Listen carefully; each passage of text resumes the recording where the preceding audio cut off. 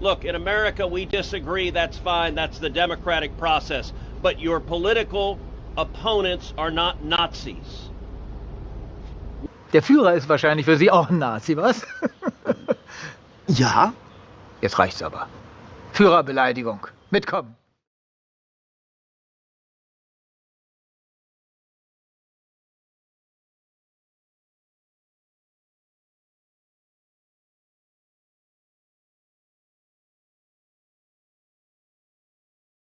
Since the recent assassination of Charlie Kirk, there's been a lot of talk about rhetoric and violence. Some are saying the left is responsible for inciting violence because they refer to Republicans as Nazis. The people who are saying this is Gestapo stuff, they're calling us Nazis. The group chat members spoke freely about the love of Nazis. They've called us Nazis, they've called us Hitler, they've called us fascists. I love Hitler, leaked messages exposed. If you don't obey them, they denounce you as a racist. Why do they keep calling us racist? One of the messages referred to black people as monkeys and watermelon people. Stop demonizing us. Don't call us Hitler anymore. Don't call us Nazis. One talked about sending political opponents to gas chambers to, quote, watch people burn now. Receipts, proof, timeline, screenshots, everything. Members of the Republican Party now also criticize Vice President Harris for calling former President Trump a fascist, saying that that is the dangerous rhetoric. Are those kind of remarks on the same level to you? Not at all. And this is part of an authoritarian projection mechanism. I call it the upside down world of authoritarianism, where ever since Mussolini, he was the first to call Democrats the real tyrants, and fascism was going to be freedom. So this is pure projection to, and it's all the end game is to justify, to justify whatever they would like to do for retribution, locking up the political opposition by saying that they're the ones who are the tyrants, they're the ones who are repressive. If we really thought Hitler was running the U.S. government, it would be our duty as citizens to try to stop that by any means necessary. So that is an example of what we're seeing today. Well, that's exactly right. And a reasonable response to fascism, to Nazism would be violence, right? So what they're saying effectively is that you should engage in violence because the regime, using Jasmine Crockett's words, are so bad. Look, this is obvious. They're obviously using the kind of rhetoric that turns the dial up to 10. They're trying to they're trying to delegitimize our entire political worldview. But in the process, I think that they're motivating at least some crazy people to go out and commit acts of violence. And again, Laura, I'm a big boy. We should break down what Vance and Laura were saying in the previous clip. They weren't actually condemning violence. In fact, they said it would be your moral duty to violently resist Nazis, but not Republicans because they aren't Nazis. But is that true? People have been calling each other Nazis since World War II, often without basis. But the term Nazi means something, it has a definition. So when you call someone a Nazi, that statement can either be true or false. And sometimes it is true. After all, Nazis are real, they exist. This video intends to examine the claim that Republicans are Nazis by comparing them to see if there are any similarities. Spoilers, look at the runtime of this video. I found a lot of similarities. I want to make it clear this video does not advocate violence. This video isn't about what the appropriate way to resist fascism is.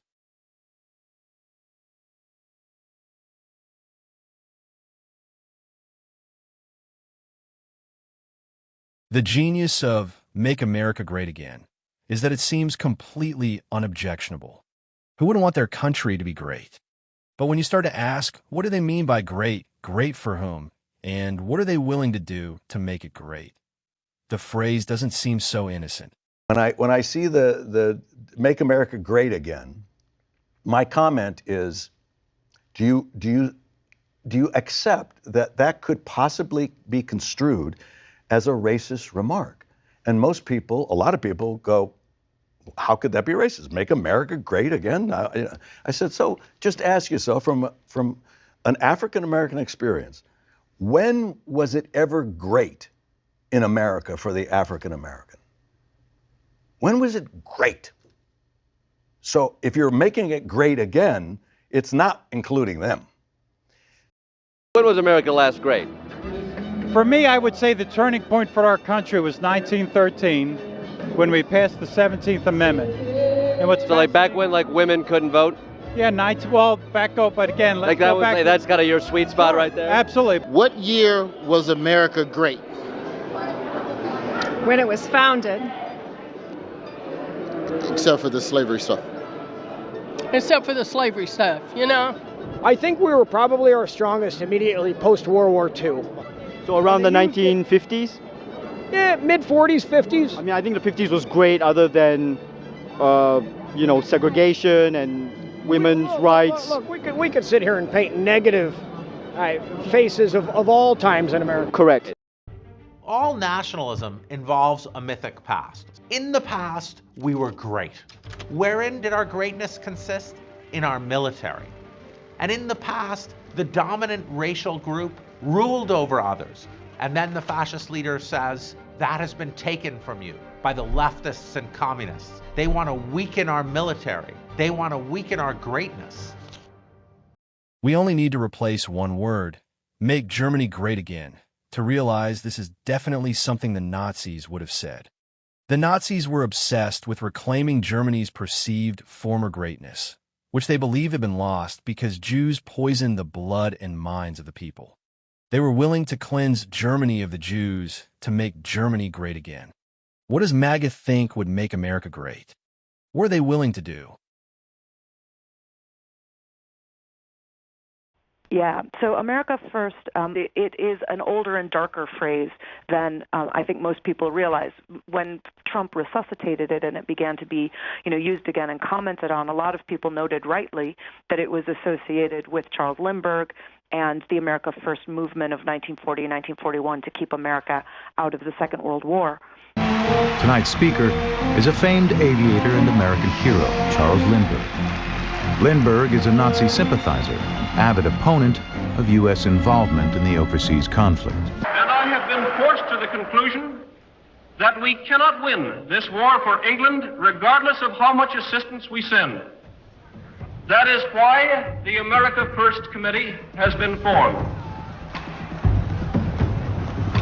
So it was, as it is now, a way of talking about isolationism and protectionism, but at the same time, it became associated with the rising power of the Ku Klux Klan, which of course was very dominant in the 1920s, and they would carry America First banners. They took out advertisements saying that they were the America First Party, and they actually tried to copyright the slogan at one point. I mean, that was how much they kind of associated themselves with it.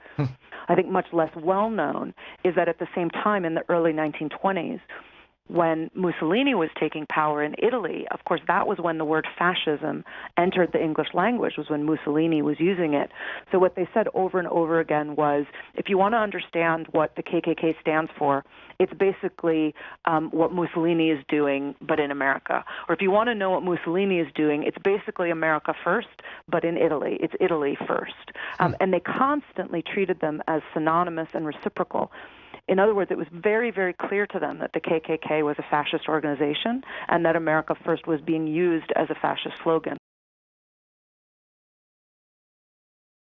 December 10th, 2016 was the first time he tweeted the now infamous phrase, fake news, to criticize unfavorable coverage of himself. As Election Day crept closer, Trump's rhetoric began inspiring a more grassroots approach to media criticism. Fueled by a vocabulary from the growing white nationalist movement, who vocally supported Trump, reporters began to encounter situations like this. That's what you are! Lügenpresse! That's Lügenpresse, a term that means lying press. Aside from its clearly hateful meaning, its etymology has particularly sinister roots. It hit the height of its popular usage during Hitler's Third Reich, when it was used to denigrate the media and others who opposed the Nazis. You have to know your history, Knowing your history is like watching your ancestors put a penny in a light socket. Like, okay, we can't do that again. God damn. Because if we don't know it, we're going to do it again. That's why I named the show Doomed to Repeat, because we have to know our history. Like, did you guys know in the 30s there was this crazy guy in Germany? He was total failure. Well, he did serve honorably in the military because he didn't have bone spurs, so it's not like us at all. but he was nuts. He said crazy stuff, man. He called the news the Lügenpresse, which actually means fake news, but he wasn't so crazy. He wasn't like, they're eating the dog, so it's not like us at all. He loved his dog, Hitler did, but he was nuts and evil, and he said he wanted to make Germany great again. I think they had black trucker hats. I'm not sure.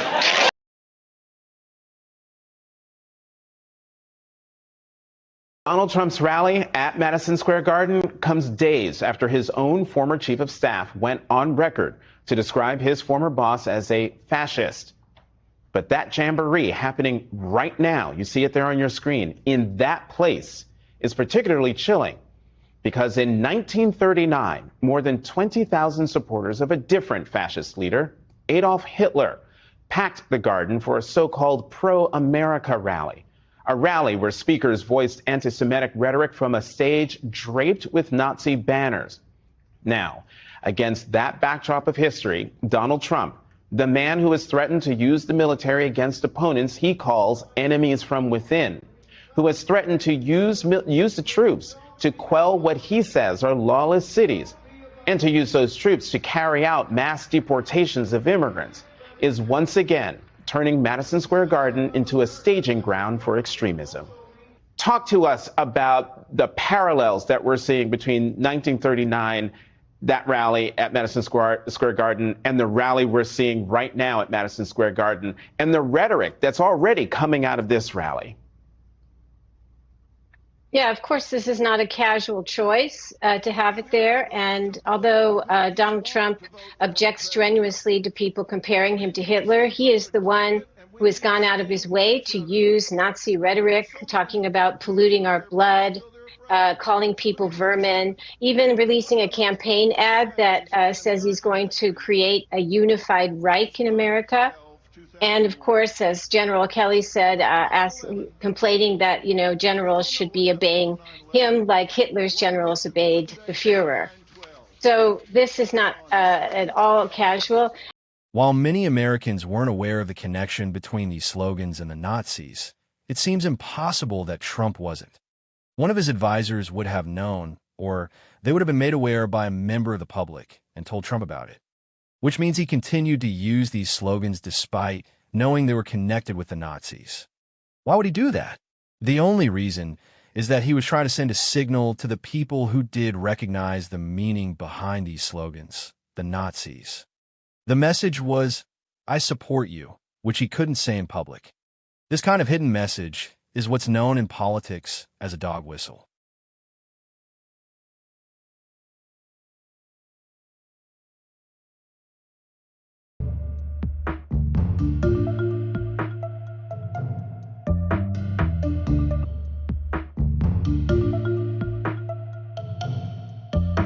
Are we close to seeing Mr. Kim here at the White House?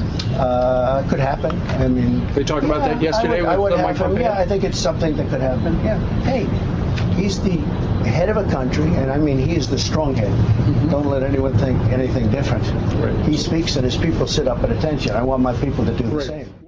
When you see Kim Jong-un of North Korea, when you see Putin, and you see all of these people, they're at the top of their game, whether you like it or not. I have a very good relationship with President Xi of China. He's, an incredible guy. They just, essentially president for life. That's pretty good. But think of President Xi, central casting, brilliant guy. When I say he's brilliant, everyone says, oh, that's terrible. You call him. Well, he runs 1.4 billion people with an iron fist. Smart, brilliant, everything perfect. There's nobody in Hollywood like this guy. Imagine these killers, these are sharp. The press gets angry. They said, is President Xi of China, is he a smart man? I said, no, he's a brilliant man. He controls 1.4 billion people with an iron fist. He gets along with Putin. That's a terrible thing. No, it's a good thing. If I get along, that's good. He likes me. I like him. Is now saying it's independent, a large section of Ukraine. I said, how smart is that? And he's going to go in and be a peacekeeper. That's the strongest peace force. We could use that on our southern border. That's the strongest peace force I've ever seen. There were more army tanks than I've ever seen. They're going to keep peace all right. No, but think of it. Here's a guy who's very savvy. I know him very well, very, very well. Taking over a country country for $2 worth of sanctions. I'd say that's pretty smart. He's taking over a country, really a vast location, a great piece of land with a lot of people, and just walking right in. This would have never happened, ever in a million years would have never happened. And I know him very well. I know him probably almost as well as I know anybody in this room other than Doc Ronnie. And they say, we don't need him, freedom, freedom. He's a dictator, he's a dictator. A lot of people are saying maybe we like a dictator. According to reports, Donald Trump has repeatedly asked the Pentagon to hold parades in Washington, D.C. down Pennsylvania Avenue, showcasing their tanks and their missiles, essentially recreating what we currently see in North Korea and what we used to see under Hitler's Germany.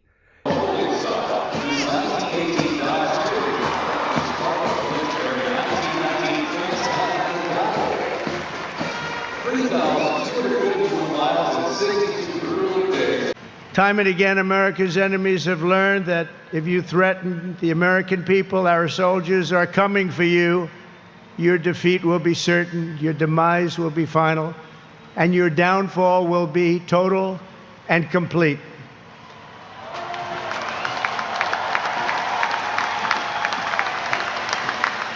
Because our soldiers never give up, never surrender, and never, ever quit.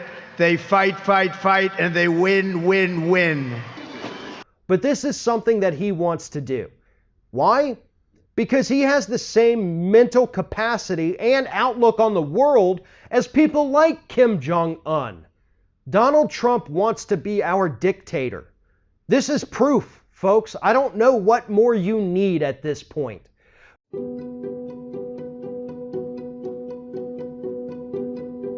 When I ran, it was Make America Great Again, and that's what we're doing. Believe me, we're doing it, and we're doing it at a much faster pace than anyone thought.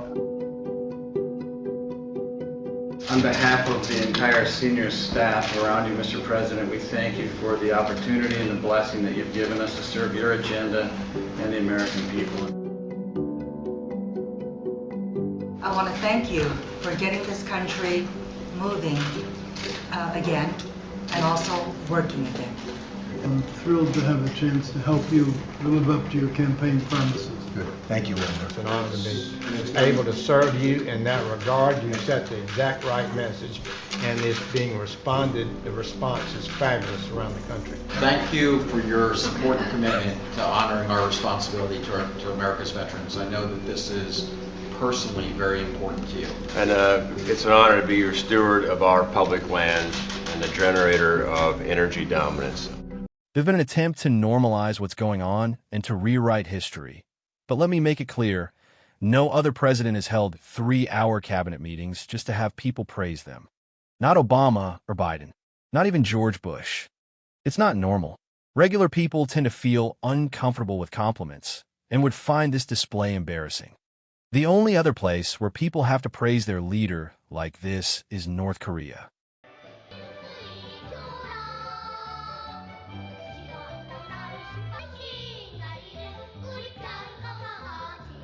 Donald Trump clearly admires dictators, and his admiration isn't limited to modern-day dictators.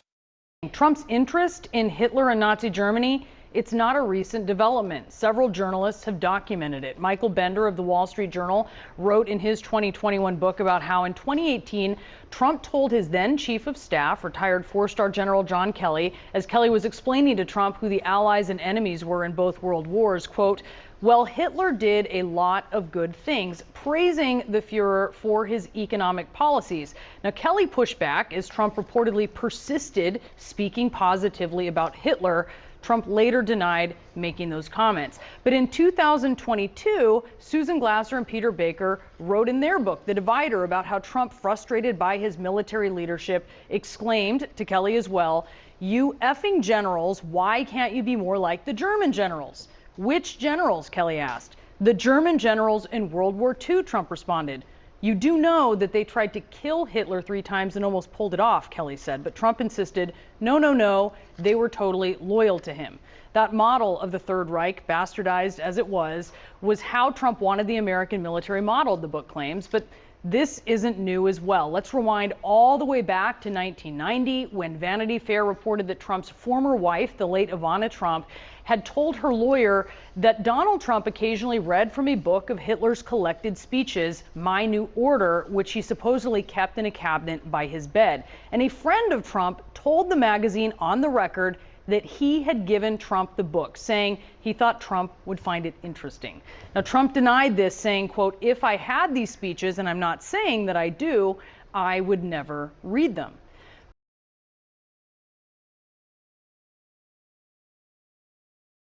Hitler was a self-professed Catholic, and yet people have debated whether he was Christian or not over the years. Not because he did terrible things. Many Christians have done terrible things throughout history and remain Christians. People have wondered about his faith, because while there are quotes of him declaring himself Christian and praising Christianity, there are also quotes of him criticizing Christianity as if he weren't a part of it. My personal opinion, Hitler may have believed in a God, but probably didn't see himself as Christian, at least not like the majority of Christians. But he saw that religion could be used as a tool to control and motivate the masses. So he declared himself not only a Christian, but Christianity's champion. Sound familiar? You mentioned the Bible. You've been talking about how it's your favorite book. And you said, I think last night in Iowa, some people are surprised that you say that. I'm wondering what one or two of your most favored Bible verses are, well, and why. I wouldn't want to get into it because to me that's very personal. You know, when I talk about the Bible, it's very personal, so I don't want to get into verses. I don't want to get into. There's no verse that means a lot to you that you think about or cite? The Bible means a lot to me, but I don't want to get into specifics. Even to cite a verse that you like? No, I don't want to do that. You're an Old Testament guy or a New Testament guy? Probably equal. I think it's just an incredible. The whole Bible is an incredible. I joke. Very much so. They always hold up the Art of the Deal. I say my second favorite book of all time. But I just think the Bible is just something very special. And I asked Jerry and I asked some of the folks because I hear this is a major theme right here, but 2 Corinthians, right? 2 Corinthians 3:17. That's the whole ball game. Where the Spirit of the Lord, right? Where the Spirit of the Lord is, there is liberty. And here there is Liberty College, but Liberty University. But it is so true.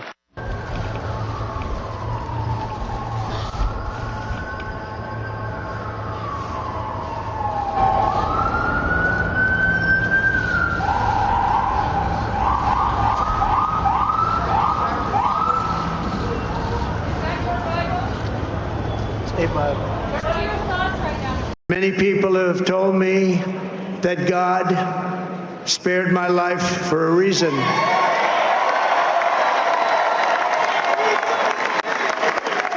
And that reason was to save our country and to restore America to greatness.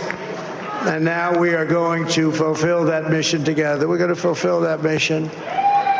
The task before us will not be easy, but I will bring every ounce of energy, spirit, and fight that I have in my soul to the job that you've entrusted to me. This is a great job. There's no job like this. This is the most important job in the world. We will make America safe, strong, prosperous, powerful, and free again. And I'm asking every citizen all across our land to join me in this noble and righteous endeavor. Hitler needed the support of the Catholic Church, but why did the Church agree? After all, Hitler's beliefs conflicted with the Bible and example of Jesus, right? Those that went along did so to further the interests of the Catholic religion. They needed someone who would defend Europe from communists who were hostile to Christianity. Anti-Semitism was also widespread back then, even in the church, and many probably saw getting rid of the Jews as getting rid of religious competition. Overall, they were assured that they would have more power in society, that their religion would be spread by the state, that Catholics would be favored over others. And all they had to do was support Hitler. But as church and state mixed and became Christian nationalism, the state overcame the church. German Catholicism began to lose its identity, which was replaced with one that worshipped the Führer and his ideals. Sound familiar? Surely, in principle, Nazism and Catholicism are fundamentally opposed. C'est deux planètes complètement différentes. Si vous lisez Mein Kampf, vous comprenez qu'il y a quand même peu de points communs avec l'Évangile. As early as the 1930s onwards, dozens of priests become Nazis. The Vatican will let it happen. The Church will even make a pact with the Führer by signing an international agreement. Pie XI a toujours dit, bien avant l'arrivée d'Hitler, qu'il signerait un concordat avec le diable en personne s'il fallait, si c'était nécessaire pour sauver les intérêts de l'Église. You will discover the story of certain men of the Church, fervent admirers of Hitler, who championed the cross of Christ as well as the swastika. Il terminait ses sermons au nom du Père, du Fils et du Saint-Esprit, à Hitler, ce qui n'est pas tout à fait dans le droit canon romain. Et il avait aussi une autre phrase, c'était Adolf Hitler comme notre prophète Jésus-Christ, ce qui est un peu original. Evangelical leaders preaching to their congregations about the stolen election and praising the January 6th attack as a righteous revolution to restore America. It's also about the fusion of religion and race, too. A poll released in November by the Public Religion Research Institute found that 60% of white evangelical respondents believed the 2020 election was stolen, a far higher share than other Christian groups of any race. The journalist Sarah Posner has written a book on how white Christian nationalists powered Trump's presidency. She put it in this way in an essay this week for Talking Points Memo, quote, "A movement that elevated Trump to messianic status was able to convince millions that satanic forces had robbed God's man in the White House of his anointed perch as the restorer of America's white Christian heritage. Their duty as patriotic spiritual warriors was to go to battle on his behalf." Need an example of what that battle looks like even now? Perhaps you've seen this viral clip of Tennessee pastor and January the 6th attendee Greg Locke this week. I'm to the place right now, if you vote Democrat, I don't even want you around this church. You can get out. You can get out, you demon. You can get out, you baby butchering election thief. You cannot be a Christian and vote Democrat in this nation. I don't care how mad that makes you. You get pissed off as you want to. You cannot be a Christian and vote Democrat in this nation. They are God-denying demons that butcher babies and hate this nation. Bunch of devils. I'm sick of it. They want to talk about the insurrection. Let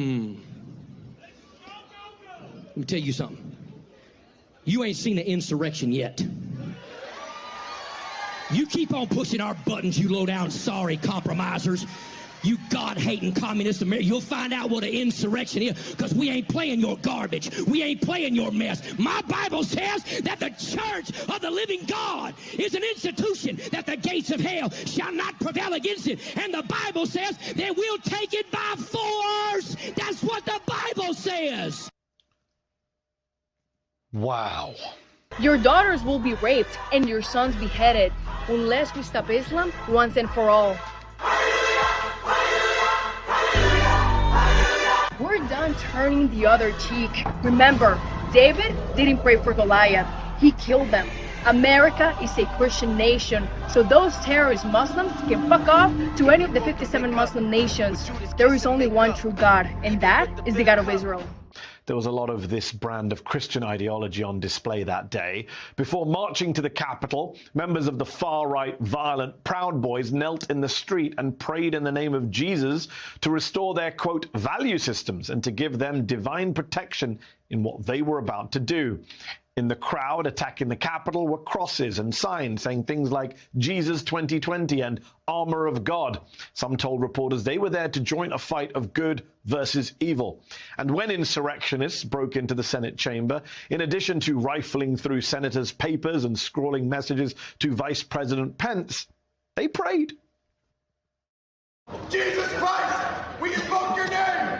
Amen. Amen. Thank you, Heavenly Father, for giving the inspiration needed to these police officers to allow us in this building, to allow us to exercise our rights, to allow us to send a message to all the tyrants, the communists, and the globalists that this is our nation, not theirs. Yes. That we will not allow the American way of the United States of America to go down. Thank you for allowing the United States of America to be reborn. Thank you for allowing us to get rid of the communists, the globalists, and the traitors within our government. We love you and we thank you. In Christ's holy name we pray. Amen. Hey everybody, just a warning before we get started. What I'm about to show you is so shocking that the President of the United States of America has demanded an apology from it, and many, many evangelical Christians are shook to their core about how awful it is what this person said. So I just want to give you a quick warning before we get started.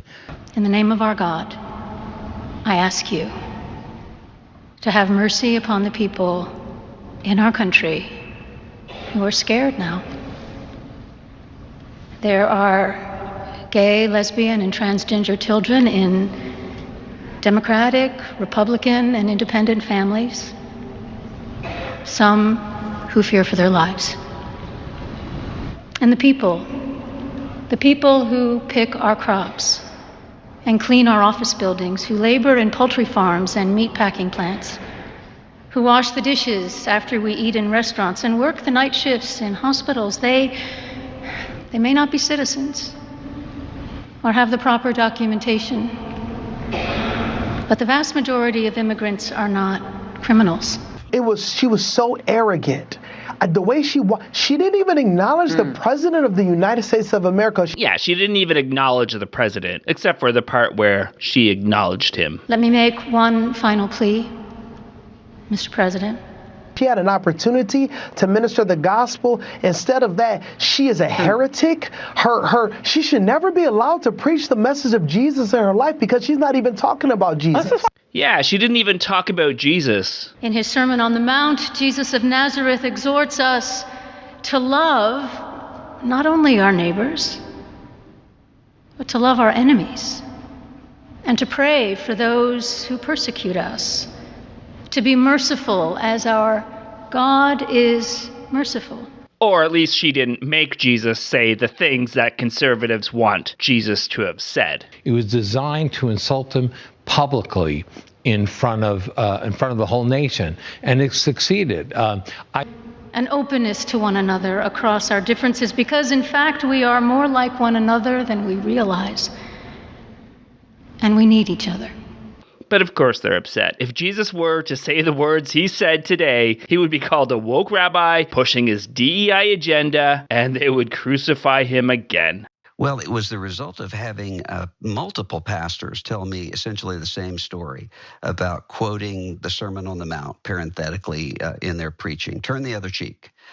To have someone come up after and say, where did you get those liberal talking points? And what was alarming to me is that in most of these scenarios, when the pastor would say, I'm literally quoting Jesus Christ, the response would not be, I apologize. The response would be, yes, but that doesn't work anymore. That's weak.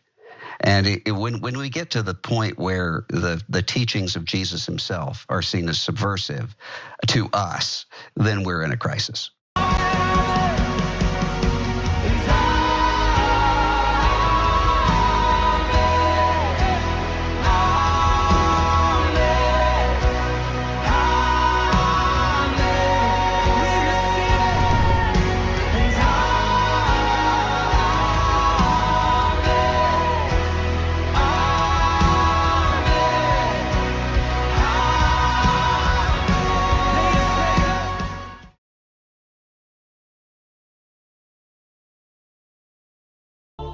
Every successful dictatorship begins with a villain. Real or imagined, internal or foreign, the enemy is essential.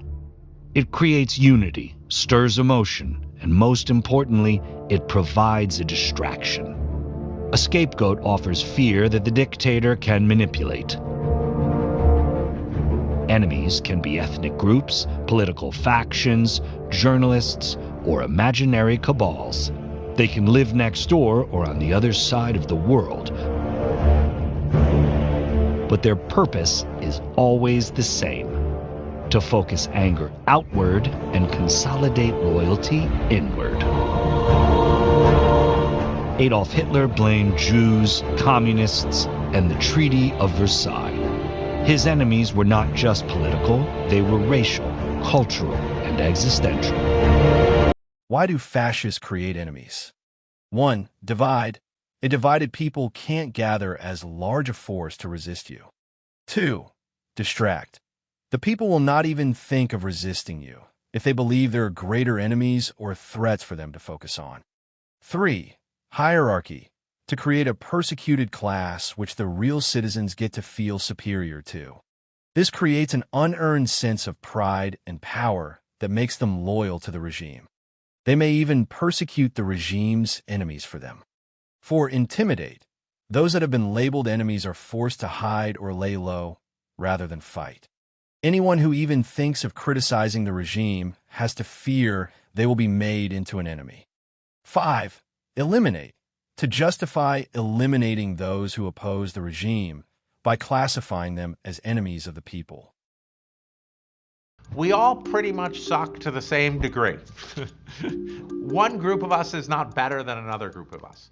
Hierarchy is central here because it's the big lie at the center of things. What is racism but one big lie? Racism is the lie that one group is better than another. You're told this religion is better, this race is better, this gender is better. It's really a moral claim, has more moral worth. And then once you have hierarchy set up, you can make people very nervous and frightened about losing their position on that hierarchy.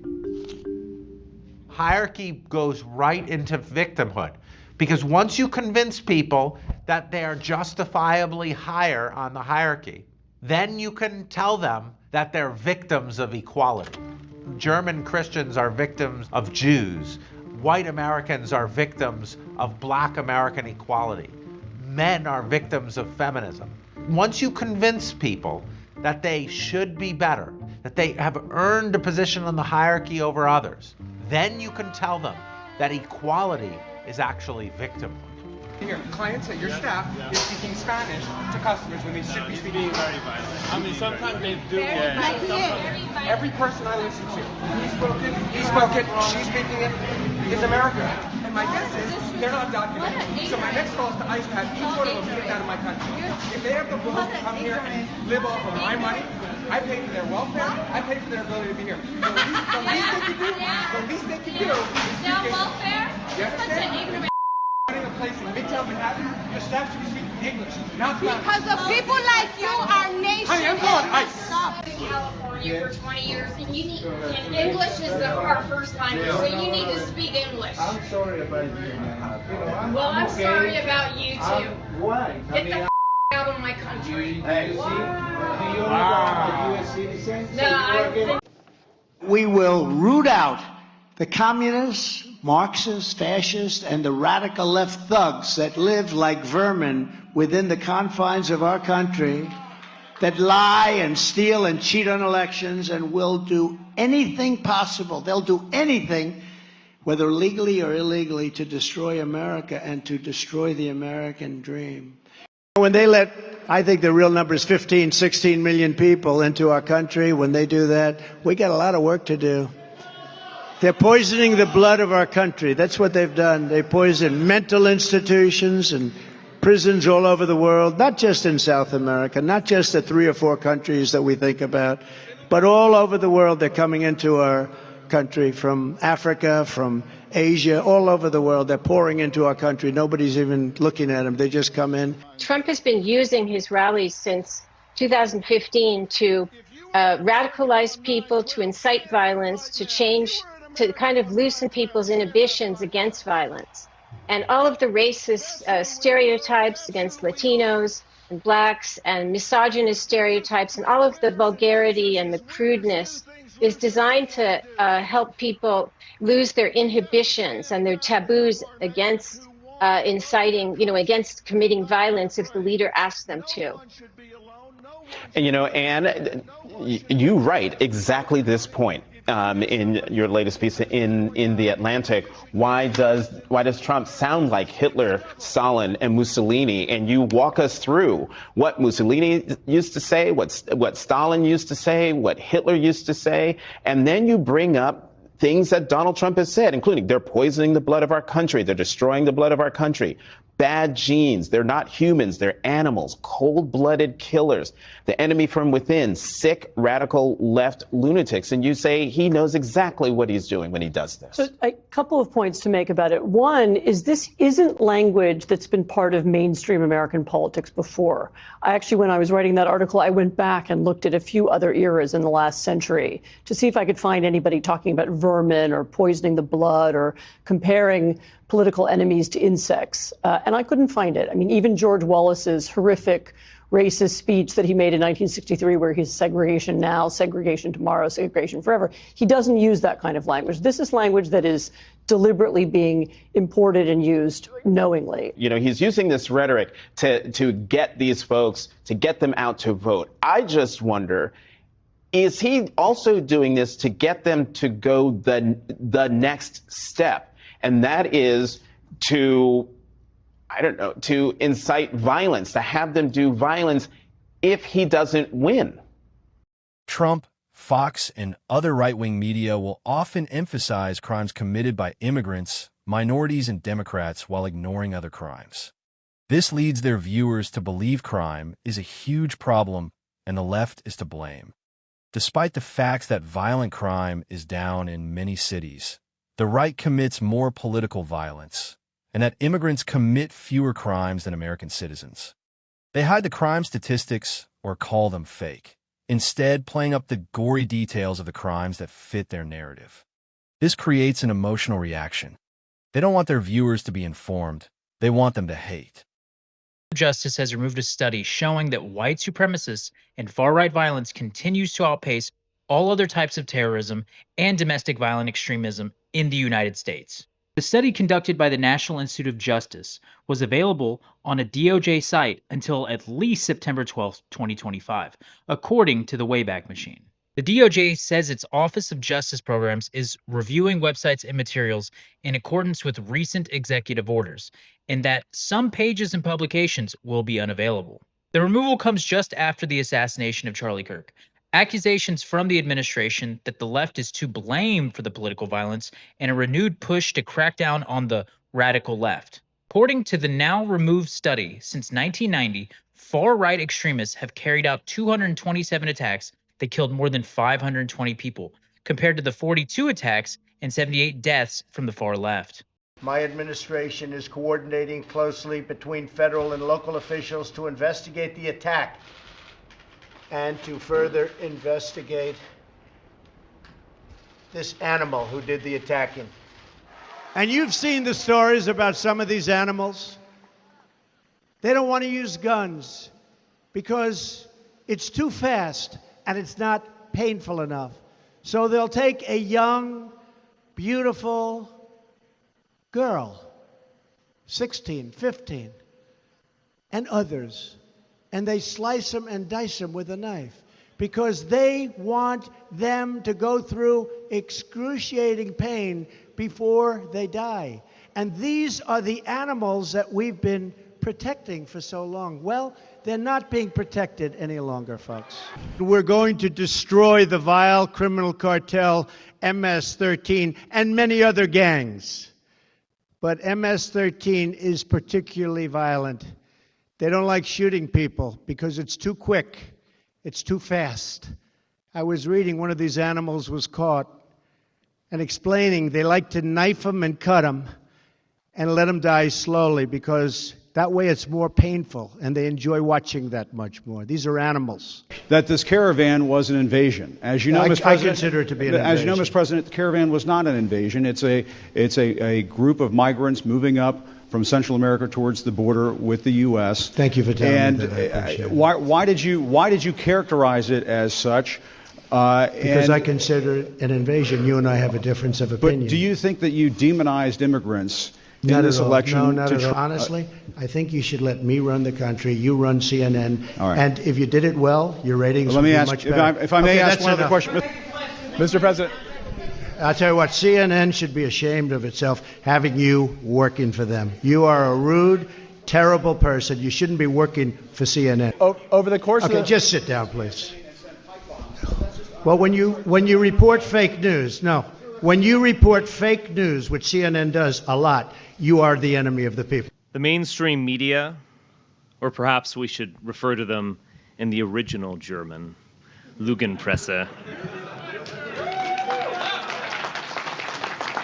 It's not just that they are leftist and cucks. It's not just that many are genuinely stupid.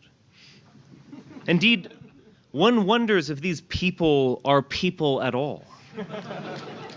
Or instead soulless Gollum, animated by some dark power to repeat whatever talking point John Oliver stated the night before. Discrediting the press as the lying press was only the first step. The Nazis' second step was to take control of it. This began with laws that Aryanized the press by banning Jewish journalists. Soon, the only news that was heard was what the Nazis wanted you to hear. The vast majority of the country's major news organizations are banding together and refusing to sign a Defense Department document about new press rules. That includes CBS News. CBS News and other broadcast networks released a joint statement a short time ago saying, quote here, "Today we joined virtually every other news organization in declining to agree to the Pentagon's new requirements, which would restrict journalists' ability to keep the nation and the world informed of important national security issues. The policy is without precedent and threatens core journalistic protections. We will continue to cover the U.S. military as each of our organizations has done for many decades, upholding the principles of a free and independent press." The networks join other news outlets in this, including the New York Times, Associated Press, Reuters, and the Washington Post, as well as Newsmax Television Network, which have also refused to agree to this new policy. Those rules, which Secretary Hegseth described this afternoon at the White House as common sense, requires journalists to have all information approved by the Pentagon before it is publicly released, even if that information is unclassified. Members of the media must also wear a visible press badge at all times. Reporters face a 5 p.m. deadline today to sign those new rules, or they will be required to turn in their credentials tomorrow. And Hegseth there also saying, quote, "Pentagon access is a privilege, not a right." Everywhere around the world, no matter what the situation is, in very different socioeconomic conditions, the fascist leader comes and tells you, your women and children are under threat. You need a strong man to protect your families. They make conservatives hysterically afraid of transgender rights or homosexuality, other ways of living. These are not people trying to live their own lives. They're trying to destroy your life, and they're coming after your children. What the fascist politician does is they take conservatives who aren't fascist at all, and they say, look, I know you might not like my ways. You might think I'm a womanizer. You might think I'm violent in my rhetoric, but you need someone like me now. You need someone like me because homosexuality, it isn't just trying for equality. It's coming after your family. We are at a really interesting time when it comes to trans rights right now. There are only two genders, male and female. We know that that is not fact because we exist and we're here. President Trump and the folks around him have really gone out of their way to make transgender issues a centerpiece of almost essentially every policy decision and consequential decision they make. The National Park Service has removed all references to transgender people. President Trump's ban on transgender troops from serving in the military. We are seeing an absolute barrage of legislation, court cases, attacks in pop culture when it comes to trans people. I'm speaking about the transing of our children. Won't somebody please think of the children? If you really want to talk to a 5-year-old or a 7-year-old or an 8-year-old about their sexuality and gender, that's on you. You're a pervert. You're a weirdo. I don't give a damn if you're a teacher. Like maybe teach the kids to read before you tell them to go trans. You shouldn't be talking to kindergartners about gender identity, especially if you're not their parents. That's creepy. You should be arrested for that. Look, there's a reason why the Democrats are treating this bill like it's the apocalypse. All we're telling them is you can't groom young children, and to them it's Armageddon. And that's because they know they have to indoctrinate the kids into this madness very, very young. since around 2015, we began to hear more about policies and laws that were specifically targeting the trans community. In 2024, we saw a record number of anti-trans bills that were proposed across the country. President Trump signed an executive action stating that the U.S. government will now recognize only two sexes, male and female. President Trump signing an executive order today restricting support for gender transitions for anyone under 19 years old. Gender-affirming care for minors. Many medical associations have called it life-saving for many people. Trans and non-binary youth face levels of depression and suicide that are much higher than any other group. More than half of trans youth have seriously considered ending their lives, and according to a study by the American Medical Association, that number decreases by 73% when those kids receive gender-affirming care. A 73% decrease in suicidal ideation is an astounding outcome. No drug or antidepressant even comes close to having that kind of impact. So this really is life-saving care, plain and simple. It can include a range of care from mental health care to hormone therapy, puberty blockers, to even gender-affirming surgeries. Surgeries are very rare among youth who are seeking gender-affirming care. In total, there are 27 states that have some limit on gender-affirming care for youth. Taking away care will result in premature, preventable deaths of kids. Concerns are being raised amid the Trump administration's plan to shut down a national suicide lifeline geared toward LGBTQ youth. It's devastating. It's just devastating. Your thoughts about the suicide prevention hotline going dark this week? I think it's quite literally criminal. I mean, it's one of the kinds of decisions that you're like, there's no good reason for it. It doesn't matter what reason you ever put towards it, or say it's the reason it's happening.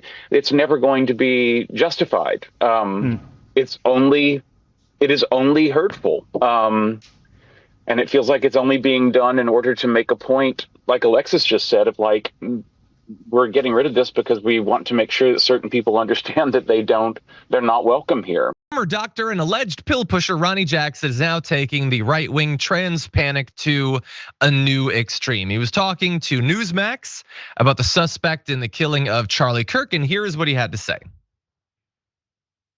Reality is that these people have psychiatric illnesses to start with. I mean, when I say these people, I'm talking about the people that are responsible for this, either transgender or associated with the transgender community.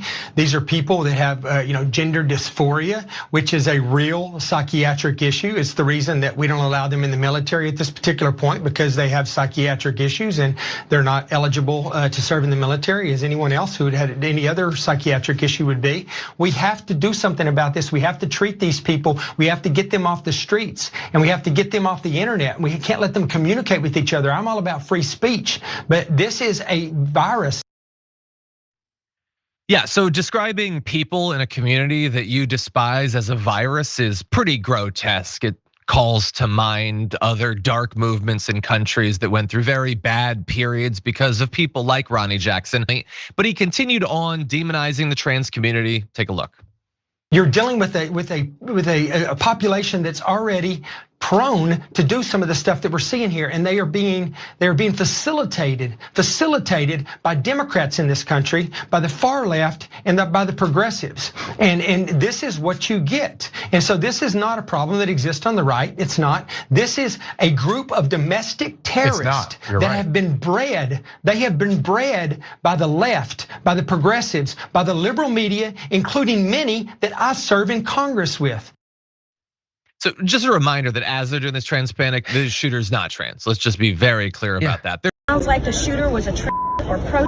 That's what GOP rep Nancy Mace said even before she knew a thing about the person who shot Charlie Kirk. And other right-wing politicians and pundits did the same, scapegoating an entire community for Kirk's murder. A community already under attack from the right and the government. When Mace found out the alleged shooter was a white cisgender man, she tweeted out a prayer for his lost soul. These people are filled with so much hatred and anger towards transgender people that they'll seize on any moment to demonize them, with some even openly calling for their No data ever backs up their bigoted claims. 90% of all murders in the US are committed by cis men. 98% of mass shootings are committed by cis men, and most of them are white. Only 0.1% of mass shooters are transgender. That's just 4 out of 4,147 incidents since 2018. Even still, conservatives pounce on those scarce instances to spread anti-trans hate online. That hate is why murders of trans people have nearly doubled. Swastikas, homophobic insults, graffiti daubed on a church in the US state of Indiana. This is one of more than 400 hate crimes recorded in the United States since the election of Donald Trump. According to the Southern Poverty Law Center, this type of racist and bigoted harassment and intimidation directed towards people from minorities have been rising sharply. What we're seeing is that the bulk of these crimes are aimed at immigrants and Muslims. There are also very many anti-black hate crimes. The Southern Poverty Law Center monitors hate groups and other extremists. It has called on Donald Trump to reject hate and bigotry and distance himself from the haters. We have a terrible president who happens to be African American. There has never been a greater division just about than what we have right now. Trump distanced himself from the extreme right-wing groups who had praised him for questioning President Obama's nationality and religious denomination. On US election night, former Grand Wizard for the Ku Klux Klan, David Duke, posted this tweet after Trump's victory was announced. "This is one of the most exciting nights of my life." I understand candidates that are losing by 57 to 70 points are getting together with Rhino Paul Ryan, Mitt the Loser Romney, Bill No Guts or No Talent Barr, and some broken political investors that will soon come to me, as most others already have. These failed candidates should have started by campaigning effectively, which they didn't because they really don't have the skill or the talent to do so. But remember, Republicans eat their young. They really do. They eat their young. Terrible statement, but it's true. And that's the problem with so many in our party. They just don't have the loyalty and the strength to stick together. It's one of the biggest differences between Trump 2.0 and Trump 1.0 is when he was elected in 2016 and took power in 2017, the Republican Party was still very divided. And if you look at legislative attempts that we had to repeal Obamacare first and failed before passing tax legislation, there was a lot of Republican opposition. Today, he controls the Republican Party entirely. And I think you've seen that with the confirming of people that I think in normal circumstances would not pass muster. It would not get confirmed into a cabinet. And I think that there's also now a reluctance for members to speak out because I think President Trump has shown a willingness to engage in primaries in ways that other presidents haven't, that I think has created an enormous amount of fear. The world's richest man is now lending his massive resources to turbocharge the pressure campaign to confirm Donald Trump's top cabinet nominees. Pete Hegseth, Tulsi Gabbard, Kash Patel, RFK Jr., and more, all of whom face very legitimate questions about their basic competence and fitness for the jobs they've been tapped to do. There's brand new reporting in the New York Times today that reveals that, quote, a dark money conservative group that Musk has used for political spending ran digital ads in Iowa calling on people to urge Senator Ernst to vote for Mr. Hegseth. In fact, Team Trump sees Elon Musk's wallet and vast resources as the best way to bully and browbeat Republicans into submission. One Trump advisor telling ABC's Jon Karl last month this, quote, if you're on the wrong side of the vote, you're buying yourself a primary. That is all the advisor told Jon Karl. And there's a guy named Elon Musk who's going to finance it. The president gets to decide his cabinet and no one else, the advisor adds. The problem is this. It's simply not how the Constitution says it works. The Senate has a constitutionally mandated role. It's called advice and consent. It's in Article 2, Section 2 of the Constitution. What Team Trump is asking is to force the Senate, in particular the incoming Republican majority, to simply abdicate that role and make Trump a king. President Trump did not try to calm his thousands of disappointed supporters. Instead, at almost the same moment violence was getting completely out of hand, Donald Trump sent his 224 tweet. The president said, Mike Pence didn't have the courage to do what should have been done to protect our country and our Constitution. Despite knowing the Capitol had been breached and the mob was in the building, President Trump called Mike Pence a coward and placed all the blame on him for not stopping the certification. He put a target on his own vice president's back. Mr. Pottinger and Ms. Matthews, when we ask you about your reaction to seeing the 224 tweet in real time, you both used the same imagery to describe it. President Trump was adding fuel to the fire. Mike Pence is going to have to come through for us, and if he doesn't, that will be a sad day for our country. And Mike Pence, I hope you're going to stand up for the good of our Constitution and for the good of our country. And if you're not, I'm going to be very disappointed in you. I will tell you right now. I'm telling you what, I'm hearing that Pence just caved. No. Is that true? I'm hearing reports that Pence caved. No. I'm telling you, if Pence caved, we're going to drag motherfuckers through the streets. You politicians are going to get drugged through the streets. Yeah. I guess the hope is that there's such a show of force here that Pence will decide to just do the right thing, according to Trump.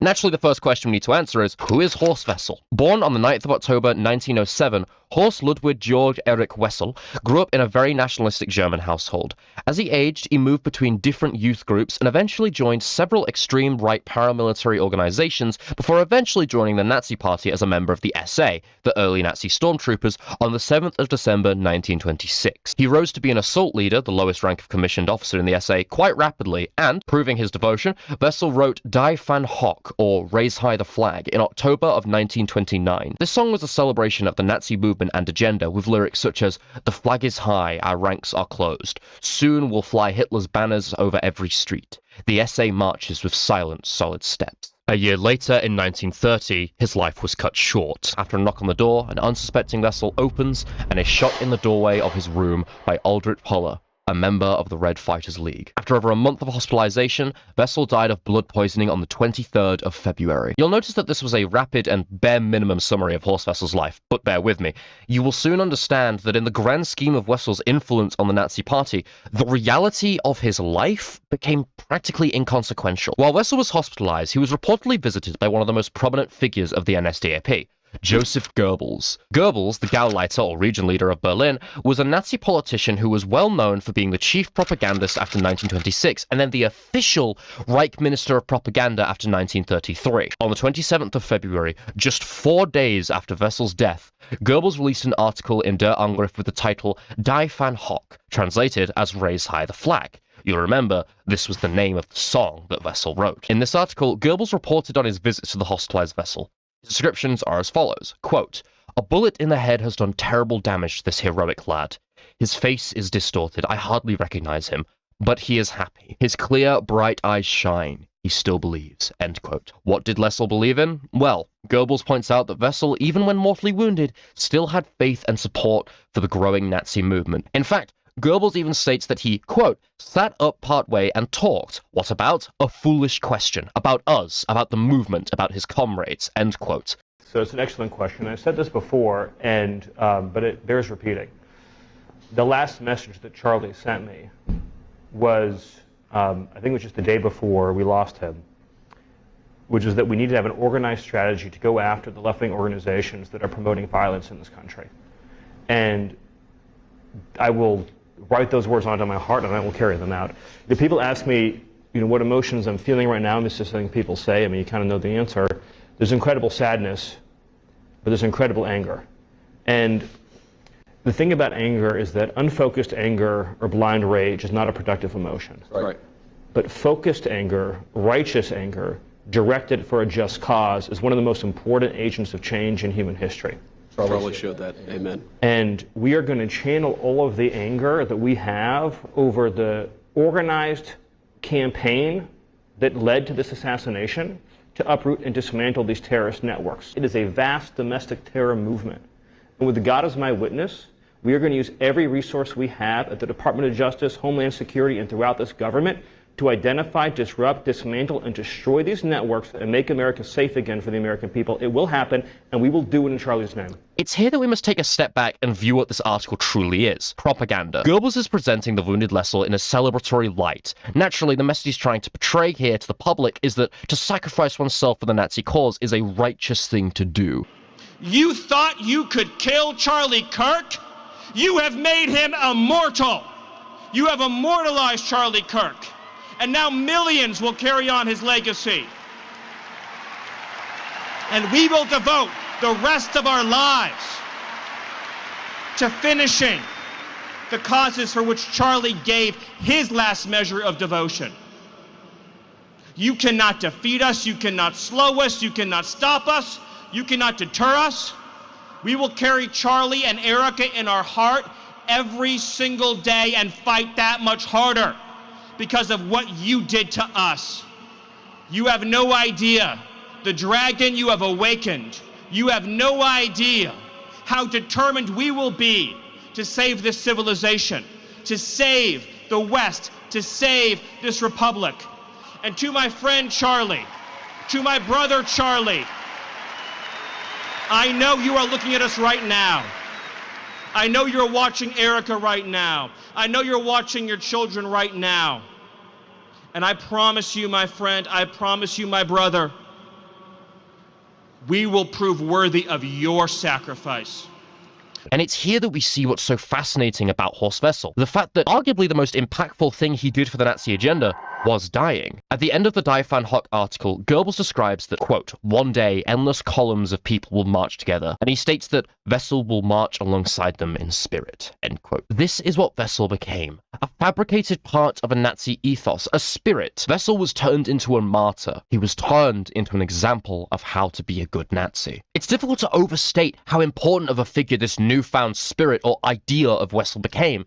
It was popularized and placed upon a pedestal, one which grew alongside the Nazi movement. Every aspect of Wessel was glorified. Even his song was adopted as the Nazi Party's official anthem. An account by a member of the NSDAP about the day that Hitler became Chancellor describes, quote, an indescribable burst of joy awaited members of the Nazi Party as we marched through the Brandenburg Gate. Thousands of bareheaded spectators sang Deutschland über alles, the German national anthem, and the Horst Wessel song. This account is proof of the song's adoption into Nazi ethos, but notice the wording here.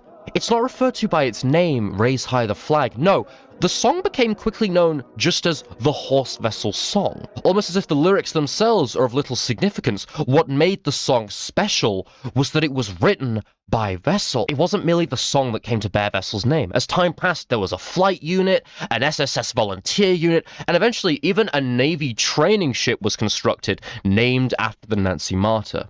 Speaking of said training ship, on its first launching day, Rudolf Hess, another member of Hitler's inner circle who was appointed the so-called Deputy Führer after 1933, made a speech, which is a clear example of how this Wessel idea developed as the Nazi control over Germany grew. Hess orated this speech on the 13th of June 1936, 6 years after the death of Wessel and 2 years after Hitler became Führer. Quote, this ship is to bear the name of the poet and fighter of the front lines of the German Revolution, Horst Wessel, end quote.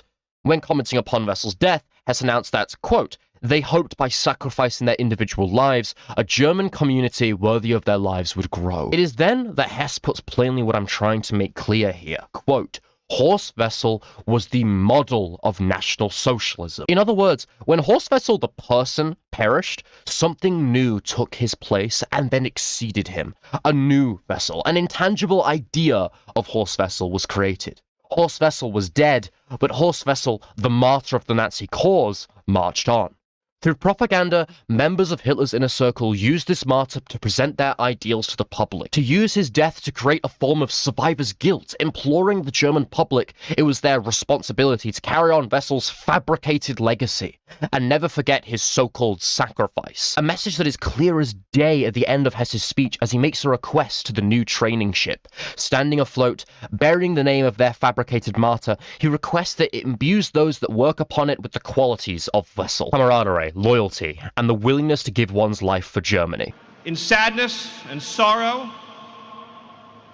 to mourn Charlie Kirk, but also to dedicate ourselves to finishing his mission and achieving victory in his name.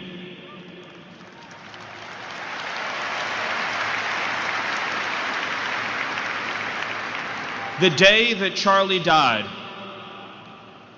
the angels wept, but those tears have been turned into fire in our hearts. And that fire burns with a righteous fury that our enemies cannot comprehend or understand. When I see Erica and her strength and her courage, I'm reminded of a famous expression. The storm whispers to the warrior that you cannot withstand my strength. And the warrior whispers back, I am the storm. Erica is the storm. We are the storm. And our enemies cannot comprehend our strength, our determination, our resolve, our passion. Our lineage and our legacy hails back to Athens, to Rome, to Philadelphia, to Monticello. Our ancestors built the cities. They produced the art and architecture. They built the industry. Erica stands on the shoulders of thousands of years of warriors, of women who raised up families, raised up city, raised up industry, raised up civilization, who pulled us out of the caves and the darkness into the light. The light will defeat the dark. We will prevail over the forces of wickedness and evil. They cannot imagine what they have awakened. They cannot conceive of the army that they have arisen in all of us. Because we stand for what is good, what is virtuous, what is noble. And to those trying to incite violence against us, those trying to foment hatred against us, what do you have? You have nothing. You are nothing. You are wickedness, you are jealousy, you are envy, you are hatred. You are nothing. You can build nothing. You can produce nothing. You can create nothing. We are the ones who build. We are the ones who create. We are the ones who lift up humanity.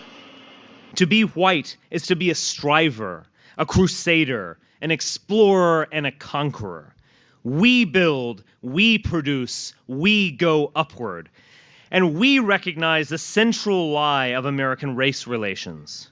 We don't exploit other groups. We don't gain anything from their presence. They need us and not the other way around. Within the very blood in our veins as children of the sun lies the potential for greatness. That is the great struggle we are called to. We are not meant to live in shame and weakness and disgrace. We were not meant to beg for moral validation from some of the most despicable creatures to ever populate the planet. We were meant to overcome all of it, because that is natural and normal for us. The press has clearly decided to double down and wage war against the legitimacy of Trump and the continued existence of white America. But they are really opening up the door for us. America was, until this past generation, a white country designed for ourselves and our posterity. It is our creation. It is our inheritance, and it belongs to us. Hail Trump! Hail our people! Hail victory!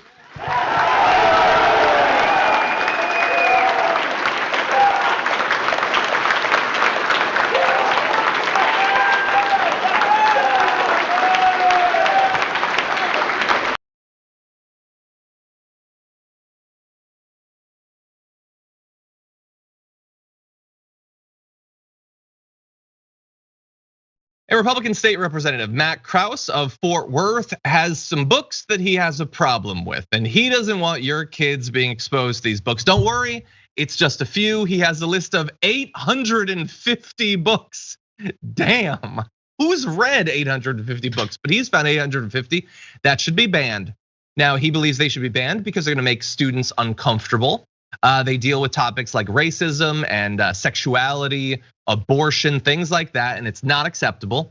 So he sent a letter to the Deputy Commissioner of School Programs at the Texas Education Agency. We're not gonna read the whole thing, but he says, I want you to identify how many copies of each of these books you have, how you spent money on them, how much you spent, and if there's any other books that have to deal with stuff as broad as human sexuality, sexually transmitted diseases, HIV, AIDS, sexually explicit images, graphic presentations of sexual behavior, a whole bunch of other stuff, you need to go through your entire library and let me know about those things because they're not acceptable.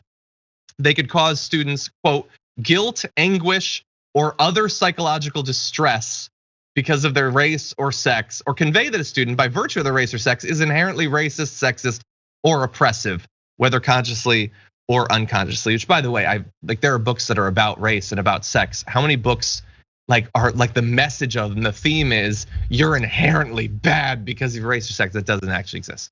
That's not what this is about. This is about weeding out books that they don't like. Books from people like Black writers like Ta-Nehisi Coates, Mickey Kendall.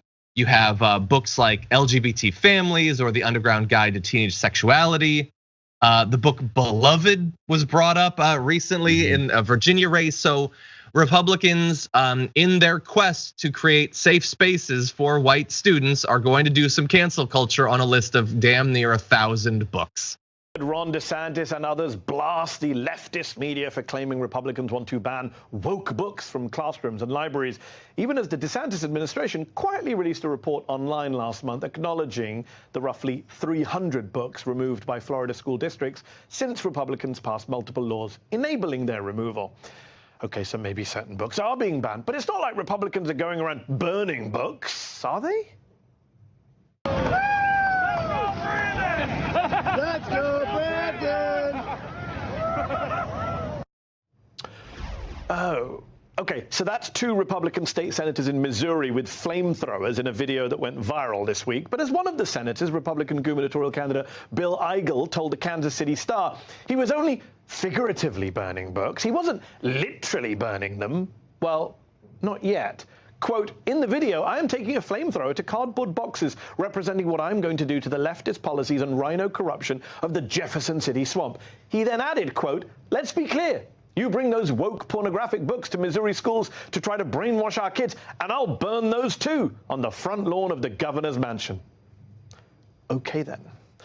So maybe thousands of books are being targeted by what the American Library Association calls a growing, well-organized conservative political movement, the goals of which include removing books about race, history, gender identity, sexuality, and reproductive health from America's public and school libraries. And maybe one Republican is vowing to set books on fire on the lawn of his governor's mansion, but it's not like other Republicans in other states are legislating with that in mind, are they? Let's say you take these books out of the library. What are you going to do with them? You going to put them in the street? Light them on fire? Where are they going? Representative Sexton. I don't have a clue, but I would burn them. Today in Germany, every citizen must think only as the Nazi leader dictates. Every book not in line with Nazi doctrine, the works of liberal thinkers, the writings of all Jews, are seized and burned. This is the company some Republicans find themselves in. You don't like Nazi or slavery references? I mean, who else are we supposed to think of? All the good people in history who burned books? Look, there is a separate, valid debate to be had about what books are age appropriate for school lessons. I'm a father of two. I'm happy to have that conversation. But this ain't it. What this is the inevitable and dystopian endpoint of an authoritarian desire to censor what is taught in school. Yes, from book banning to book burning. You almost can't make it up. And here's what really annoys me. For years, we have heard free speech warriors, the intellectual dark web types, call out so-called liberal, leftist censorship in colleges and on social media, that is, within private organizations. But now we have the far right in America literally using state power to censor literature, openly planning on burning books. Where are those free speech warriors now? It's not a rhetorical question. We need to fight back against this literally incendiary censorship now. Because if this is what they want to do to books that they disagree with, how do you think they will treat the people that they disagree with? One of the freedoms that the Nazis crushed was the freedom to read the books they banned. They stopped the free press, banned and burned books. The freedom to read, which is protected by the First Amendment, is our essential right and duty of our democracy. Even so, it is continually under attack by both the public and private groups who think they hold the truth. In response to the book banning throughout our country and Martin County, last year, during the time I was 99, I have created this quilt.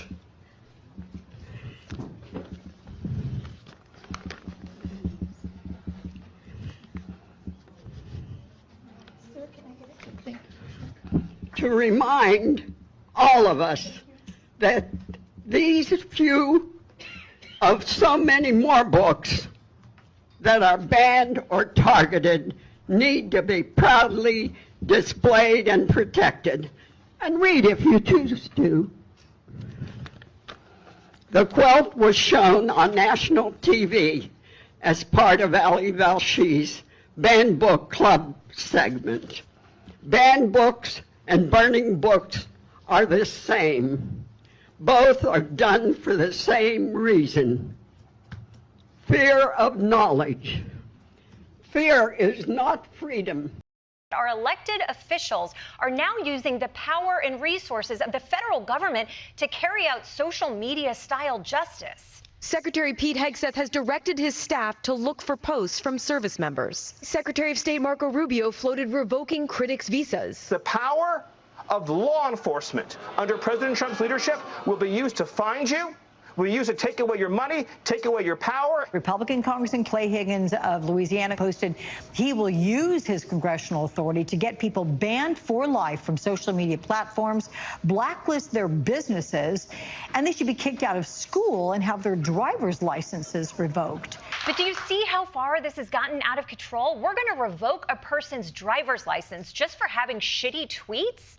And our Attorney General is in so deep that she doesn't think it's going far enough. There's free speech and then there's hate speech.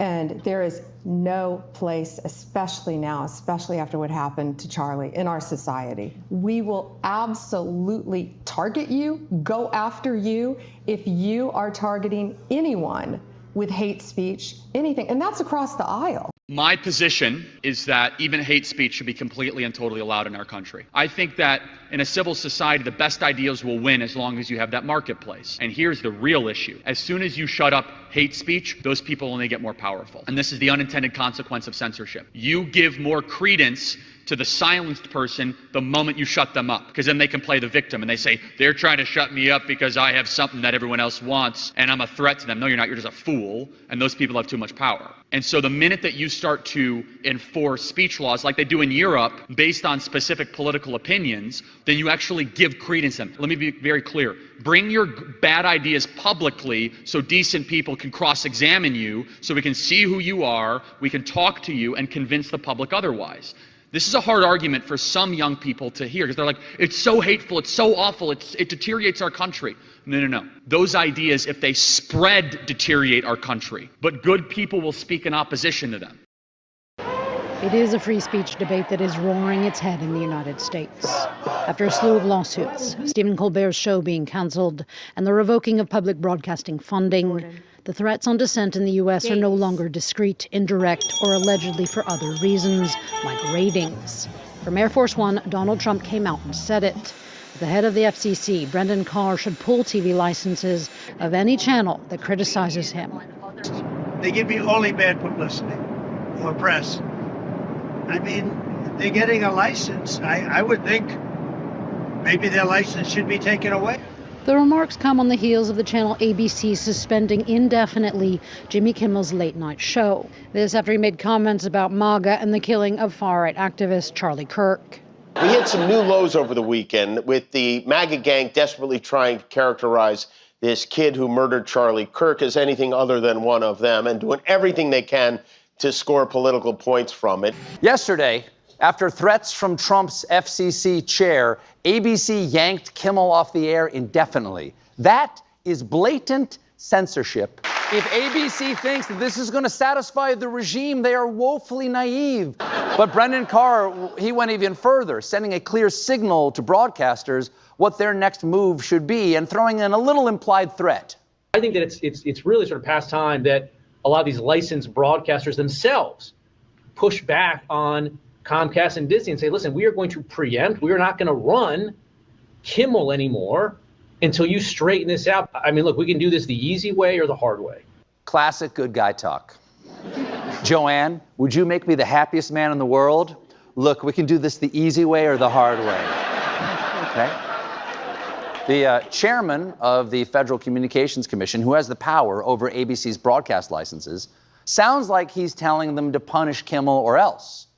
It feels to me like shutting down this type of speech would represent a serious threat to our freedoms. Brendan Carr's comments, they really sure seem like marching orders. And right after that podcast, there was an immediate reaction from Nexstar, which is a local affiliate media group that owns 32 ABC stations, and not, as I thought, how really drunk guys pronounce NASCAR. Nexstar said it strongly objected to recent comments made by Mr. Kimmel and would preempt the series for the immediate future. Coincidentally, Nexstar has a major merger coming up before the Trump administration. So a company apparently capitulating to the whims of the president in order to ensure their merger goes through? Has that ever happened before? And anyway, shortly after Carr makes his statements about ABC, Kimmel gets yanked off the air. This decision came after senior executives at ABC, Disney, and affiliates convened emergency meetings during which multiple execs felt that Kimmel had not actually said anything over the line, but the threat of Trump administration retaliation loomed. As one source at ABC put it, they were pissing themselves all day. Oof. On the bright side, that proves Disney is #1 in streaming. Now, this may seem bad, but Carr was quick to reassure everyone, posting, while this may be an unprecedented decision, it is important for broadcasters to push back on Disney programming that they determine falls short of community values. Well, you know what my community values are, Buster? Freedom of speech. So, no matter what they claim, this is not entirely about what Jimmy said on Monday. This was part of a plan. How do I know that? 2 months ago, when the president was tastefully celebrating my cancellation, he posted, "Jimmy Kimmel is next to go." How would he have known? It appears that the Trump administration is trying to rendition and deport a legal permanent resident because of First Amendment protected speech and protesting. I guess we've now reached the chapter of the authoritarian playbook that involves disappearing political dissidents. The Trump administration, seemingly annoyed by protests against Israel that spread across campuses since October 7th, has loudly threatened to crack down on the universities and their students, even to the point of deporting people on student visas who engage in acts of protest. And protesting, need I remind you, is one of the most protected forms of speech under the First Amendment. And yet this week, the Trump administration seemingly made good on that threat when ICE arrested Palestinian activist and former Columbia grad student Mahmoud Khalil and declared that his student visa was being revoked. But the administration failed to notice or didn't care that Mr. Khalil holds a green card. Yes, that's right. He's actually a legal permanent resident. No matter though, they arrested him anyway and then sent him on a seemingly wild voyage to potentially a legal jurisdiction that will be more friendly to the administration's deportation goals. The administration refused to explain why Mr. Khalil was being held, and for 5 days denied Mr. Khalil his right to talk with his attorney. This turn of events has sparked protests and rang every alarm bell that there is for students, free speech advocates, and everyone who cares about basic civil liberties.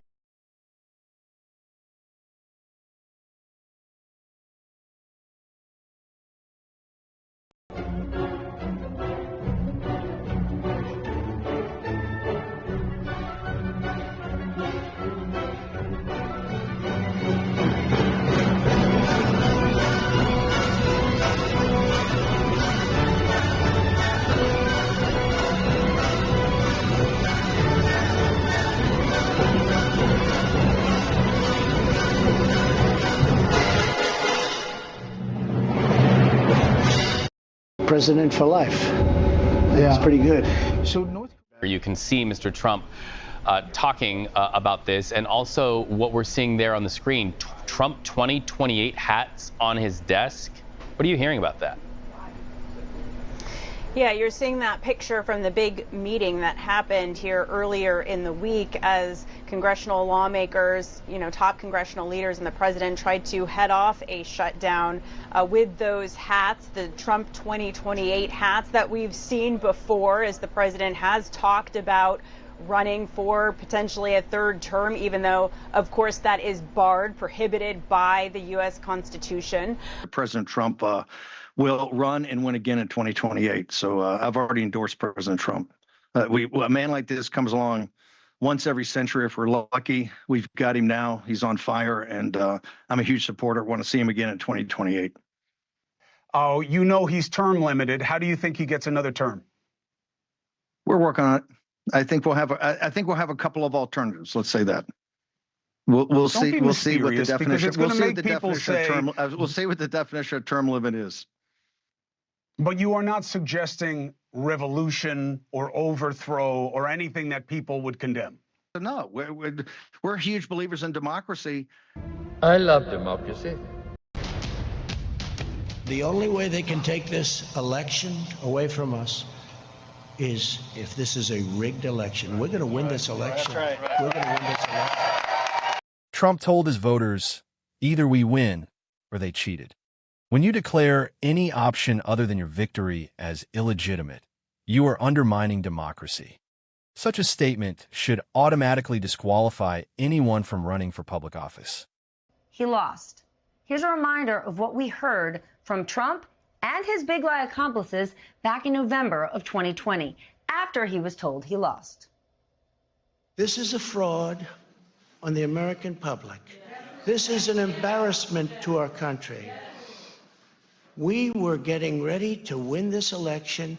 Frankly, we did win this election. This is a gross miscarriage of the process that would assure that these ballots are not fraudulent. It's a fraud, an absolute fraud. It was called for Joe Biden. Who was it called by? Oh my goodness, all the networks. Wow. All the networks.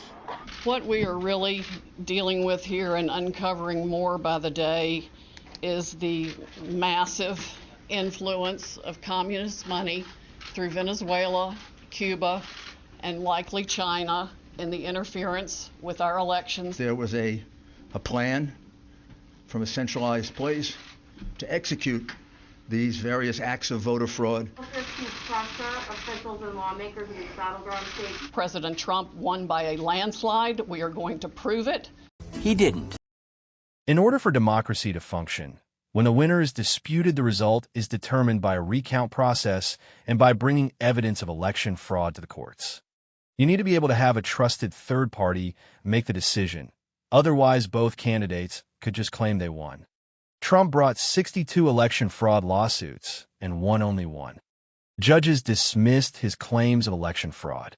Disputing the results of an election after the courts have ruled on it is not only undermining democracy, it's being a sore loser and a big baby. Report. Backers of Trump's false fraud claims seek to control next elections. Quote, Reuters interviewed 9 of the 15 declared Republican candidates for Secretary of State in 5 battleground states, Arizona, Georgia, Wisconsin, Michigan, and Nevada. And we reviewed public statements by all of those candidates. 10 of the 15 candidates have either declared outright that the 2020 election was stolen from Donald Trump, or they have called for their state's results to be invalidated or further investigated. 10 of the 15. Only 2 of the candidates interviewed by Reuters said outright that Joe Biden won the election. The team at Reuters goes on to show how huge amounts of money are pouring into these Secretary of State races in battleground states. Secretary of State races do not usually get this kind of attention, but this year, for some reason, these Secretary of State races, which again, these are the people who run elections at the state level, they have somehow become the top priority elections for the Republican Party, and specifically for Donald Trump's political operation. The whole conspiracy theory about the election being stolen really is just made up, but it is growing and growing and growing in importance on the right. And they, meanwhile, are using it to literally try to take over the actual administration of real elections by putting in charge of elections Republicans that not only buy into the big lie, at least some of them are pledged basically to concretely do the work to undo election results in the future if those election results don't go Republicans' way. It is really happening. It is underway.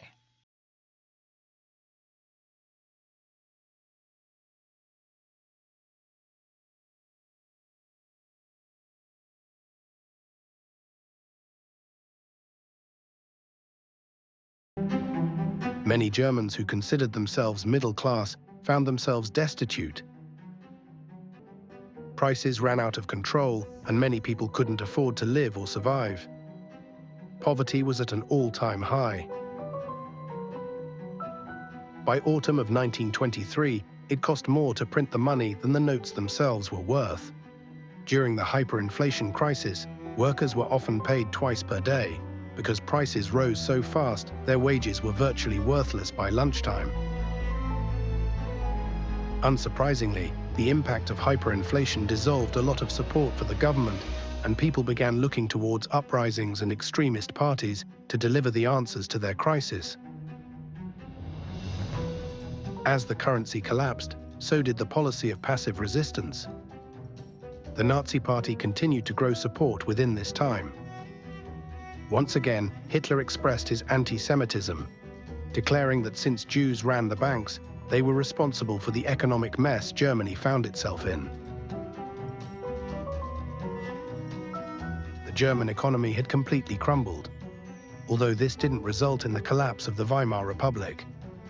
However, it shook the faith of many Germans who began looking towards radical parties to drag them out of the economic rubble. The confusion caused by hyperinflation led Adolf Hitler to believe that he could take power in Munich in November 1923, leading the Beer Hall Putsch. Hitler had no time for the democratic process, and taking Mussolini's successful march on Rome as his inspiration, planned to use his powerful political base in Bavaria, backed by his private army of 15,000 brown shirts, to firstly seize power in Munich, and then use this as a springboard for a march on Berlin, to seize the leadership of the nation from what the Nazis and the right saw as the corrupt and weak Weimar government. Beer halls had featured prominently in Hitler's rise to prominence, large indoor social gathering halls where Hitler's oratorical powers had been given full rein, and it was at a famous Munich beer hall that the coup or putsch would begin. On the evening of the 8th of November 1923, von Kahr was delivering a speech at the Berger Bräukeller, a large beer hall crammed with 3,000 people. Hitler ordered 603 brown shirts, all heavily armed, to surround the building, and then Hitler, at the head of 24 or so Nazi leaders that included Hermann Göring, marched inside. The crowd was extremely noisy, so Hitler jumped onto a chair and fired his pistol into the ceiling, shouting, "The national revolution has broken out. The hall is surrounded by 600 men. Nobody is allowed to leave." Hitler told the surprised audience that the government was overthrown, and along with General Ludendorff, Hitler was forming a new Bavarian government. Hitler now addressed the 3,000-member audience at the Bürgerbräukeller and managed to win them over to his ideas within a few minutes, the crowd vocally supporting Hitler and the coup. Ludendorff turned up and stood with Hitler, completing the image, and the crowd was dispersed. Hitler left to deal with another matter, and Ludendorff at this point stupidly released von Kahr and his associates, having extracted their verbal support for the coup, who immediately began to take measures against Hitler. All throughout the night of the 8th to 9th of November, Nazi and Kampfbund officials were active throughout Munich, attempting to capture certain buildings, but resistance was encountered. Reichswehr troops opened fire on Ernst Röhm's men, and reinforcements began to arrive in the city. Hitler knew that his putsch had effectively failed by mid-morning on the 9th of November. Morale among the Nazis was waning fast, but it was General Ludendorff who suggested that in one final grand gesture they march. To where, precisely, no one quite knew at the time. Anyone you want, but I think right here we're going to walk down to the Capitol. But in a visible and defiant gesture designed to engender local support among the citizens of Munich. Hitler set off at the head of a column of 2,000 or so men towards the city center. We're going to walk down and I'll be there with you. Beginning at the Bürgerbräukeller on Rosenheimstrasse, the column crossed the Ludwigsbrücke, a double bridge across the river Isar into central Munich. Here Hitler and his marchers faced the first Bavarian police cordon, consisting of 30 men armed with rifles and a single machine gun. They had strict orders not to let the putschists across. As the column approached the police, Hermann Göring, World War I fighter ace and highly decorated war hero, shouted at the police, imploring them not to fire on fellow World War I veterans, their comrades. In a few confused moments, Hitler's bodyguard unit managed to disarm the police, beating some of them up, and the column passed across the bridge. Multiple capital injuries! Multiple capital injuries!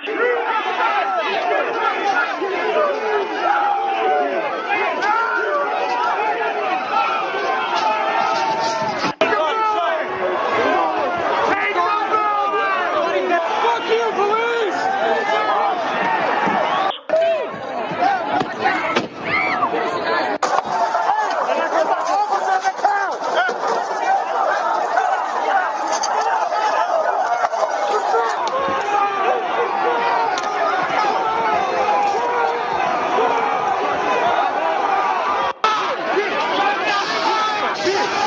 This is now effectively a riot.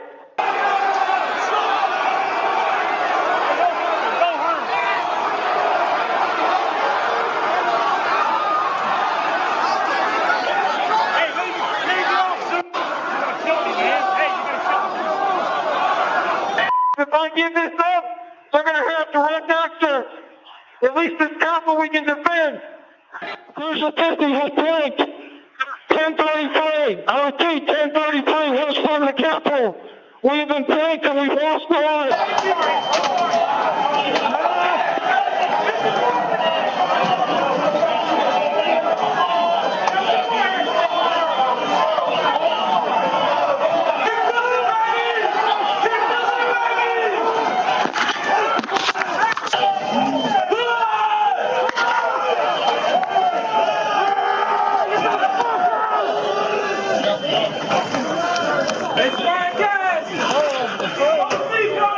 Lock the shields! Lock them together! Lock them together! We need patriots in the front! Jimmy, get him to the back! Get him to the back! Get him to the back! Let's get some fresh faces up front!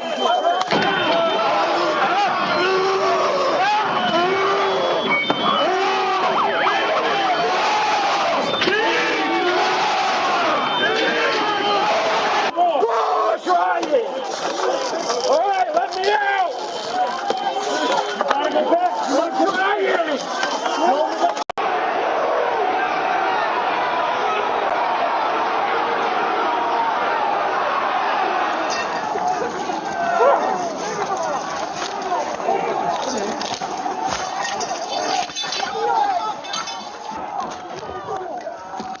need to hold the doors of the Capitol.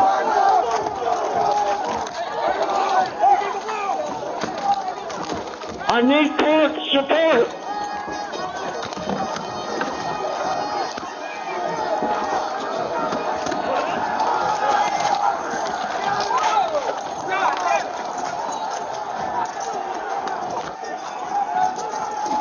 We lost the line. We lost the line. All MPDs pull back.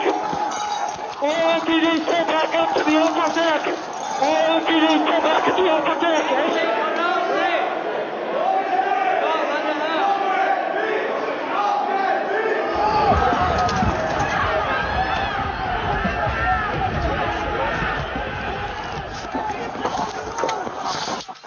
They were peaceful people. These were great people.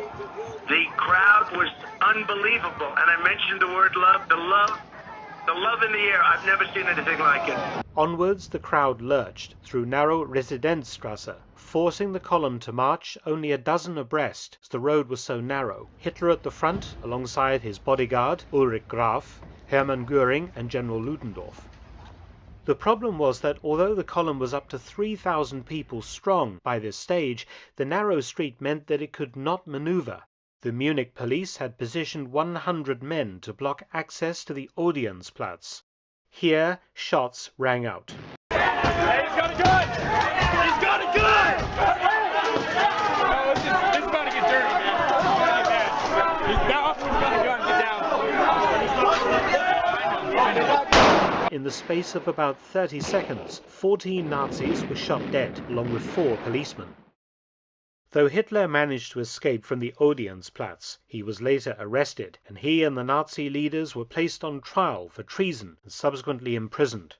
But essentially Hitler was placed into jail at Landsberg, so he was imprisoned in Landsberg, and that was where he wrote Mein Kampf.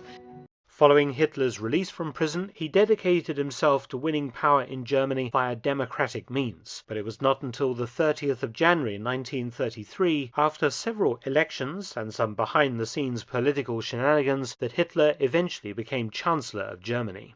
But he had always said that he was going to use the Constitution to destroy the Constitution. And he was going to use the rules of the Republic to destroy the Republic. You're a little bit more than a far-right Republican. Hey, what can I say? I think you could say I'm a fascist. Yeah, I am.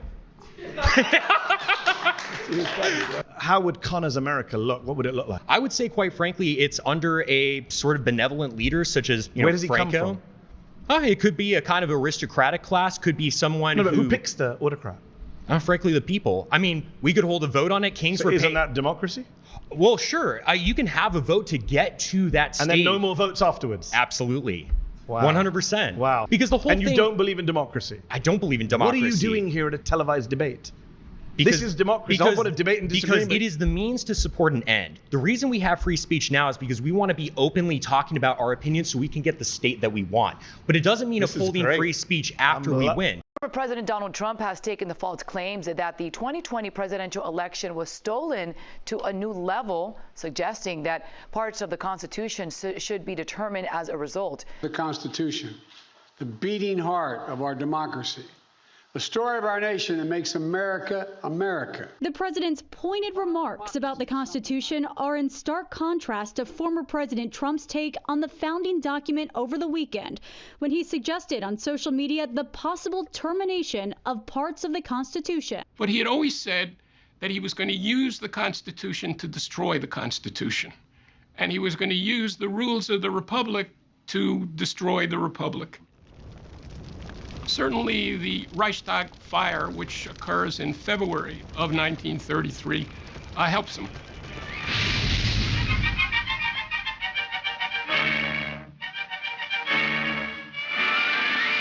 Here you see the Reichstag, the German House of Parliament in Berlin, which has been seriously destroyed by fire. The Reichstagsfire was essentially the 9/11 of Germany. Adolf Hitler had been chancellor of the country for less than a month. There were crucial national elections a week away. And suddenly, this very symbol of German democratic process goes up in flames in an arson attack. The Nazis exploited this event to great effect. The Hitler government immediately blames the communists for this, and the next day Hitler approaches the president and he says, we need to suspend civil liberties. Hindenburg was hesitant, but ultimately signed, and that essentially was the first major step in the dismantling of the democratic system. The Trump administration is following a playbook: cause chaos, create fear and confusion, make it seem like peaceful protesters are a mob by firing gas pellets and tear gas canisters at them. Why? To create the pretext for invoking the Insurrection Act so that he can send military troops to our city. He wants to justify and normalize the presence of armed soldiers under his direct command. The Insurrection Act, you might be thinking that's an exaggeration, never going to happen. But here's what the president said. The Insurrection Act, under what conditions or terms would you? Well, I'd do it if it was necessary. So far, it hasn't been necessary. But we have an Insurrection Act for a reason. If I had to enact it, I'd do that. If people were being killed and courts were holding us up, or governors or mayors were holding us up, sure, I'd do that. Portland is on fire. Portland's been on fire for years, and not so much saving it. We have to save something else, because I think that's all insurrection. I really think that's really criminal insurrection. Those still in Germany that had stood against the 1923 revolution were punished. Ritter von Kahr had been forced to resign from his office in 1924, and he appeared as a prosecution witness at Hitler's treason trial. From the night of the Long Knives, 30th of June 1934, when Hitler, at Himmler's urging, eradicated the main players who were not fully behind the new leader, Kahr was arrested at his Munich apartment by 2 SS men who severely roughed him up on the journey to Dachau concentration camp. He was taken to a special building called the Bunker and summarily shot. His body, badly mutilated with pickaxes, was left dumped on Dachau moor, and his murder declared a legal act. Donald Trump is calling for the criminal prosecution of members of the Congressional January 6th Investigative Committee, all of whom are his political opponents. In a post on Truth Social, the former president wrote, "Indict the unselect J6 committee for illegally deleting and destroying all of their findings." Committee members included Republicans Liz Cheney and Adam Kinzinger, and Democrats Adam Schiff, Jamie Raskin, Benny Thompson, and others. I also asked the president-elect about NBC News' reporting that President Biden is considering preemptive pardons for some of the people who have clashed with Mr. Trump, including Senator-elect Adam Schiff, Dr. Anthony Fauci, and former Congresswoman Liz Cheney.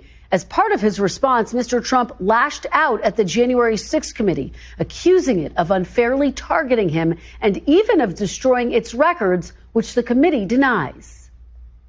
And Cheney was behind it, and so was Benny Thompson and everybody on that committee. For what they did, honestly, they should go to jail.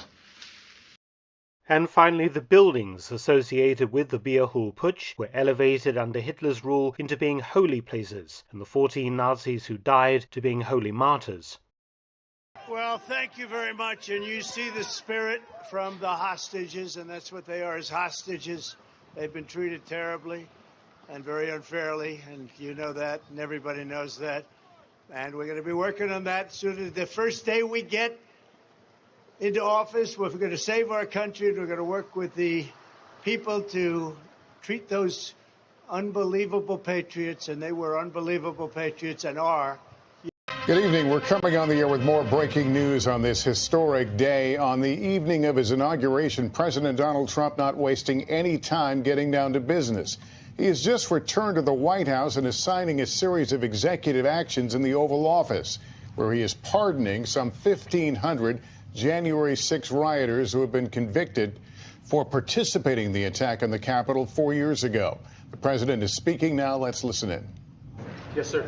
First, we have a list of pardons and commutations relating to events that occurred on January 6, 2021. Okay, and how many people is this? I think this order will apply to approximately 1,500 people, sir. So this is January 6th. These are the hostages. Approximately 1,500 for a pardon. It is my great honor to address each of you gathered today to cherish the memory of Ashley Babbitt, a truly incredible person.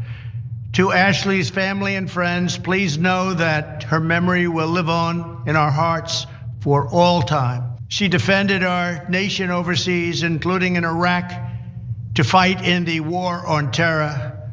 On that horrible day of January 6th, Ashley arrived at the United States Capitol. She was shot and tragically killed. Today would have been her birthday. Happy birthday, Ashley. Happy birthday. We're looking at you and you're looking down on your family and on us. Together we grieve her terrible loss. There was no reason Ashley should have lost her life that day.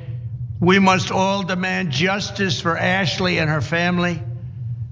So on this solemn occasion, as we celebrate her life, we renew our call for a fair and nonpartisan investigation into the death of Ashley Babbitt.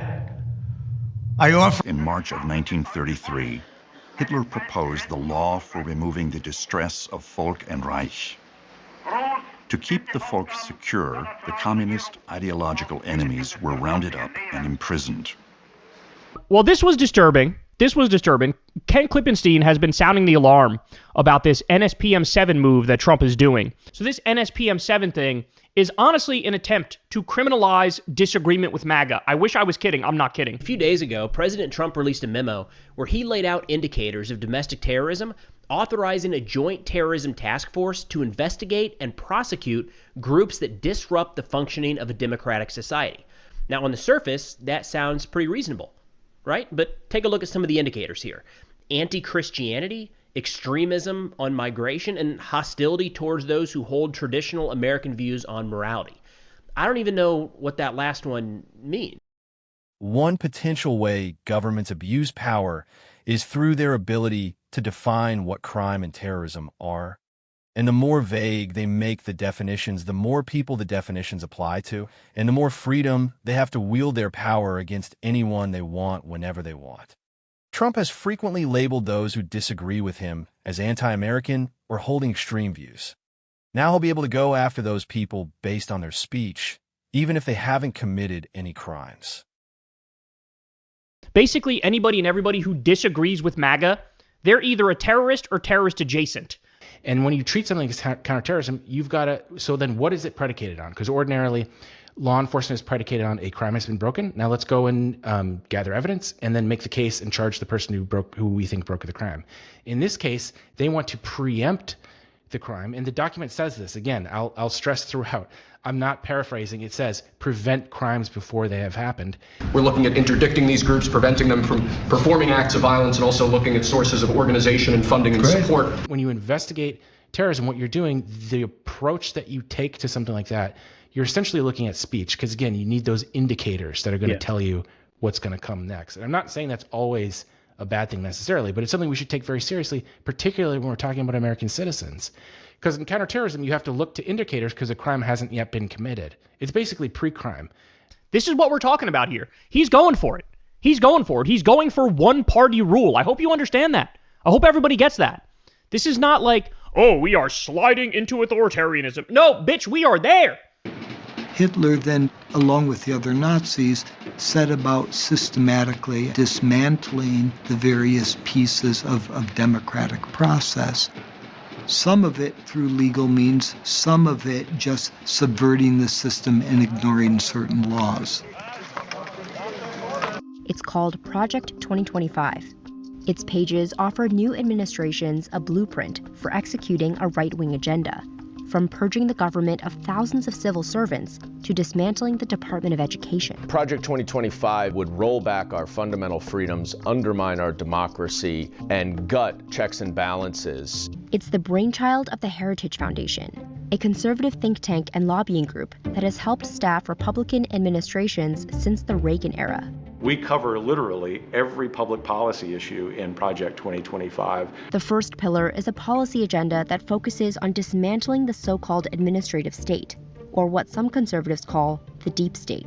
Either the deep state destroys America, or we destroy the deep state. For Project 2025, dismantling the administrative state means purging the civil workforce of tens of thousands of federal employees and replacing them with conservative, pre-vetted picks. There is a concentration not just of power, but a concentration of radical leftist ideology in these employees. Hopefully, we will see over the next 10 to 20 years the elimination of entire cabinet departments. The plan would dismantle the Department of Homeland Security, eliminate the Department of Education entirely, and transform the FBI into a political task force that is accountable to the president. The playbook also outlines a plan to bring many federal agencies, like the Department of Justice, under more direct presidential control.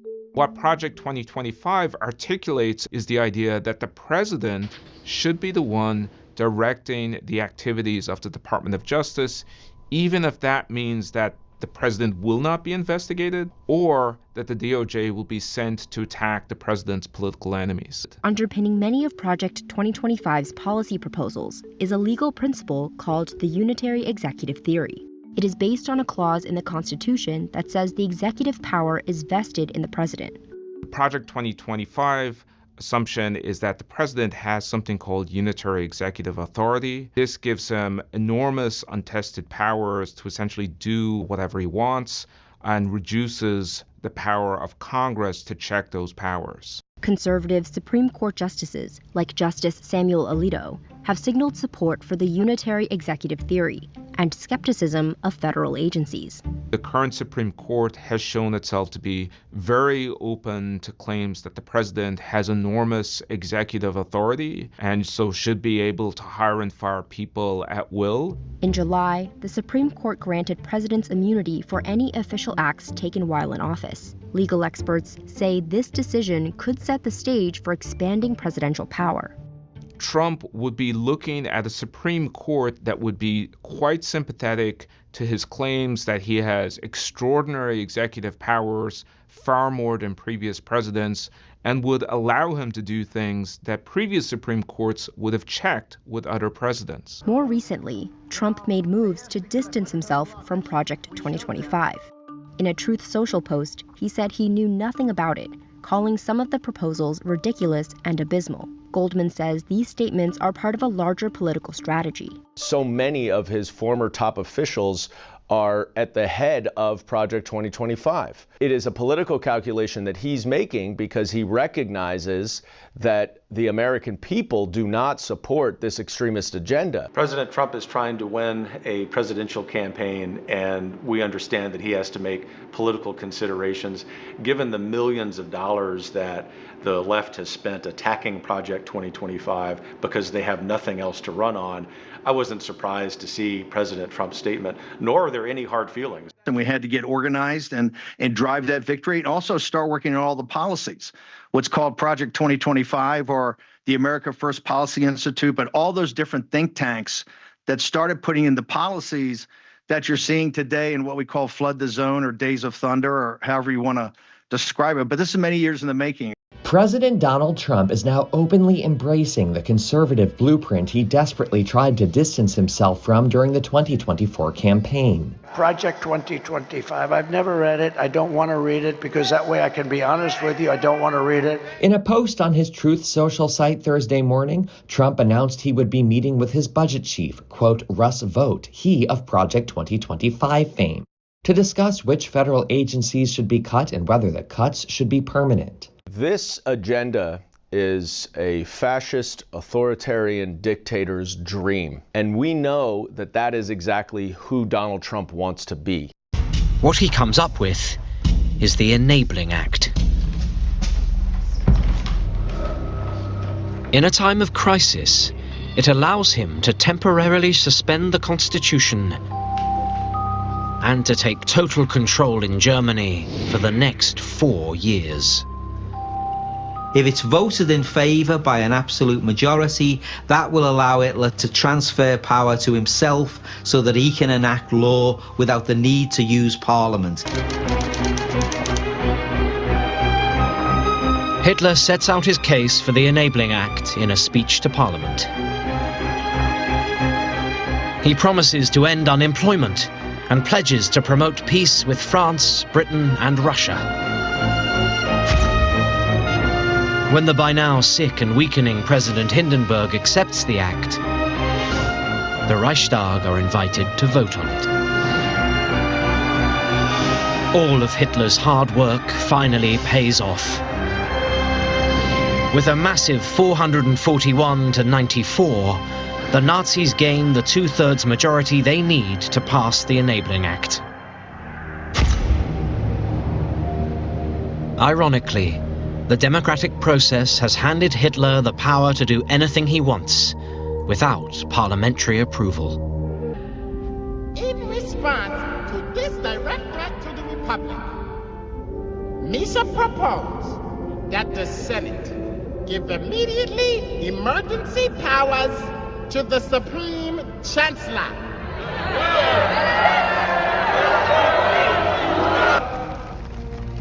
It is with great reluctance that I have agreed to this calling. I love democracy. I love the Republic. The power you give me, I will lay down when this crisis has abated. He didn't.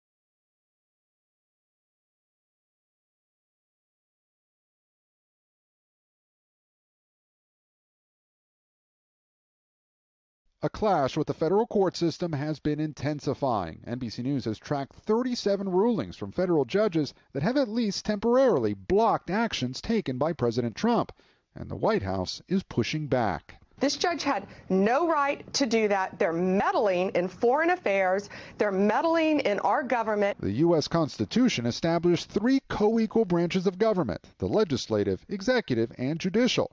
The system designed to prevent any one branch from becoming too powerful through a system of checks and balances. But the White House is arguing voters chose Trump, not the judges. A single district court judge out of 700 cannot set policy for the entire nation, let alone on national security and public safety issues. Donald Trump raged against the federal judge who blocked his summary expulsion of Venezuelan migrants. U.S. District Judge James Boasberg writing, quote, "This judge, like many of the crooked judges I am forced to appear before, should be impeached," impeached in all capitals. There it is. We've heard it from Elon Musk, now from the mouth of the President of the United States. Let's not mince words. Trump is calling on Republicans in Congress to rid him of a federal judge who ruled against him. That is what autocrats do. They take control of the judiciary and then they shape it to protect their ambitions rather than those of the people. The background to Trump's post today is that MAGA caucus members in the House of Representatives have introduced articles of impeachment against 3 federal judges who have ruled against Trump. We'll talk about this in a minute because impeachment of judges is a real thing and there's a real reason for it, and this isn't it. Judge Boasberg would be the 4th judge targeted if and when the Texas Republican Congressman Brandon Gill files articles of impeachment against him, as he has vowed to do. And that could be why Chief Justice Roberts felt that he had to step in and deliver a rare and extraordinary statement today. Quote, "For more than 2 centuries, it has been established that impeachment is not an appropriate response to disagreement concerning a judicial decision. The normal appellate review process exists for that purpose," end quote. Donald Trump has a proven track record of whipping up supporters against judges who've ruled against him, both as a criminal defendant and during his presidencies. Just ask the federal judge, Tanya Chutkan, whose D.C. home was swatted when she presided over Donald Trump's federal prosecution for trying to subvert the 2020 presidential election. Or the Manhattan judge, Arthur Engoron, whose Long Island home received a bomb threat before he issued a roughly $500 million civil verdict against Donald Trump for business fraud. An investigation is underway after the home of a South Carolina judge went up in flames over the weekend.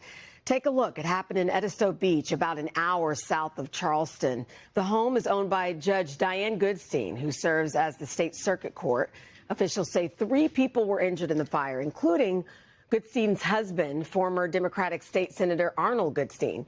Judge Goodstein made news last month after issuing a ruling blocking South Carolina from handing over millions of voters' personal data to the Department of Justice. So this is how liberty dies.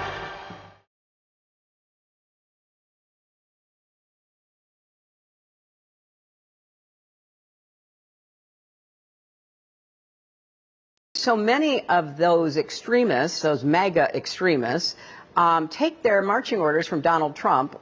And when do they break with him? You know, because at some point, you know, maybe there needs to be a formal deprogramming of the cult members.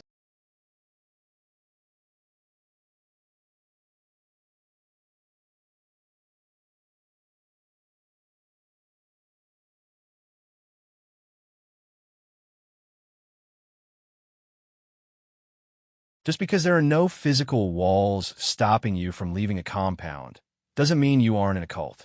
The walls can be in your own mind. Build that wall.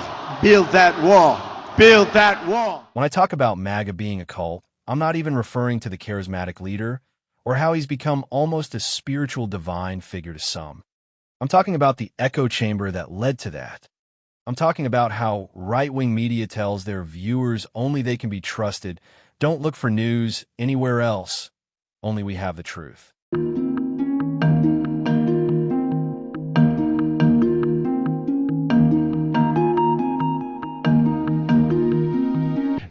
The old advertising motto for local news stations, we're on your side, against all those other people who are not. Right, So this is you a matter of demonization. This is not You need to create conflict, and you need to create a sense of embattlement, and you need to create a sense that we, this network, are your only reliable friend. The point is, on the right, they're pretending that our truthfulness is what's really important to them, which ironically is not true.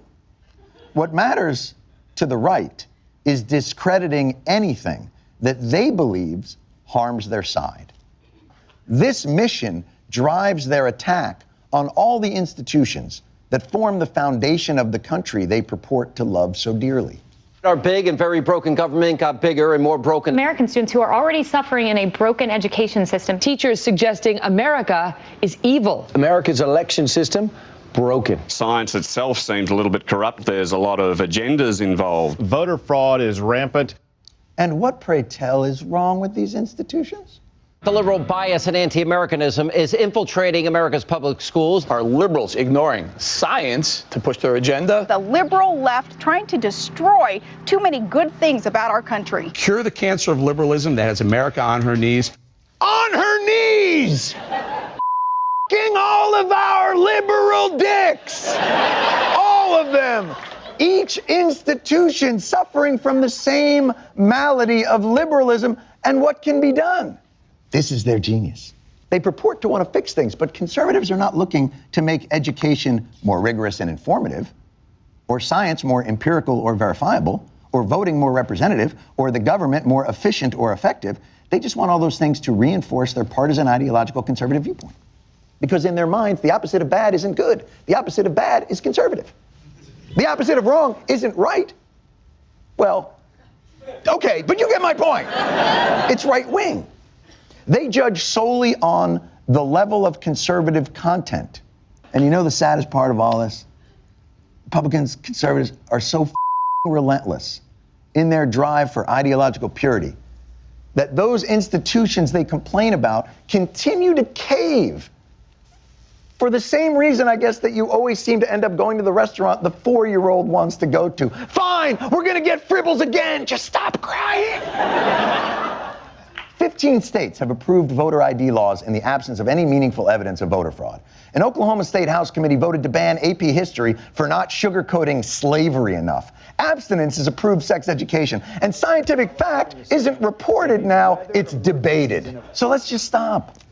Let's stop pretending that these concessions to the right will at any point sate the beast. The problem didn't start with MAGA or Trump.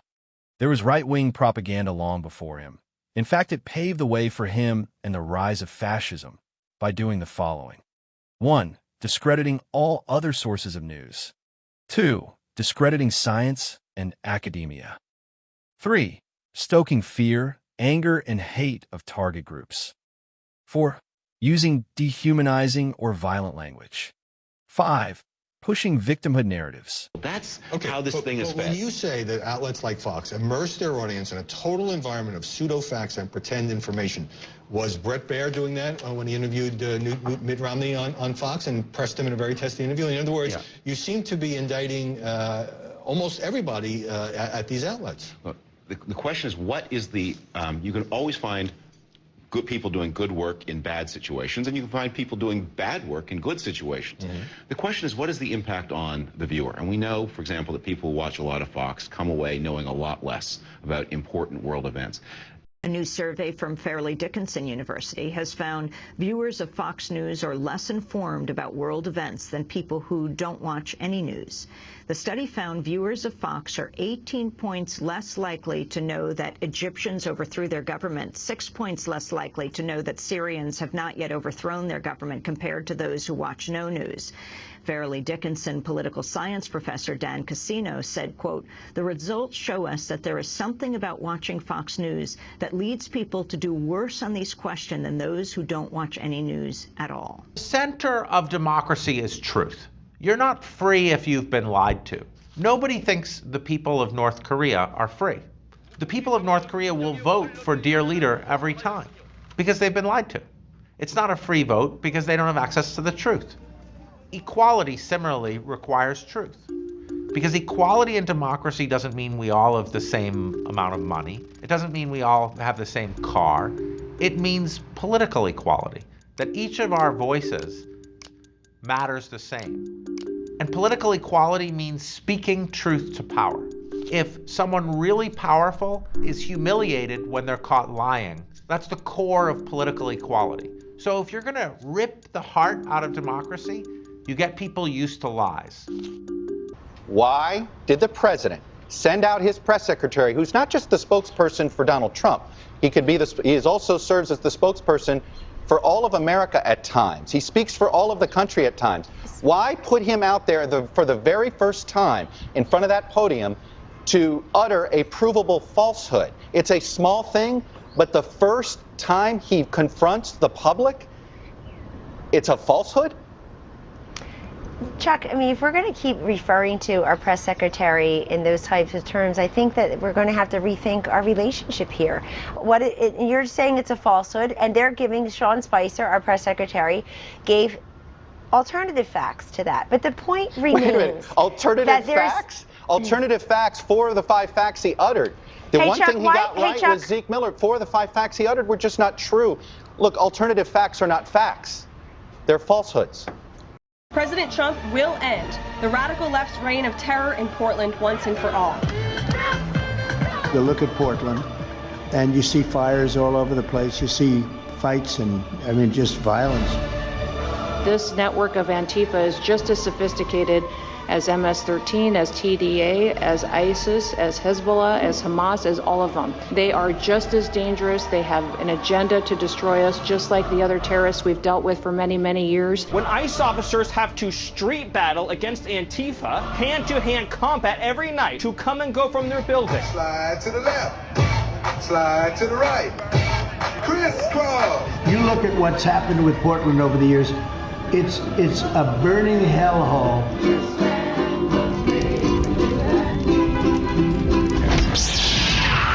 So a picture of Bruce Reinhart. This is the judge in charge of the as you know, of the warrant, and we'll see if he's going to release it next. He likes Oreos and whiskey. And that is, his name is Brian Kilmeade. He is presenting what appears to be an image of Justice Bruce Reinhart, who is the Florida judge who approved the FBI warrant that led to the search of Mar-a-Lago this week. And he's getting a foot massage by Ghislaine Maxwell. Very interesting. She is a convicted sex offender. Let's also remind everyone of that. But what Kilmeade failed to mention in this news segment is that this is a photoshopped image. That was actually Jeffrey Epstein, and they photoshopped the judge right on top of it. This is, you can see Epstein there, and they photoshopped Judge Bruce Reinhart on top. I appreciate the addition of whiskey and Oreos. I think that's fun. First off, one of the original tweets that originated this meme started with all caps from a right winger, of course. You just can't make this stuff up. No, actually, you can, and you did. That was literally made up. Real quick, if we could just show those first two photos again, because there is one thing that I want to note. Okay. Doctored photo, go to the second photo. Okay, now go back to the first photo. The meme is in the photo. Look by the window. Oh, yeah. It's on screen. Oh my. At what dot the handle? It's right below the windows. You just can't make this stuff up, Rick.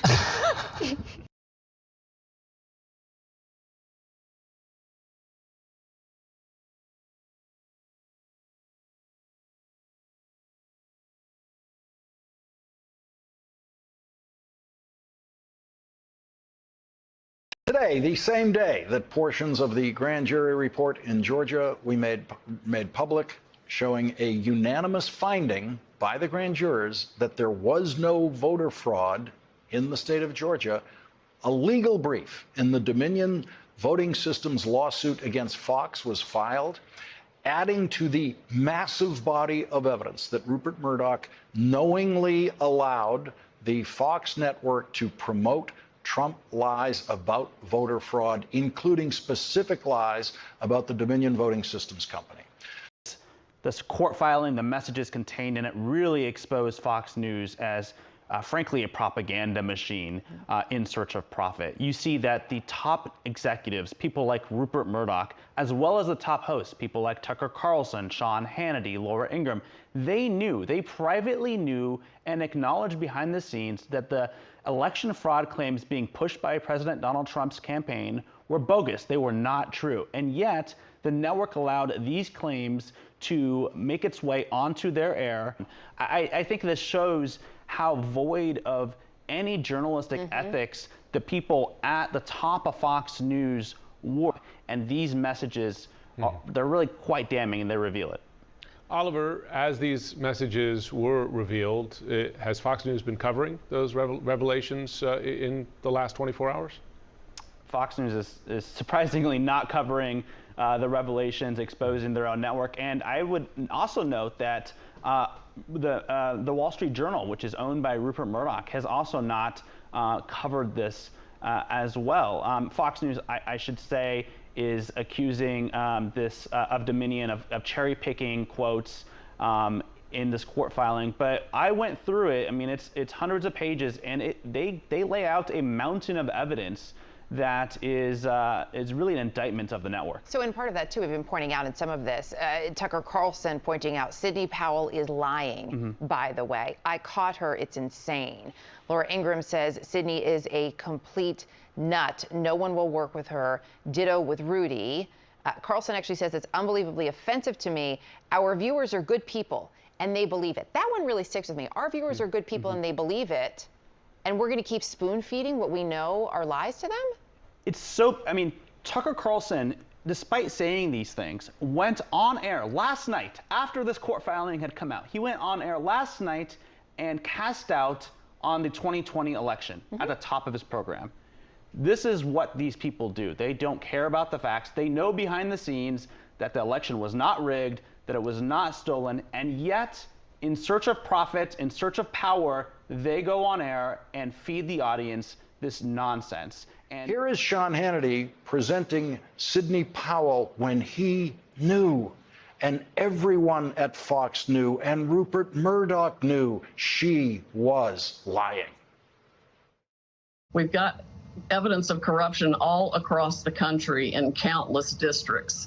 The machine ran an algorithm that shaved votes from Trump and awarded them to Biden. They used the machines to trash large batches of votes that should have been awarded to President Trump. and they used a machine to inject and add massive quantities of votes for Mr. Biden. Every word of that was a lie. Everyone at Fox knew it was a lie every time she told that lie. Here is Tucker Carlson presenting a guest attacking the demoting voting systems company when Tucker Carlson and everyone at Fox knew that everything this guy said was always a lie.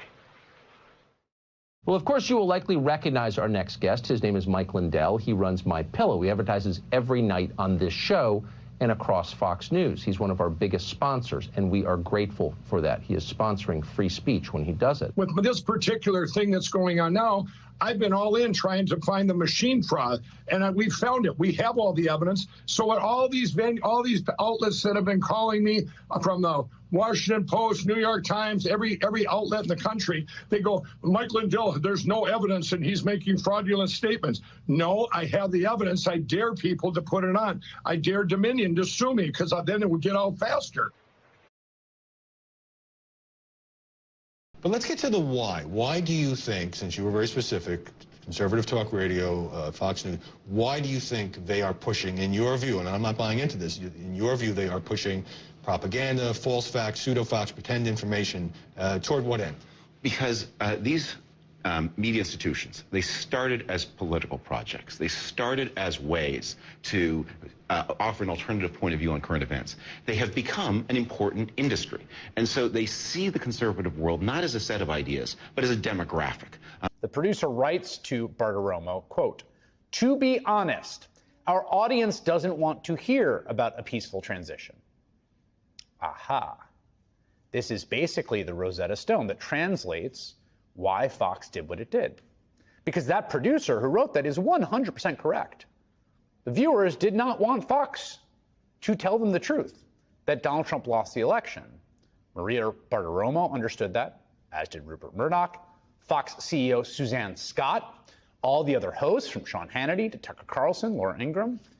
Their audience did not want to hear about, and I quote again, a peaceful transition of power to Joe Biden. And so Fox made sure they didn't hear about it. And guess what?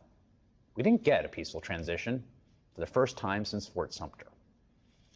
Heinrich correctly fact-checked the tweet, pointing out that top election infrastructure officials said that there is no evidence that any voting system deleted or lost votes, changed votes, or was in any way compromised. Carlson told Hannity, please get her fired. Seriously, what the F? I'm actually shocked. It needs to stop immediately, like tonight. It's measurably hurting the company. The stock price is down. Not a joke. That's Tucker Carlson worrying about the stock price of Fox, not the truth. Sean Hannity then complained to Suzanne Scott, the boss of the network, who then relayed Sean Hannity's complaints about fact-checking to other Fox executives, saying, Sean texted me, he's standing down on responding, but not happy about this and doesn't understand how this is allowed to happen from anyone in news. She, meaning Heinrich, has serious nerve doing this, and if this gets picked up, viewers are going to be further disgusted. By the next morning, Heinrich had deleted her fact-checking tweet. Or they were not caring about, what the right thing to do as a reporter is. They were caring about not alienating their audience. They were afraid of the audience and afraid of Donald Trump. Right-wing media news is not about keeping people informed. It's about pushing narratives. For example, Christians are persecuted or immigrants commit more crimes, are narratives pushed by the right. Right-wing media will either not tell their viewers stories that conflict with their narratives, or they will spin or downplay them.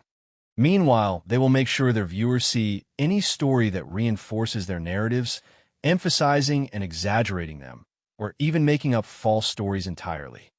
Some of your viewers may have heard the story of the Obama administration's war on Christmas trees. You'll remember this, that they were going to tax the Christmas tree, and it fed into a story about, this Muslim-y kind of president trying to destroy a Christian holiday.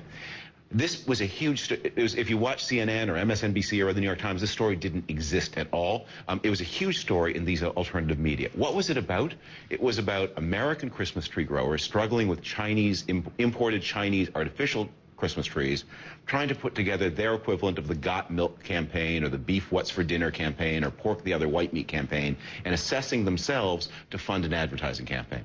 Maybe a good idea, maybe a bad idea. But to turn this into an example make this a ground for a cultural conflict, to create a sense in large numbers of people they're being persecuted and attacked. Our national media. President Obama's so-called latte salute. Holding a cup in his right hand. The great coffee escapade. Coffeegate. President Obama in hot water. Some people think it was disrespectful. Hashtag latte salute. The coffee salute went viral. A lot is blowing up online. We are so I don't even know what to do. Lattegate wasn't all the news talked about yesterday, but where I might have given the president salutes with coffee cup story an espresso-sized shot of attention, the news channels went for the full double venti coverage, with one network going especially deep. Learn the proper respect of the salute. It's insensitive. What's the meaning of it? That's it. It looks terrible. It's outlandish, and it's disappointing. Put your coffee in the other hand. Our commander-in-chief displayed his complete disrespect for the men and women in uniform. Shut up. You don't really care. You don't really care about this. You have no principle about this. You're just trying to score points in a game that no one else is playing. Here's how we know. It's an arrogance that he portrays. These people put their lives on the line for us. You're right. Show the respect, and salute these guys. So the principle here is show respect for the people who are putting their lives on the line for this fight. Here's Eric Bolling on that very same episode. The first female pilot piloting for the UAE dropped the bombs on ISIS on Monday night. Would that be considered boobs on the ground or no? First of all, forget the rampant sexism in that statement. Second of all, she's a pilot, so whatever gender-specific equipment she might be carrying is in the air. And thirdly, what was the quote that someone said earlier in your program? These people are putting their lives on the line for us. Show respect. So you and all your false patriotism. They push narratives that benefit them. Wealthy people just work harder, keeps you from wanting to raise their taxes. Sometimes the narratives they push depend on whether they are in power. If they talk about spending and the deficit, a Democrat is in power. They will talk about caravan invasions in the lead up to elections, making it seem like a crisis, but never mention them again after the elections because they already got what they wanted. They got you to vote. It's not about the truth. The caravan is coming. For you. Look out!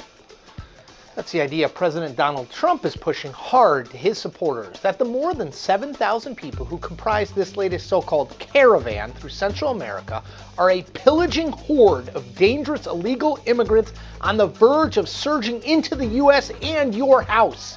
And in that caravan, you have some very bad people. You have some very bad people. And we can't let that happen to our country, and it's not. On Twitter, Trump has gone even further. How could he do that, you ask? This way, quote, sadly, it looks like Mexico's police and military are unable to stop the caravan heading to the southern border of the United States. Criminals and unknown Middle Easterners are mixed in. I have alerted Border Patrol and military that this is a national emergency. Must change laws. Criminals, Middle Easterners. What Trump is trying to do here is pretty simple. With the 2018 midterm elections rapidly approaching, he's trying to scare his base into voting. And if 2016 is any guide, it just might work. But the reality of the caravan is much more complex, I know you're shocked, than Donald Trump is letting on. So let's dig into it. Okay, the caravan, essentially a large group of people making their way toward the US border, is not a new thing. These annual marches are known as Via Crucis in Mexico and have come to serve as a sort of symbolic vehicle for people, mostly from Central America, to draw attention to the dire conditions from which they are fleeing in their home countries. Typically, people join and drop off these caravans in large numbers, which means that by the time the caravan gets anywhere close to the United States, it usually numbers in the hundreds, not the thousands. So what happens if and when the caravan does get here? Now, important sidebar, the if in that sentence is a real possibility. The journey is grueling and it can be dangerous depending on the route they take. Many people decide to simply settle somewhere along the way in Mexico. Others head back to their home countries. The idea that a large contingent of people in a caravan will definitely make it to the US border sometime later this year is not a sure thing by any means. End of sidebar. It's complicated. It's also far less scary than Trump is working hard to make it out to be. So why is he doing it then? Well, for political gain. Duh. Trump has weaponized fear of rampant illegal immigration among his supporters since he became a candidate for president back in 2015. These are some bad people coming through there. These aren't babies. These aren't little angels coming into our country. We have the worst immigration laws in the entire world. All caused because of the illegal immigration onslaught brought by the Democrats because they refuse to acknowledge or to change the laws. They like it. And now, with the midterm elections just days away, Trump is amping up his rhetoric even more. Not only painting a picture of a ravaging horde charging toward our borders, but suggesting that there may be some terrorist elements who are using the caravan to secure entry into the U.S. You know, the goal in propaganda is to connect neutral words to other stuff. Propaganda will always be here. Our words always have these associations. Any word I have. When I talk about my cat, you get a warm, fuzzy feeling. The propaganda campaign involves connecting our words to these things. Developing associations. A major aspect of propaganda is controlling how people feel. To control what they feel, it's not necessary to educate them or convince them with arguments. All you have to do is associate terms, phrases, and imagery with negative or positive emotions. This is done through consistency and repetition. The rank and file are usually much more primitive than we imagine. Propaganda must therefore always be essentially simple and repetitious. Joseph Goebbels.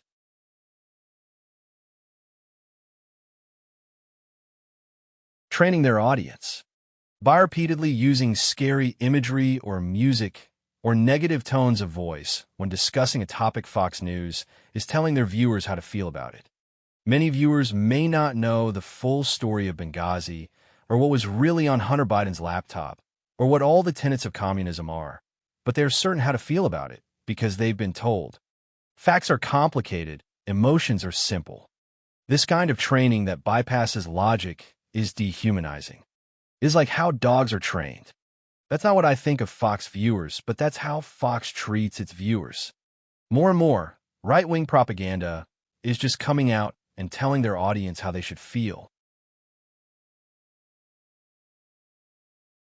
Even Tucker's dumb face is meant to tell you how you should be feeling.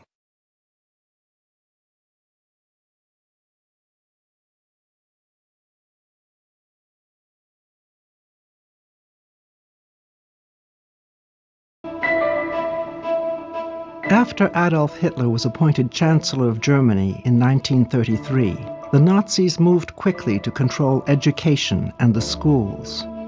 They recognized that a new generation of supporters would be critical to their success. Responsibility for carrying out the educational goals of the Nazi Party fell to the National Socialist Teachers League, the NSLB, the Ministry of Education, and the Hitler Youth. The NSLB was responsible for indoctrinating educators in the fundamentals of Nazi ideology. Teachers were required to attend training camps, and good teachers could be rewarded for their loyalty and dedication. Those who refused risked public humiliation or dismissal. Trump is forcing teachers to conform to his message or be fired. Schools would rather fire teachers than risk funding. take the Department of Education, close it. I'm going to close it. We'll have one person, could be you if you decide to retire. Okay, Mr. President, here's what bothers Central Casting. here's what bothers me about that. So let's say you have a liberal city, let's Los Angeles, San Diego, and they just decide we're going to get rid of that history. We got new history. This is America built off the backs of slaves on stolen land. And that curriculum comes in. Then we don't send them money. We're going to be returning education very simply back to the states where it belongs. Your state is going to control your children's education. We're going to move education into the states. Let the states run the schools. Well, apparently that doesn't apply across the board. This week, the Trump administration told state education officials they have just 10 days to prove they've eliminated all diversity, equity, and inclusion programs from public schools, or they will risk losing federal funding. Now, here's the catch, one of the catches, if that doesn't already sound terrible. The Department of Education hasn't even defined what counts as DEI. So schools will have to guess what programs they need to eliminate. Does that mean teaching Black history, multicultural programs? Does it mean MLK celebrations? State of school teachers being told to remove 2 signs of inclusion from her middle school classroom because the school district says it violates policy. Sarah Inama has taught world civilization to 6th graders at Lewis and Clark Middle School for the past 4 years. And for the past 4 years, Sarah had these signs up in her classroom. One that said, "Everyone in this room is welcome, important, accepted, respected, encouraged, valued, and equal," written over the colors of the rainbow. And another that said, "Everyone is welcome here," showing hands of various skin tones, hearts in the palm, those kind of things. Pretty benign signs if you look at them. My building administration came to me during my lunch period and told me that they needed to be taken down by the end of the day. They told me that they were in violation of district policy because in today's political environment, they're considered a personal opinion. I emailed my principal and said, I don't agree. I don't agree that this is a personal opinion. I feel like this is the basis of public education. As you go through, just try to remember the concepts of 3979 and make sure that if you have a book on the Holocaust, that you have one that has other. How do you oppose the Holocaust? What? Believe me, that's come up. So number the stars. So while the administrator did not single out any one book, the book mentioned at the end of that clip, Number the Stars, was published more than 30 years ago and has been used in schools as a literary introduction to the Holocaust for children for years. Now to that major announcement from USC. The university has formally rejected a compact with the Trump administration. That compact was offered to 9 U.S. universities. It offered preferential funding if they agreed to a set of conservative policies. NBC4's Conan Nolan joins us live from the newsroom with details of this late-breaking news and how it could impact USC's federal funding here. Now, remember how this all got started. It was an ultimatum from the Trump White House and the U.S. Department of Education to private universities around the nation, and that included USC, which last year received about $28 million in federal research grants. The administration says that money would remain only if the schools followed rules for the administration on admissions, hiring, free speech on campus, who was hired to teach, and endowments. That institutions of higher education was free to use their own model for all of this, but they would then have to forego federal benefits. And again, $28 million last year for USC alone. That's the party line in multiple red states. We're not banning books, we're just removing woke content. This is no authoritarian attempt to stifle free expression. That may be news to at least 160 teachers and school staff across the country who the Washington Post says have been fired or forced to resign for the lessons they taught in the past 2 academic years. A trend that continued last week when an 8th grade teacher in Houston, Texas was fired for assigning her students a graphic novelization of the Diary of Anne Frank. Yes, the Anne Frank who was killed by the Nazis along with her Jewish family in the Holocaust. The Ministry of Education developed new courses based on what the Third Reich believed students should learn. I will soon sign an executive order establishing a national commission to promote patriotic education. President Donald Trump making that announcement back in September, and on Monday, his 1776 commission released their report. The White House calling it a scholarly step to restore understanding of the greatness of the American founding. But the 40-plus page report is garnering swift and harsh criticism from historians across the country, in part for defending the Founding Fathers and their ownership of slaves, and its criticism of the civil rights movement. Historian Dr. Ibram X. Kendi tweeting, "This report makes it seem as if slaveholding Founding Fathers were abolitionists." Others, like Princeton University professor Kevin Cruz, pointed out that none of the authors of the report are American historians, tweeting, quote, "I'm embarrassed for the people who put their name on this train wreck." The report itself claims to portray history in a nonpartisan fashion, but in it, the authors compare progressivism to fascism and say universities are a hotbed for anti-Americanism. The White House is ordering a wide-ranging review of the Smithsonian museums and exhibitions ahead of the country's 250th birthday to align its content with President Donald Trump's interpretation of American history. In a letter sent to the Smithsonian Institution Secretary, the White House laid out the steps it expects the organization to take. The examination will look at social media, exhibition text, and educational materials to, quote, assess tone, historical framing, and alignment with American ideals. Civil rights leaders have criticized the administration's particular focus on the National Museum of African American History and Culture as efforts to minimize Black Americans' contributions to the country. Holly Brewer, the Burke Professor of American History at the University of Maryland, said she had major concerns over the review. They seem pretty clear that they want an exceptionalist narrative, to use their word, that avoids any issues that might cast the U.S. history in a bad light. Even though the Smithsonian is impartial, there are many parts of U.S. history that aren't completely comfortable, including questions related to slavery, for example. It really does look like an effort to coerce people into saying things that might not even be true, and certainly to remain silent about things that are important. The instructions seem to be purposely arguing for censoring difficult parts of the American past. The Nazis also relied on the Hitler Youth to indoctrinate a new generation. "I begin with the young," said Adolf Hitler.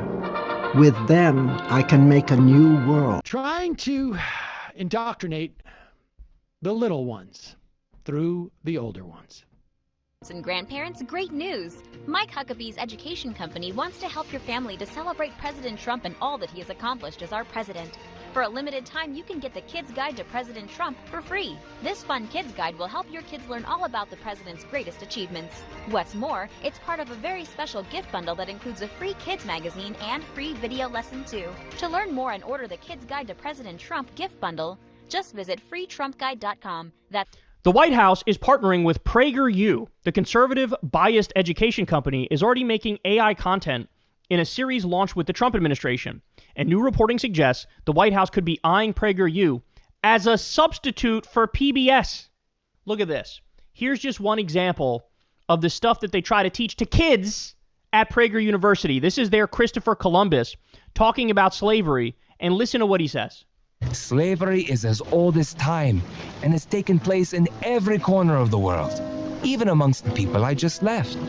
Being taken as a slave is better than being killed, no? Before you judge, you must ask yourself, what did the culture and society of the time treat as no big deal? This is the stuff they say. Hey, who are we to judge, bro? Who are we to judge with our modern values looking back? Like, are we really going to say categorically that slavery is bad and wrong? Are we really going to do that? It was no big deal at the time, bro. Everybody was doing it, bro. This is what they want to teach kids. This is what they want to teach kids. I got more for you. So here is the Frederick Douglass of PragerU, and look at how they discuss race issues. Children, our founding fathers knew that slavery was evil and wrong, and they knew that it would do terrible harm to the nation. They wanted it to end. But their first priority was getting all 13 colonies to unite as one country. The southern colonies were dependent on slave labor, and they wouldn't have joined a union that had banned it. Are you okay with that? I'm certainly not okay with slavery, but the founding fathers made a compromise to achieve something great, the making of the United States. It was America that began the conversation to end it. But Leo is correct that big problems need to be approached very carefully.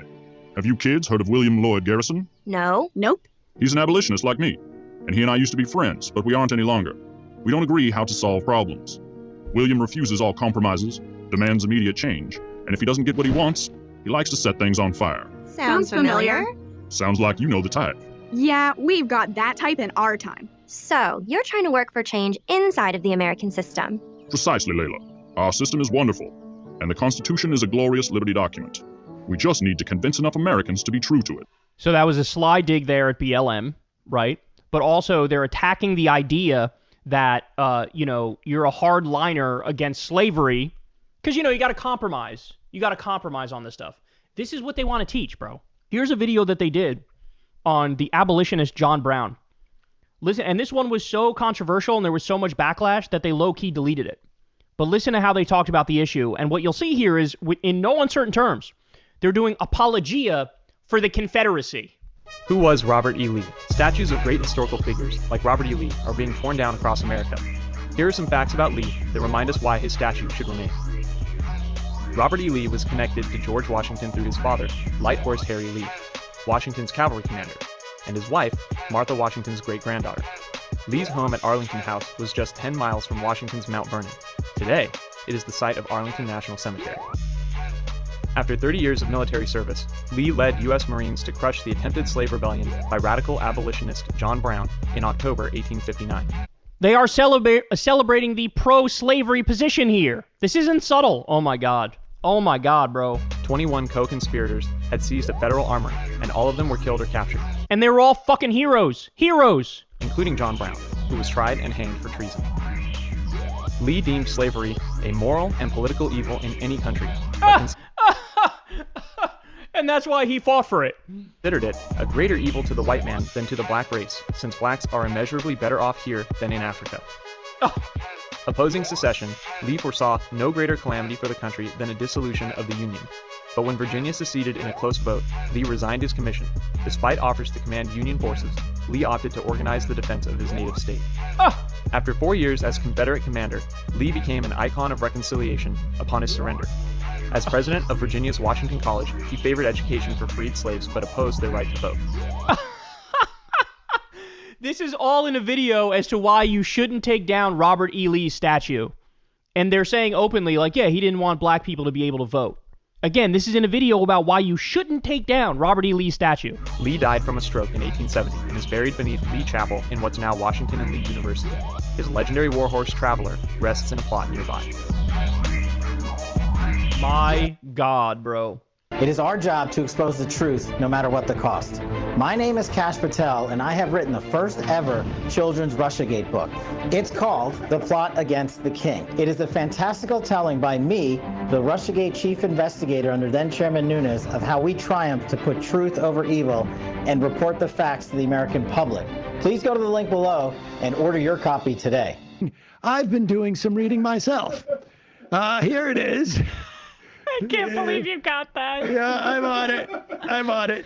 Oh. The Plot Against the King. Now, you could have done like the plot against the president, but no, you fictionalize it. You make it for kids, so you make it about a king. Yeah, presidents are boring. Right? Instead of and then, because it's all make-believe. Mm-hmm. Except for the fact that it's exactly the Donald Trump. Who is our protagonist in the plot against the king? Let's see. I know maybe you don't recognize this guy. Oh. Hold on, wait a second. Cut to that image that you have up there. Who's that guy? Oh, it's the hero. That's Kash Patel. He's our hero. Okay. Kash found himself in grave danger, not of trolls or ogres, but of getting bored. He was so the kids are probably getting bored this time. Why am I being told about Kash? That is until the choosing day. I wonder like what that's a metaphor. Yeah. It's election day. On choosing day, the whole land gathered in the castle to choose the next ruler of the kingdom. That happens in kingdoms. The heralds had been announcing. Exactly. But when the royal counter-uppers counted up the final votes, they realized that the people had dared to choose the merchant Donald. Oh. The heralds and Hillary were horrified. John didn't care what the heralds said about him, and he was determined to make the kingdom great again. Then a shifty-looking knight jumped onto the stand. Jewish knight. Donald isn't the rightful king. Inside the steel box, I have found a paper that says Donald cheated his way to the throne.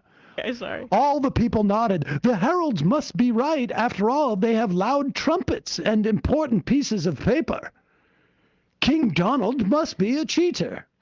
And so, even though they hadn't looked at all the facts, everyone agreed that King Donald was a cheater. Everyone except for Duke Devon. Oh, yeah. The kid's going crazy. Like, they're not going to get to sleep for 45 minutes now that Duke Devon's entered the scene. Duke Devon of the King's Court. Oh, he gets to be a duke. I just realized there's no page numbers in this book.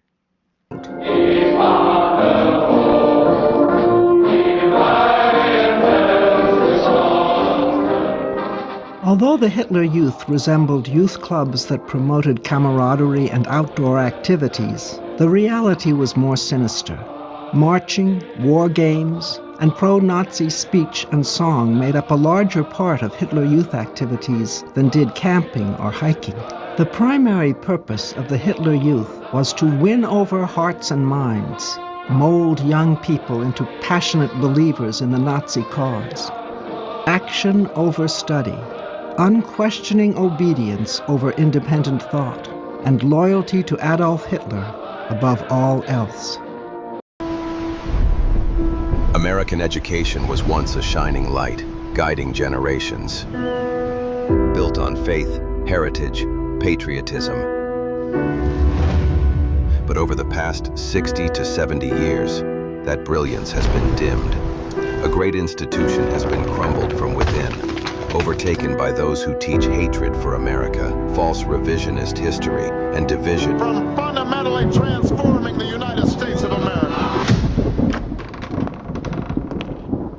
Now, on the 250th anniversary of our nation, the Department of Education, the America 250 Civics Education Coalition, and partners across America are reigniting that light, restoring understanding, and returning education to the states where it belongs. For this was once the shining light that inspired the world. And under the leadership of President Trump and Secretary McMahon, Right hand!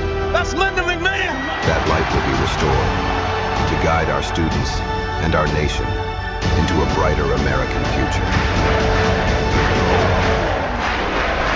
And nothing will stand in our way because we are Americans. The future is ours.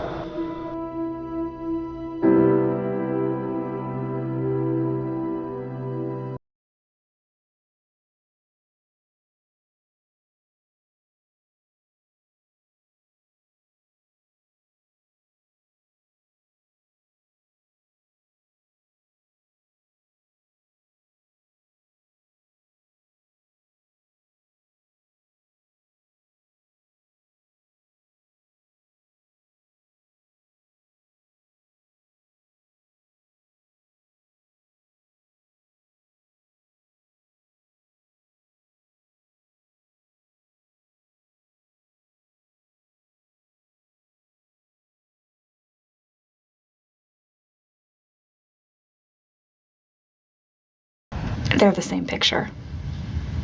After 10 years of covering the Trump campaign, I thought nothing could shock me anymore. But somehow in 2024, young voters, and most especially young men, went hard for a 78-year-old who uses pancake makeup.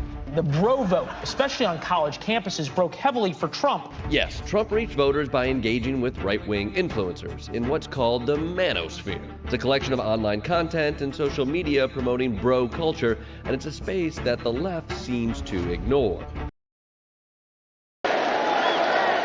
The forgotten men and women of America will never, ever be forgotten again. You were forgotten. Dr. Vivek Murthy, the U.S. Surgeon General, says loneliness is an epidemic, the focus of an 80-page advisory he is releasing today. We're used to thinking about smoking and obesity as clear public health concerns. So you're saying loneliness is comparable to smoking in terms of the detriment to your health? Yeah, in terms of the risk that it poses for premature death, yes. Half of U.S. adults experience measurable loneliness, and it's greater among young adults. And we see more and more men having zero relationships with women, being unable to find women willing to date them, etc. So in a sense, we should acknowledge, especially we on the left, there is a reason that men would say, I need something. I'm looking for something to help me. And so what you end up with is this fertile ground for the rise of toxic masculinity, or if people don't like that phrase, we might call it distorted masculinity. Maybe that makes more sense. What Trump and Peterson and Liver King and this steroid sales guy on Twitter named Andy Elliott and Andrew Tate, what they tap into is they portray the strength and dominance that a lot of men think they aspire to. And they offer a narrative that if you're failing, it's because the system is woke or the system is rigged against you. And the solution, according to many of them, is even more cartoonish masculinity. Let's talk about the way this works. You tune into these influencers, and there's a huge overlap with the MAGA right wing. And then they capitalize on your insecurities. The girls are doing better in school. They're getting into better colleges. They're not paying attention to me. They're getting better jobs right out of college. They're the ones who decide which of these 10 gentlemen suitors am I interested in dating. And what these manosphere guys offer is the promise that you can reclaim your status through dominance and aggression. The parallel to Trumpism is so clear. Trumpism sells a vision or a version of masculinity, really both, that is also rooted in these primal instincts and returning to a bygone era when America was great. And that includes male dominance, male success over female success in the workplace and education, women relegated back to working in the home and raising kids. It's all intertwined with the same ideology. And what we end up with is a right-wing echo chamber that glorifies the alpha male that people like Trump claim to be, despite the fact that Trump actually isn't it, and the distortion is significant. And it's not young men just being drawn to the right. Some technology is giving them a push. A recent study created generic TikTok accounts for imaginary 16 to 18-year-old boys to see how the algorithm acted. And within 23 minutes, they were fed masculine, anti-feminist, extremist content. Life for a man is harder than life for a woman. The hotter a woman is, the more insecure she is about her looks. Your body, my choice. We also have to recognize that the right is really good at setting up rabbit holes everywhere in ways that the left doesn't have. You might be interested in learning about personal finance. You wind up listening to Dave Ramsey, and next thing you know, you're in the right-wing manosphere echo chamber. You might be looking for content about business and entrepreneurship, and you wind up listening to Patrick Bet-David and his disproportionately right-wing guests, or you end up with who the hell knows which steroid influencer on TikTok. You might be interested in Zoomer pop culture, and you end up listening to like Brett Cooper. And then the entire sport of MMA is essentially a big right-wing rabbit hole at this point. The left doesn't really have that. The right-wing ecosystem, they've created this sort of pipeline. I always call it the pipeline to volume theory, because they have all of these online pipelines that suck young men and women down, or people of all ages. So say you're a young dude and you're into working out, you work out a bunch, and you eventually get sucked down this pipeline that's like Make America Healthy Again. Or say that you're a young dude who has dating problems like every 17-year-old has. You eventually get sucked down the pipeline to Andrew Tate stuff. There's young mothers who get sucked down the vaccine pipeline. Young people who don't like AIPAC are now watching Nick Fuentes or Candace Owens, whatever it is. If you're slightly into something, they suck you down the pipeline, then just hit you with volume, volume, volume. I have so many friends who are vaguely Christian, and now they're obsessed with Charlie Kirk videos. Like the volume of Charlie Kirk videos that are out there, thousands, maybe even like 10,000 Charlie Kirk debate clips just surf.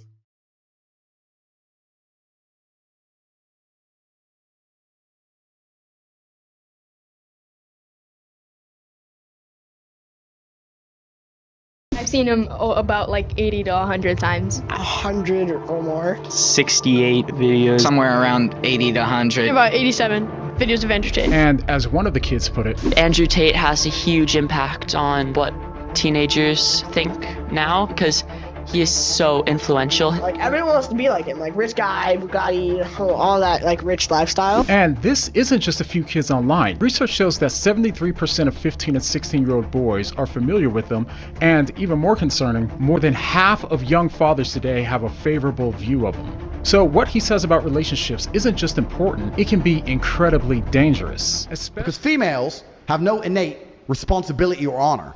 But I said that if a woman is going out with a man, she belongs to that man. That's his woman. So if she wants to do OnlyFans, she owes him some money because she's his. Yes, that's what I said. Well, that's crazy. You think if a man, so you think that a man going out with a girl, that's just your property?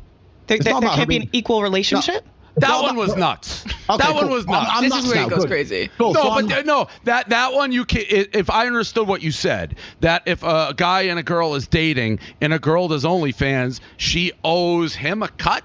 No, 100%. Girl. 100%. He is his girl. But what does that have to do with anything? Because she's his. Yeah, so that's what. So that is you saying that women are your property. It's not about being property. It's about the fact that she belongs to him and the intimate parts of her body belong to him because they're in a relationship. And if she wants to sell those, he has a stake in those intimate parts of her body. So it's reverse. Male porn star owes the woman. I don't know, because I think the women belong to the man. I think the woman's given that's inherently where you get called sex. Relationships as we speak. Are you poly? No, because that means they can talk to other dudes. That's fucking haram.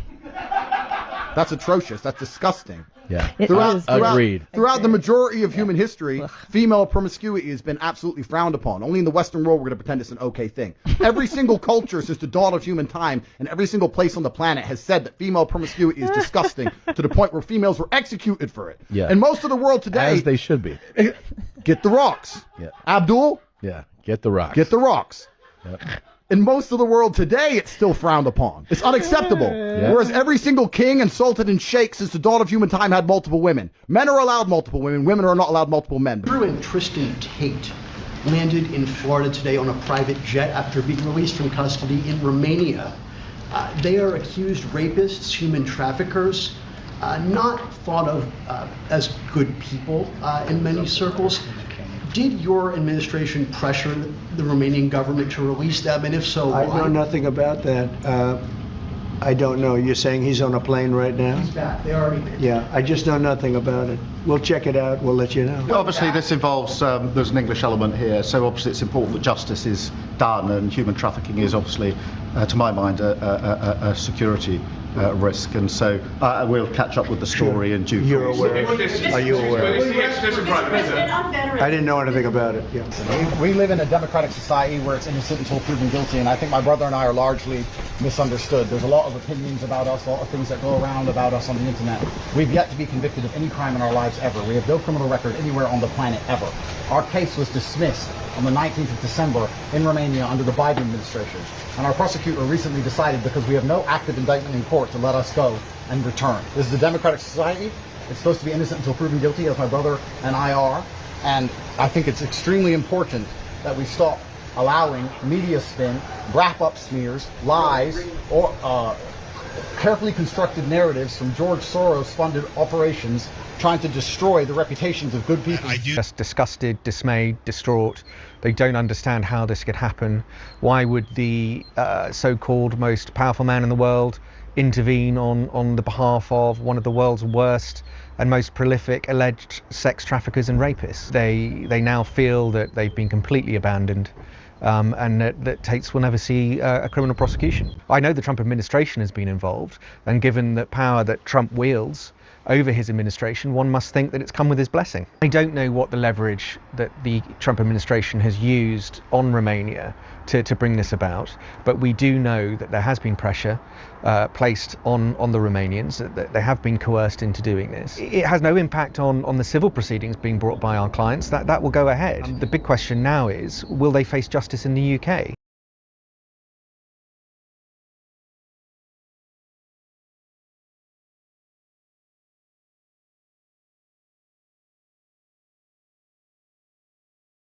Terry Moran, who has covered the Supreme Court for years, and he's at the court tonight. At the Supreme Court today, an historic upheaval.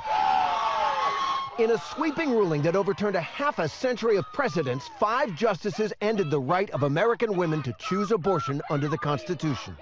The court upheld Mississippi's ban on abortions after 15 weeks by a 6-3 vote, and 5 of those justices went even farther, voting to overturn Roe v. Wade itself. Today's opinion is nearly identical to the draft that leaked from the court last month.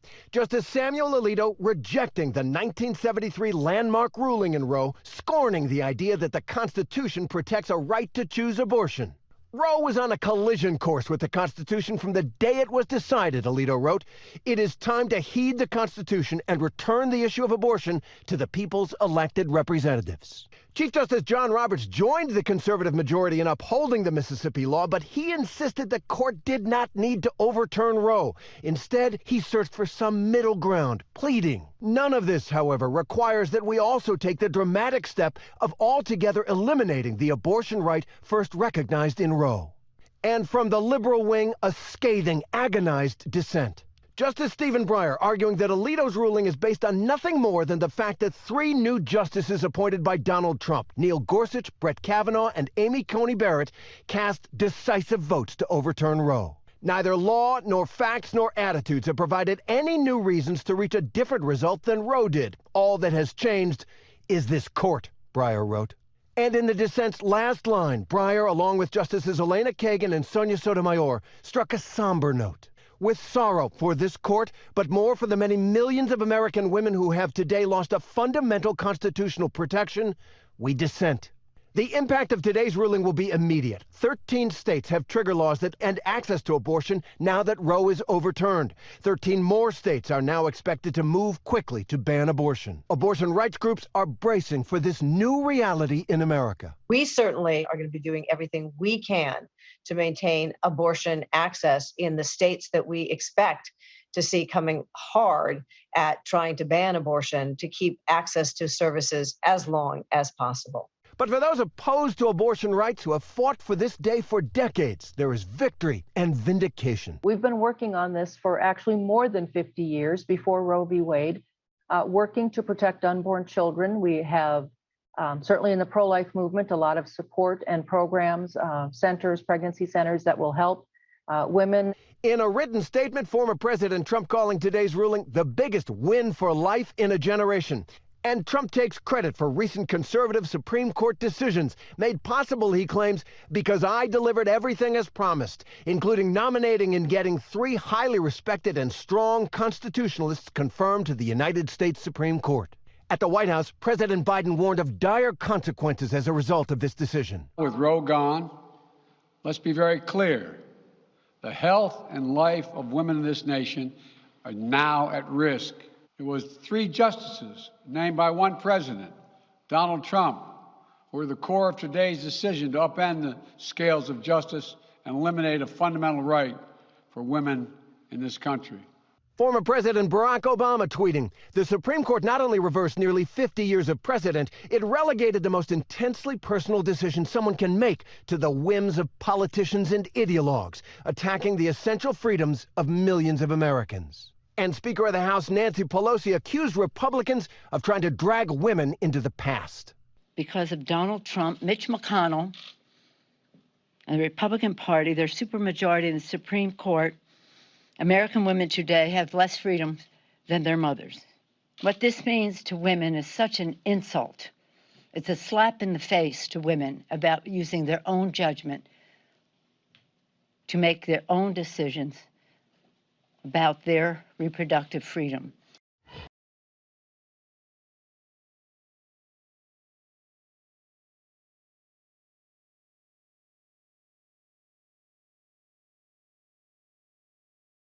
Meanwhile, the girls' groups taught young women how to take care of their homes and families through activities including sewing, farming, cooking, nursing, and singing, as well as things like winter coat drives and gymnastics. The girls were also encouraged to keep their bodies in good shape, so they could attract a mate and eventually bear racially pure children to be the next generation of Germany. It sounds pretty bleak, but it was all so normalized that the children didn't realize the group's insidious purpose. Defense Secretary Pete Hegseth recently made headlines when he shared a CNN video on social media about the Communion of Reformed Evangelical Churches, an arch-conservative network of Christian congregations where he's a member. The video included its pastors arguing women should not have the right to vote. I was very grateful to him for doing that. He didn't just repost it like, oh, here's an interesting thing that these weird people are doing. He reposted it, and he himself said, all of Christ for all of life, which is the tagline that we use. So he was, in effect, reposting it and saying amen at some level. Pastor Doug Wilson, the network's co-founder, is no stranger to controversy with his church's embrace of patriarchy and Christian nationalism. They are a network of over 130 churches and have recently opened a new church in Washington, D.C., with Hegseth attending its first Sunday service. This is the first time we've had connections with as many people in national government as we do now, but this is not an ecclesiastical lobbying effort where we're trying to meet important people. We're trying to give some of these people an opportunity to meet with God. Wilson's church and the wider network believe and practice the idea that men and women have different roles and women should not hold church leadership positions. My wife votes, my daughters vote. If people rush to conclusions from what they heard on the CNN piece, that's a sad thing. At the same time, I think that the 19th Amendment was a bad idea, and I had no problem with how Pastor Jared answered the question. I would support that. Our issue is not a problem with the enfranchisement of women. Our problem is with the disenfranchisement of the household. Wilson would prefer the U.S. follow his church's example. So in our church elections, households vote, and that includes some women as heads of households. But ordinarily, when you have a conservative Christian family, the head of the household is the husband and father. We have got to talk about the fundamentals of our worldview and what it would look like to build a society based on our distinct worldview, which is different from the left, different from a godless, atheist, constructivist, liberal worldview. And what does that look like? Does that look like a society where you have gay marriage and birth control and contraceptives and legal, ubiquitous internet pornography and all the rest, but transgender kids aren't playing in girls' water polo? No, that's not what it looks like. It looks like a society where women don't have the right to vote. And it looks like a society where boys and girls get married as teenagers and start having kids, and they don't use birth control, and they don't use contraceptives, and they have big families and a high birth rate. And it looks like women wearing veils at church. And it looks like women not being in the workforce. And it looks like mothers raising their kids. And it looks like pornography being banned. And homosexuality and transsexuality, as well as heterosexual sodomy, as well as fornication and adultery being shamed by the society, and maybe in some places, in some jurisdictions, regulated by the law. It's not enough to say we're against you got to be against women's rights too. It's not enough to be against blue-haired feminism. You got to be against women getting educated. Okay? Or else, what are we really trying to achieve here? 1999? 1999 sucked too. We want to go back to 1099. We want to go back to the Middle Ages. So we're burning your gay pride flag. We're burning your gay pride float. And then we're going to drag your bitch wife out of her house kicking and screaming. And then we're going to burn her at the stake too for being a witch. We are the Christian Taliban. This is the era of Christian nationalism. Christian nationalism is on the rise, and people are thirsty for it. They are hungry for this. And we are the Christian Taliban. And we will not stop until The Handmaid's Tale is a reality. And even worse than that, to be honest. Yes, we do have to start rolling back there was this article from The Atlantic where it's like, well, Alito is on a mission to roll back the rights of women, to roll back the past 100 years of rights that were given to women. Yes, that is what we're doing. And it's only going to get worse for you from here.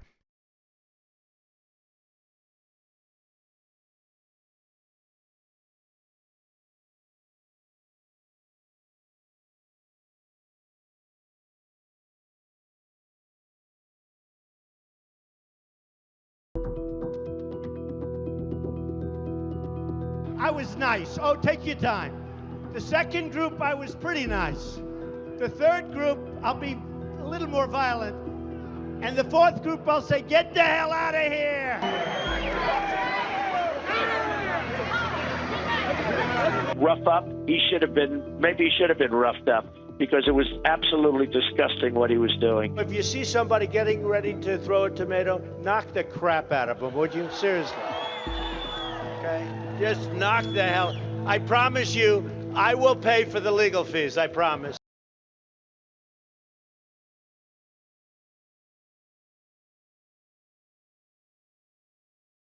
You know what they used to do to guys like that when they were in a place like this? They'd be carried out on a stretcher, folks. Guards are very gentle with him. He's walking out like big high fives, smiling, laughing, like to punch him in the face, I'll tell you.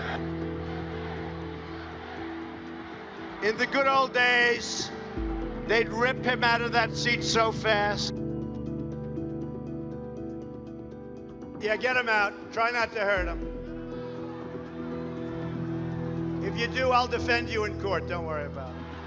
Well, now then a lie. I say, what are you doing? He lied. Do you believe that you've done anything to create a tone where this kind of violence would be encouraged? I hope not. I truly hope not. We have to be politically correct. Oh, please don't hurt them. They're allowed to get up and interrupt us horribly, and we have to be very, very gentle. Very gentle. They can swing. They can hit people, but if we hit them back, it's a terrible, terrible thing, right?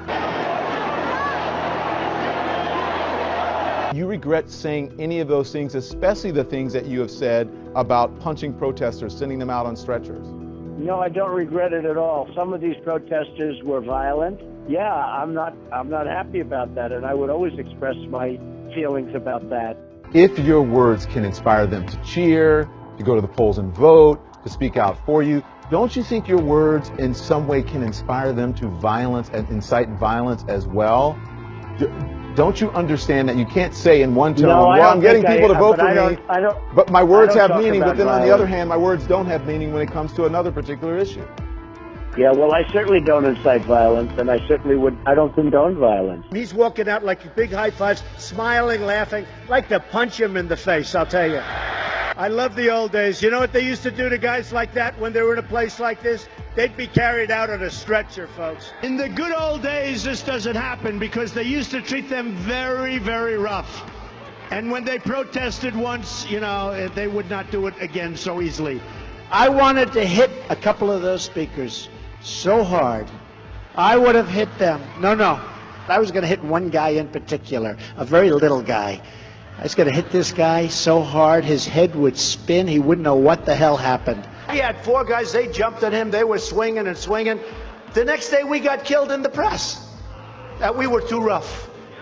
Give me a break, you know? Right? We don't want to be too politically correct anymore, right, folks? Any guy that can do a body slam, he's my kind of... But I had heard that he body slammed a reporter. And he was way up, and I said, oh, this was like the day of the election or just before. And I said, oh, this is terrible. He's going to lose the election. Then I said, well, wait a minute. I know Montana pretty well. I think it might help him. Hillary wants to essentially abolish the Second Amendment. By the way, and if she gets to pick her judges, nothing you can do, folks. Although the Second Amendment people, maybe there is, I don't know. He had some people, some rough guys like we have right in here, and they started punching back. It was a beautiful thing. Hundreds of white nationalists storming the University of Virginia, protesting plans to remove a statue of Confederate General Robert E. Lee. The overnight violence spilling into this morning when marchgoers and counter-protesters clash again, hours before the Unite to Right march was even set to begin. Just after 10:30 a.m., the crowd growing in size. Local and state police in riot gear responding in force, but the violence escalating. Just before noon, Virginia's governor declaring a state of emergency. Just before 2 p.m., the situation taking that deadly turn. You can see the silver 2010 Dodge Challenger barreling down the hill toward a sea of targets with little time to react, slamming to a stop only after it hit a van and another car. Locked in, That car shifting in reverse, screeching back down the street to get away. One person, a 32-year-old woman, left dead. 19 more rushed to the hospital, 5 in critical condition. The suspected driver, 20-year-old James Alex Fields Jr., is behind bars. What I'm saying is this. You had a group on one side and you had a group on the other, and they came at each other with clubs, and it was vicious, and it was horrible, and it was a horrible thing to watch. But there is another side. There was a group on this side, you can call them the left, or you've just called them the left, that came violently attacking the other group. So you can say what you want, but that's the way it is. It's on both sides, sir. You said there was hatred, there was violence on both sides. Well, I do think there's blame. Yes, I think there's blame on both sides. You look at both sides. I think there's blame on both sides, and I have no doubt about it, and you don't have any doubt about it either. And if you reported it accurately, you would say. Neo-Nazis started this. They showed up in Charlottesville. They showed up in Charlottesville to protest. Excuse me. They didn't put themselves down as neo, and you had some very bad people in that group. But you also had people that were very fine people on both sides. You had people in that group. Excuse me. I saw the same pictures as you did. You had people in that group that were there to protest the taking down of, to them, a very, very important statue and the renaming of a park from Robert E. Lee to another name. Robert E. Lee are not the same. Well, no, George Washington was a slave owner. Was George Washington a slave owner? So will George Washington now lose his status? Are we going to take down, are we going to take down statues to George Washington? How about Thomas Jefferson? What do you think of Thomas Jefferson? You like him? Okay, good. Are we going to take down the statue? Because he was a major slave owner. Now we're going to take down his statue. So you know what? It's fine. You're changing history, you're changing culture, and you had people, and I'm not talking about the neo-Nazis and the white nationalists, because they should be condemned totally. But you had many people in that group other than neo-Nazis and white nationalists, okay? And the press has treated them absolutely unfairly. Now, in the other group also, you had some fine people, but you also had troublemakers, and you see them come with the black outfits and with the helmets and with the baseball bats.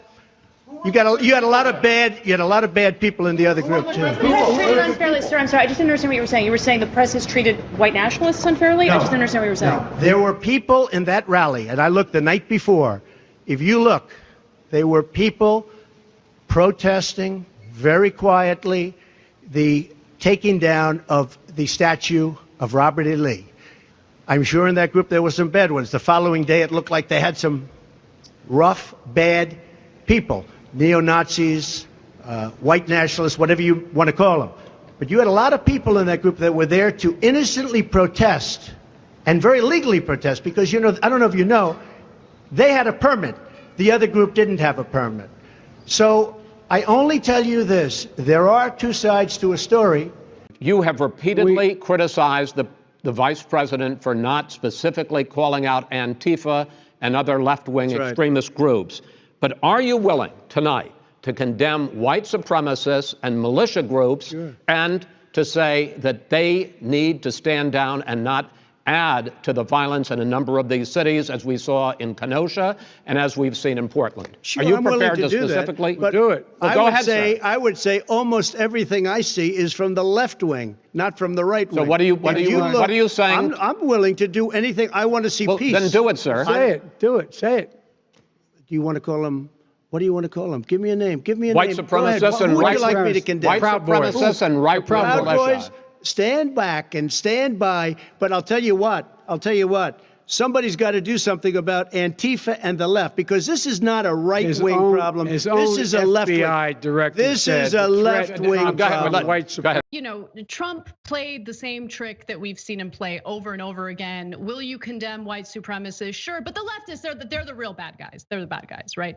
And so it's clear that he refuses to condemn the right-wing gangs throughout this country that have carried out acts of violence, domestic terrorism over and over again for the past few decades. This is not based on my opinion. This is based on actual data by the FBI Proud Boys are celebrating today after Donald Trump refused to condemn them and white supremacy during the first presidential debate. In fact, they're celebrating his statements by putting out new logos that specifically verbatim mention his phrasing, Trump's phrasing that encourages them to carry out acts of violence. If you take a look at this tweet by Mike Baker, he shared what that new logo looks like. Again, those are Donald Trump's words that they're now using in their logo. By the way, in that same Twitter thread by Mike Baker, who's a correspondent for the New York Times, he also shared a screenshot of an online forum where Joe Biggs, one of the more prominent members of the Proud Boys, said the following. This is his interpretation of what Trump said. Trump basically said, "Go F them up. This makes me so happy." So Trump is encouraging and inciting violence. There's no question about that. For those of you who maybe haven't been following what the Proud Boys are and what their mission is, the Proud Boys, which have been designated as a hate group by the Southern Poverty Law Center, describe themselves as a pro-Western fraternal organization for men who refuse to apologize for creating the modern world, AKA Western chauvinists. They're just incredibly pathetic, insecure men who think beating up on people makes them look like alpha males, when in reality they're pathetic and should be laughed at. But they're also dangerous, especially when they have the backing of Donald Trump. And so Trump was asked about the statements today to see if he would walk them back. And he did the exact same thing that we experienced in 2016 when David Duke had endorsed him and he refused to reject David Duke's endorsement. We'll get to that in just a second, but here's Trump's latest statements on the Proud Boys. I don't know who the Proud Boys are. I mean, you'll have to give me a definition because I really don't know who they are. I can only say they have to stand down, let law enforcement do their work. In 2016, David Duke, white supremacist, KKK member, put out his support for Trump, and here's how Trump responded. KKK leader David Duke, who recently told his radio listeners voting against Trump is really treason to your heritage. Just so you understand, I don't know anything about David Duke, okay? Would you just say unequivocally you condemn them and you don't want their support? Well, I have to look at the group. I mean, I don't know what group you're talking about. I mean, I'm just talking about David Duke and the Ku Klux Klan here, but I don't know. Honestly, I don't know David Duke. Oh my God. Yeah, he knows what he's doing. He's recycling the same garbage from 2016. That's what he's doing here. Yeah, and again,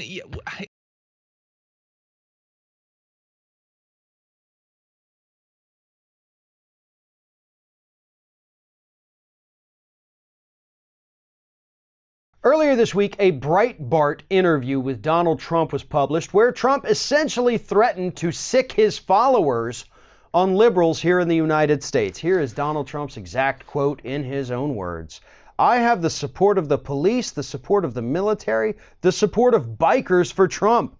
I have the tough people, but they don't play it tough until they go to a certain point, and then it would be very bad, very bad." So what Donald Trump is basically trying to tell us here, which is something he has told us repeatedly over the last few years, is that don't get on my bad side because I've got some really tough friends who'll do whatever I say and they're going to come beat you up.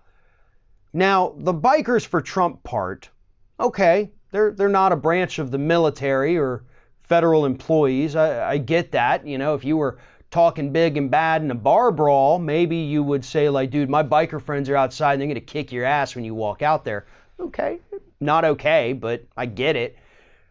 But you just threatened to sick the military and the police on people who disagree with you, on liberals, on Democrats.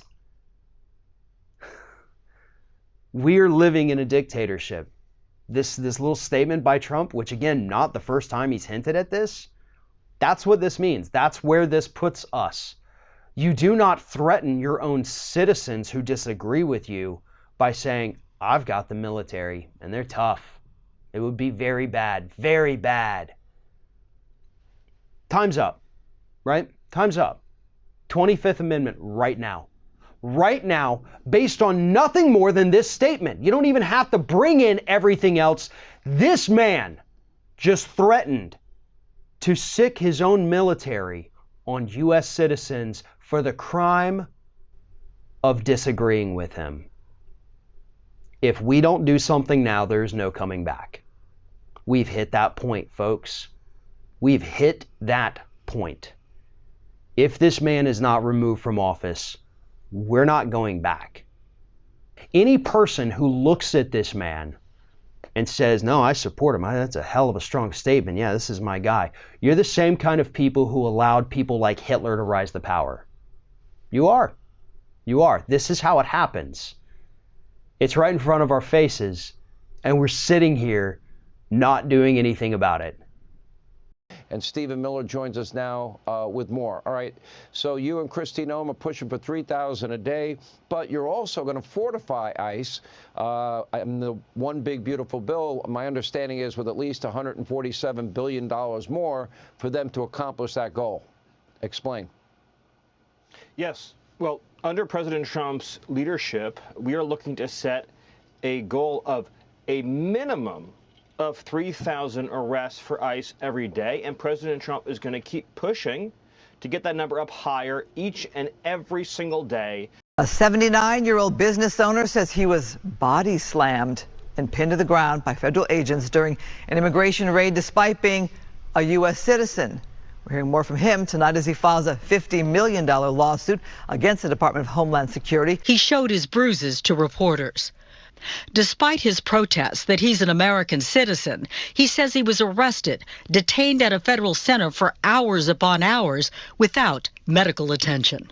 And I said, okay, let me go. But even though he agreed that I don't belong there, it took him 10, 11 hours.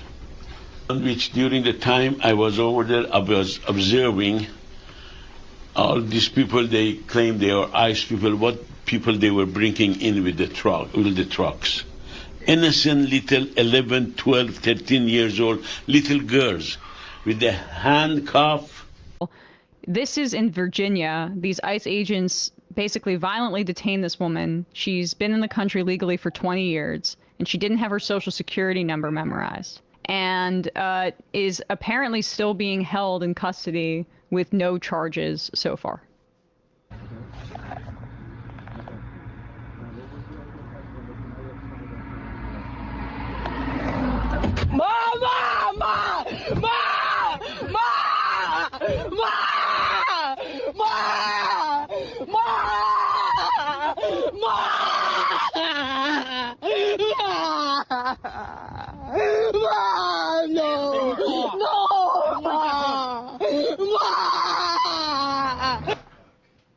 There was no need to be violent there. There's no need to.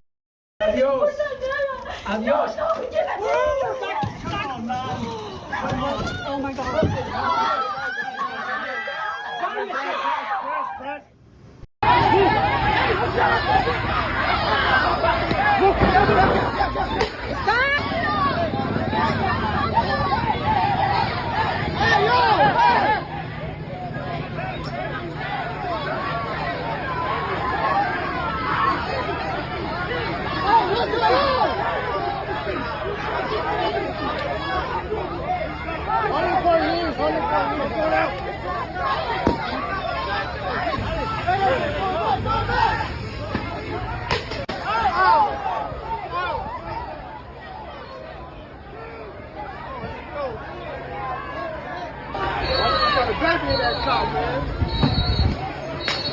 Herman, get back!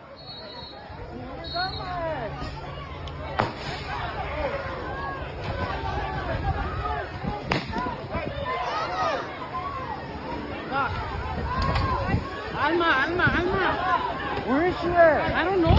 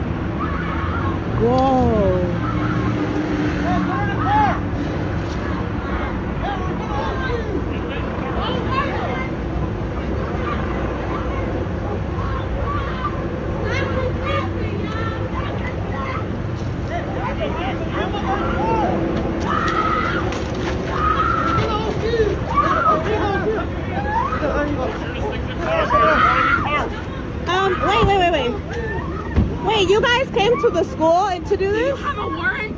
They haven't asked for a warrant. My name is Jocelyn from Cicero. They don't have a warrant. They didn't ask for one. They forcefully opened the door of the truck. It was locked. It was locked. You're going to record this. Don't get any closer from me, all right? Like, cool? You stay back, please. You're being arrested for Yeah, but you guys came to the school? They forced us out of the car. They were following us. They were obsessed. Whoa. My sister, help me. Help me. Please step back, please. You're okay. I know I'm okay, but I'm worried about other people. Oh no. Joe and Erica, we are told 4 students were together at the time, but one of those students never made it here to school today. One of the students apparently detained in Little Village by federal officers, another apparently hurt in a scuffle with those same officers. Part of this caught on camera. He's a kid! He's a kid! He's a kid! On social media, neighbors sharing this video of what is believed to be a junior from Benito Juarez fighting to get out of the hands of federal agents this morning in Little Village. Chicago teachers and city leaders tell us 4 students were on their way to school here in Pilsen when they got a rapid response call about federal officials at the Discount Shopping Center off of 27th in Little Village. City leaders say the students went to help protest and showed up to a large crowd there. Video shows a confrontation between multiple federal agents and the student, a crowd surrounding them. You hear on video what sounds like pepper bullets being fired in the background. Another video shared with us by a city alderman shows one of those students zip-tied and detained before being taken into federal custody. We're told a second student was, quote, attacked by a federal agent and came to school bloody but was not detained. The student's teacher spoke about what happened this morning. This morning at 7:45 in my homeroom class, I marked a junior student absent. Not because that student was sick, not because the student overslept or the bus was late. It was because ICE had snatched him up on his way to school. They are targeting children. It is unconscionable. They are taking people who are just working, day laborers, fixing houses, landscapers. These aren't your criminals.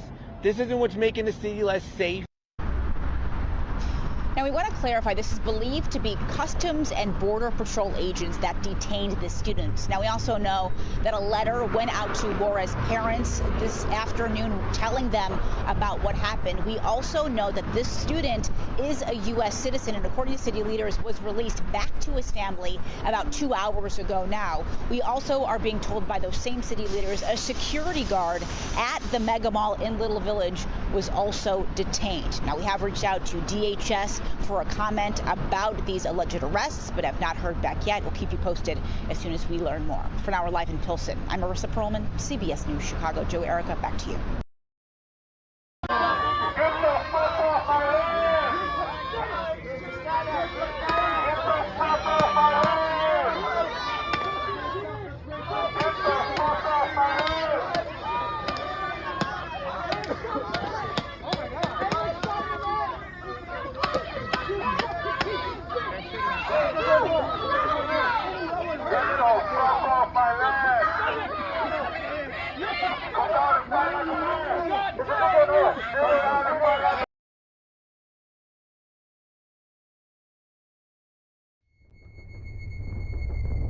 First, they came for the communists, and I did not speak out because I was not a communist. Then they came for the socialists, and I did not speak out because I was not a socialist. Then they came for the trade unionists, and I did not speak out because I was not a trade unionist. Then they came for the Jews, and I did not speak out because I was not a Jew. Then they came for me, and there was no one left to speak out for me. Listen to this. ICE in hot water. Dozens of U.S. citizens wrongfully deported in shocking immigration blunder. Now, that's where they're wrong. Is it actually a blunder? I don't think so. All right. Now, by the way, hang tight because you're about to learn a fact which is mind-boggling, which really puts in perspective just how bad it is, okay? Shocking report reveals over 70 Americans mistakenly removed from the country in a startling revelation. Immigration and Customs Enforcement has deported dozens of U.S. citizens over the years, raising serious concerns about civil rights violations and the integrity of immigration enforcement. According to a recent report highlighted by Migrant Insider, at least 70 American citizens were deported between 2015 and 2020. So understand something.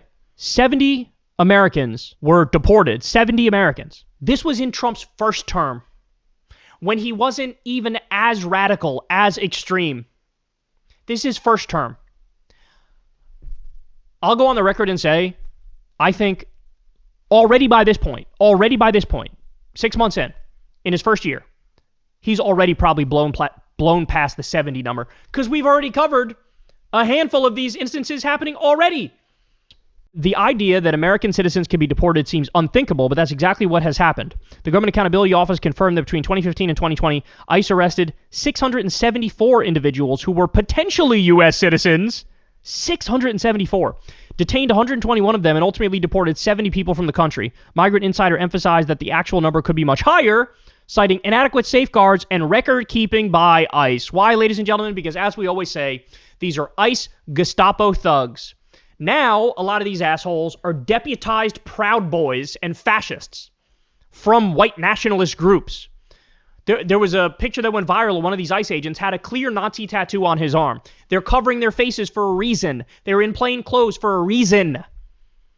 They're going to immigration courts, and even if a judge dismisses the case of an immigrant, they still round them up. They know what they're doing is illegal. They don't care. Secretary Noem, the White House Deputy Chief of Staff recently said that the Trump administration is actively looking at suspending habeas corpus. Last week you were asked about this, and I want to clarify your position because it's obviously really important to get this right. So, Secretary Noem, what is habeas corpus? Well, habeas corpus is a constitutional right that the president has to be able to remove people from this country and suspend their right to. Let me stop you, ma'am. Habeas corpus, excuse me, that's incorrect. President habeas Lincoln corpus, used it. Excuse me. Habeas corpus is the legal principle that requires that the government provide a public reason for detaining and imprisoning people. If not for that protection, the government could simply arrest people, including American citizens, and hold them indefinitely for no reason. Habeas corpus is the foundational right that separates free societies like America from police states like North Korea. As a senator from the Live Free or Die state, this matters a lot to me and my constituents and to all Americans. So, Secretary Noem, do you support the core protection that habeas corpus provides, that the government must provide a public reason in order to detain and imprison someone? Yeah, I support habeas corpus. I also recognize that the President of the United States has the authority under the Constitution to decide if it should be suspended or not. But they don't care. They literally don't care. This is what I'm trying to get across to you, is they literally don't care. They were told by Stephen Miller, the old number was 1,200 minimum deportations per day, or arrests per day for ICE. Now they upped it to 3,000. You can only get to that number if you start rounding up innocent people all over the fucking place, including citizens. Trump is standing by his words, describing his perceived opponents as the enemy within, the same phrase he used Sunday when he also threatened force against them. We have some sick people, radical left lunatics, and I think they're and it should be very easily handled by, if necessary, by National Guard, or if really necessary, by the military. By any standard, this is a remarkable threat, but it's in line with Trump's embrace of authoritarian attitudes. Today, the president made what are widely called unusual, perhaps unprecedented remarks in the modern era. And I'm going to show you exactly what he said and why military veterans and many other experts on a nonpartisan basis say this is one of those inflection points you need to confront. It is unusual to gather this many members of the military in peacetime. The president made this public address so everyone can see and hear what he is saying to the military. And he explicitly said this military under this Trump administration must better focus on attacking, quote, the enemy within. He will use the military on American cities for what he calls a training ground for a new type of war. Portland, Oregon, where it looks like a war zone. They're brave in our inner cities, which we're going to be talking about, because it's a big part of war now. It's a big part of war. The radical left Democrats, what they've done to San Francisco, Chicago, New York, Los Angeles, they're very unsafe places, and we're going to straighten them out one by one. We should use some of these dangerous cities as training grounds for our military, National Guard, but military, because we're going into Chicago very soon. President is well within his grounds in general to talk about trying to lower crime in America. But having the U.S. military do it and call it war, way out of bounds. The Washington Post reporting this new speech marks the first time President Trump publicly directed military leaders to be a major part of fighting a war from within U.S. cities. If we get to a wartime footing, if we see this president trying to summon war powers in our country, don't say he didn't warn you. And don't say you didn't hear about it if you're reasonably informed. You can watch it on the news or read it on your phone, but we have been warned. It's not happening in a vacuum. The president has already sent, as mentioned, all kinds of federal agents and troops into various places. People close to Trump and former aides say this is part of something he is planning to test or abuse national emergency powers in the future, to distort elections or potentially try to reverse an outcome. And before you say, well, that sounds like a hypothetical, the president, current President Trump, lost one election. And he did not leave peacefully. We all lived through that. This was a vindictive tone from the president today. I'll let you hear it for yourself as he insists U.S. troops should now target Americans, which he calls, again, the politician, his opinion, he calls them the domestic enemy. Last month, I signed an executive order to provide training for quick reaction force that can help quell civil disturbances. This is going to be a big thing for the people in this room because it's the enemy from within, and we have to handle it before it gets out of control. While America is under invasion from within, we're under invasion from within.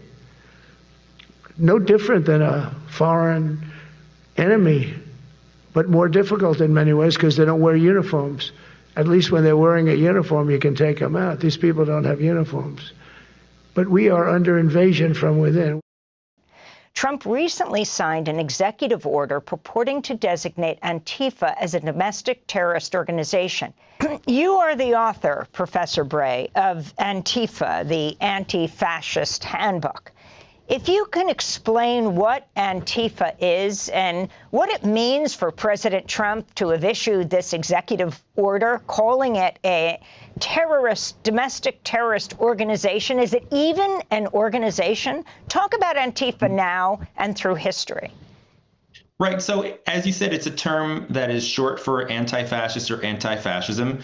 It's originally German from the era of opposition to Hitler. Antifa is real.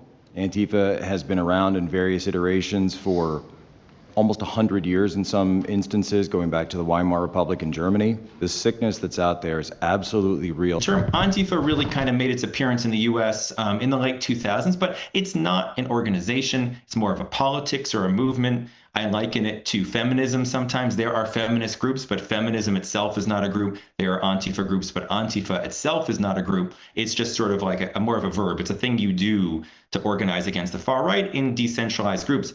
Trump, of course, doesn't care about any of that. It's a useful boogeyman term to demonize protests, demonize resistance, equate it with terrorism. Several high-level Republicans have accused this Saturday's No King's Day protests of being organized by Antifa. U.S. Attorney General Pam Bondi said last week the administration will take the, quote, same approach to Antifa as it has to drug cartels it's bombed in the Caribbean. We're not going to stop at just arresting the violent criminals we can see in the streets. Fighting crime is more than just getting the bad guy off the streets. It's breaking down the organization brick by brick. Just like we did with cartels, we're going to take the same approach, President Trump, with Antifa. Destroy the entire organization from top to bottom. We're going to take them apart. President, if you are declaring war against these cartels and Congress is likely to approve of that process, why not just ask for a declaration of war? Well, I don't think we're going to necessarily ask for a declaration of war. I think we're just going to kill people that are bringing drugs into our country. Okay? We're going to kill them. You know, they're going to be like dead. Trump is saying, I can define who's a terrorist, and that means I can kill him. At the same time, we're seeing executive orders defining whole parts of the Democratic Party as domestic terrorists. Thank you. Right? We're seeing NSPM 7, which says any anti-American or anti-capitalist or anti-Christian speech is extremist speech. We have a task force of 4,000 agents who are being taken off of drug trafficking and human trafficking and the actual crime and being put on prosecuting those people who are saying anti-capitalist things. Do you think that's okay? Can you put two and two together about what's going on here? Mark Bray is a Rutgers University history professor, author of the 2017 book Antifa, the Anti-Fascist Handbook. Last week, he was forced to leave his home in New Jersey and move to Spain with his family after receiving death threats following Trump's push to categorize the anti-fascist movement as a domestic terrorist organization. Charlie Kirk's group, Turning Point USA, had also circulated a petition labeling him Dr. Antifa and calling for him to be fired. In a remarkable development, Bray was at first blocked from flying out of the United States last week.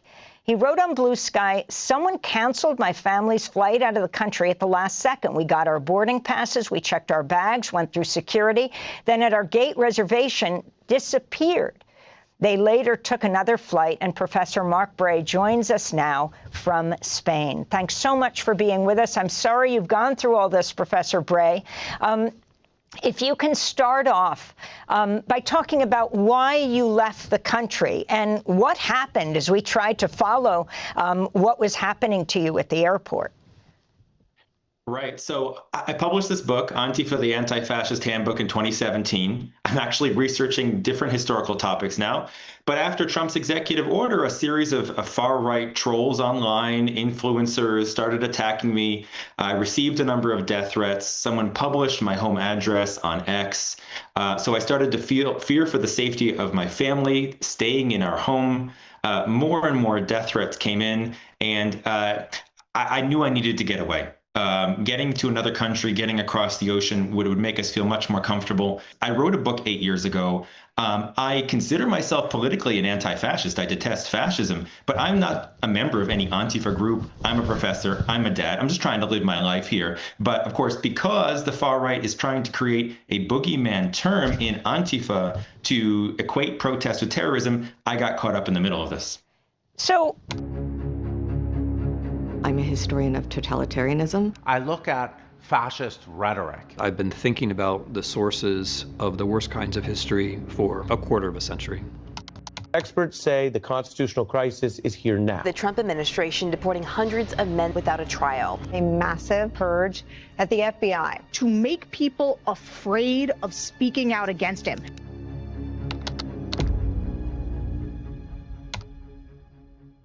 I'm leaving to the University of Toronto because I want to do my work without the fear that I will be punished for my words. The lesson of 1933 is you get out sooner rather than later.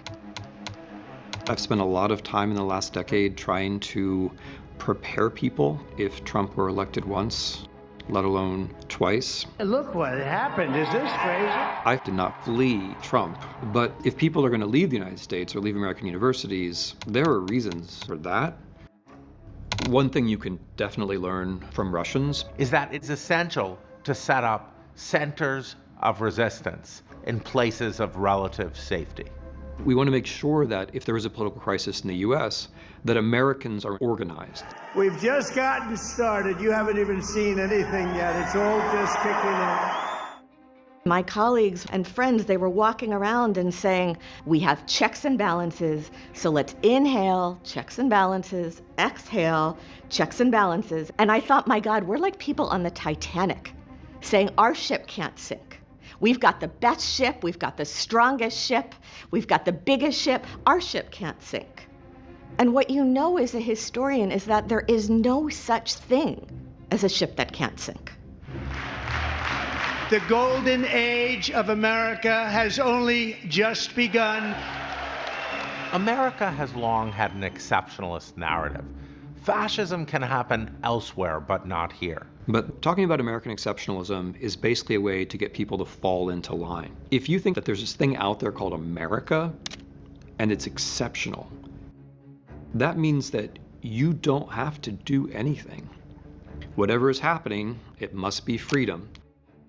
And so then what your definition of freedom is just gets narrowed and narrowed and narrowed and narrowed, and soon you're using the word freedom, but what you're talking about is authoritarianism. There are some words, in Russian in particular, that I feel help us to understand what's happening in the United States, because we now have those phenomena. Произвол. It's the idea that the powers that be can do anything they want to you, and you have no recourse. This not knowing who is next creates a state of paralysis in society. The Tufts student whose visa was removed because she co-authored an article in the Tufts student newspaper. It's a deliberate act of terror. It's not necessary. It's just being done to create a spirit of us and them. Starts to matter is not what is concealed, but what has been normalized. There's no limit to the depravity. President Trump did not rule out the possibility of a third term. And the sadism. The White House released this video titled ASMR, Illegal Alien Deportation Flight. And the cruelty that we are watching now play out in real time. This facility is one of the tools in our toolkit that we will use. You have to continually ask yourself the question, is this okay?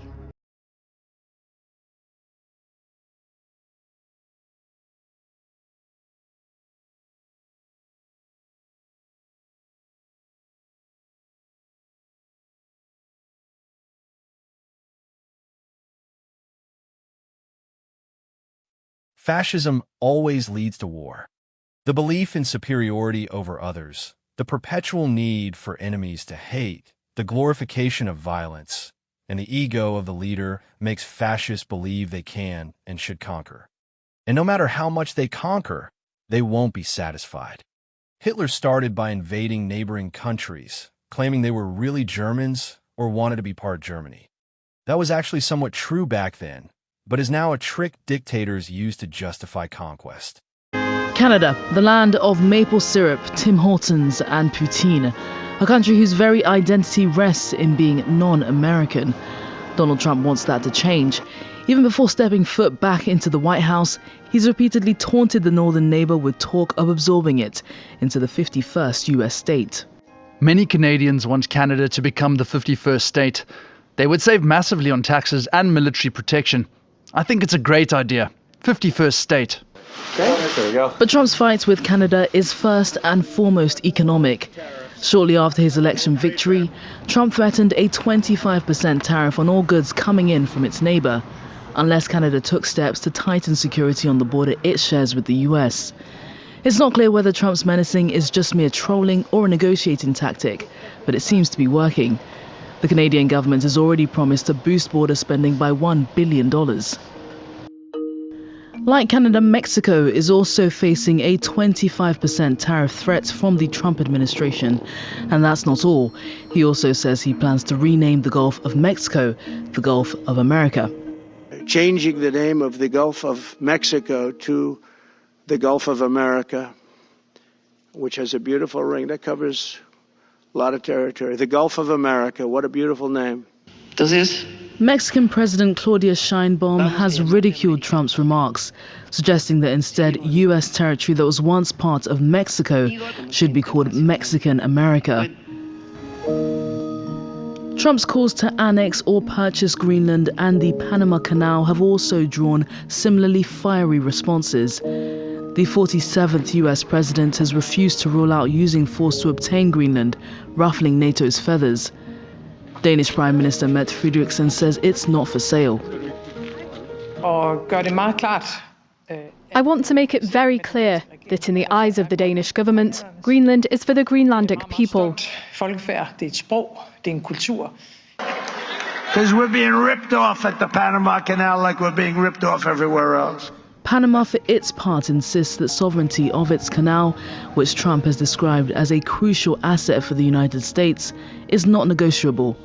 The Department of Defense is now the Department of War. President Trump just signed an executive order to rename it just a few hours ago. You can already see crews taking down and replacing that old signage. President Trump called the Department of War, quote, a more appropriate name. The president's order also changes Defense Secretary Pete Hegseth's title. He is now the Secretary of War. We're doing three critical things at his direction. Number one, we're restoring the warrior ethos. We're getting back to basics. Standards, accountability, readiness, training, warfighting, lethality. We're not a college or a university. We're not interested in your woke garbage and your political correctness.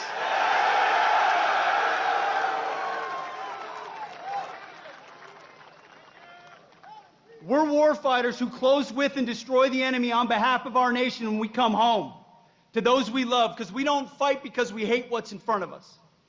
We fight because we love what's behind us. That's what makes the American soldier different. So we're restoring the warrior ethos back to basics. We're also rebuilding our military. We'll have the first $1 trillion budget. You will have the best equipment in your hands to stare down the enemy. From multi-billion-dollar platforms to the best rifles to the best equipment to hypersonics and drones and fighters and jets, ships and carriers. Everything you need, President Trump will make sure you have. We're rebuilding the military after 4 years of deferred maintenance.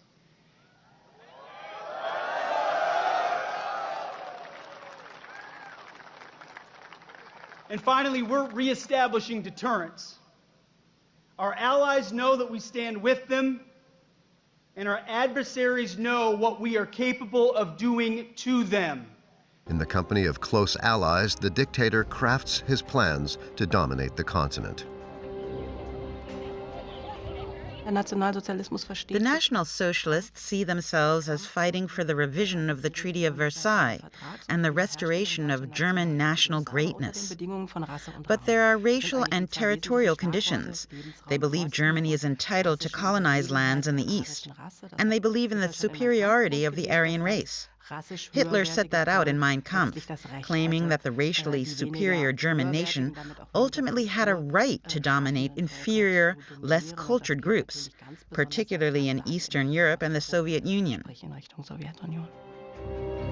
But it is still too early for a confrontation with the Soviet Union.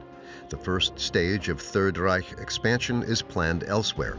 After the annexation of Austria and the breakup of Czechoslovakia, the dictator switches his focus to Poland. Hitler actually saw Poland as a junior partner for his war against the Soviet Union. That's why he signed a non-aggression pact with Poland in the early 1930s. But it soon became clear that Poland planned to pursue its own policies and had no intention of being Hitler's acquiescent friend and helper. So Hitler tears up the non-aggression pact and demands that Danzig be incorporated into the German Reich. Danzig looks back on a turbulent history between Poland and Germany. Unlike East Prussia, it was separated from the German Reich under the Treaty of Versailles and placed under the authority of the League of Nations.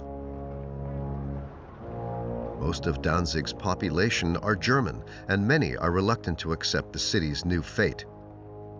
So are the National Socialists, who skillfully exploit the situation for their own ends.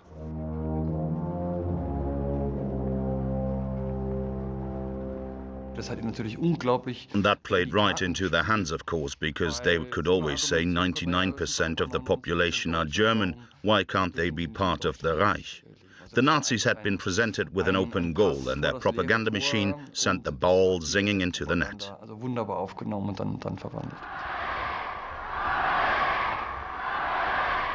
Propaganda Minister Joseph Goebbels makes several trips to the historic Hanseatic city and delivers inflammatory speeches to cheering crowds. Auch diese Stadt mit ihren Menschen gehört zu diesem Volkstum. Sie ist deutsch und bleibt deutsch. So Greenland, this to me could be Donald Trump's Louisiana Purchase.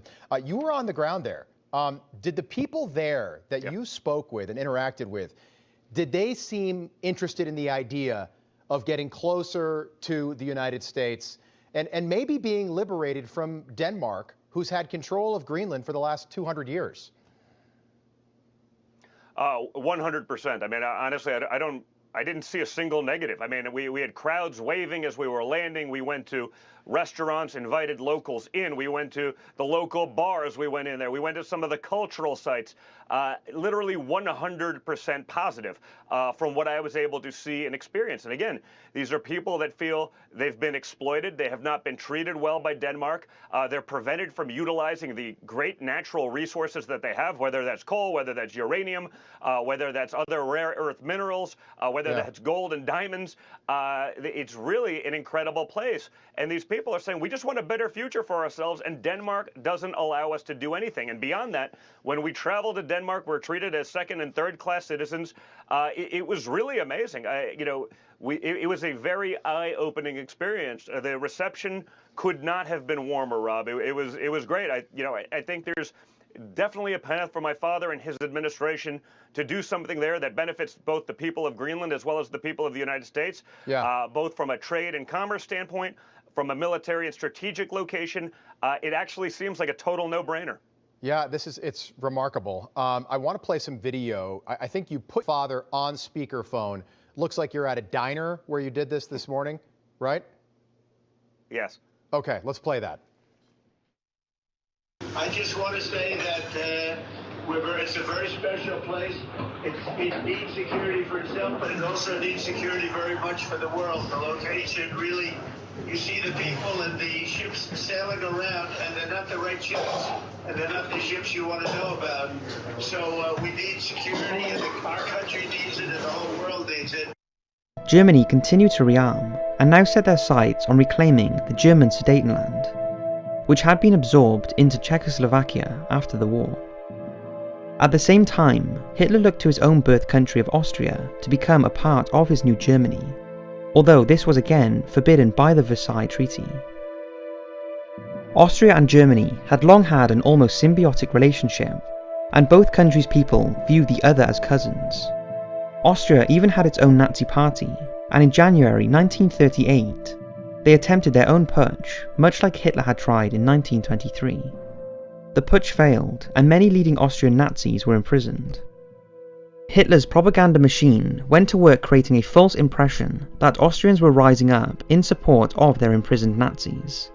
And so, on March 12, 1938, German troops entered Austrian territory on the pretense of restoring order. Within weeks, the Austrian government was gone, and the country was absorbed into Germany as the province of Ostmark. A vote on joining Germany claims that 99% of the population supported the move, which was known as Anschluss.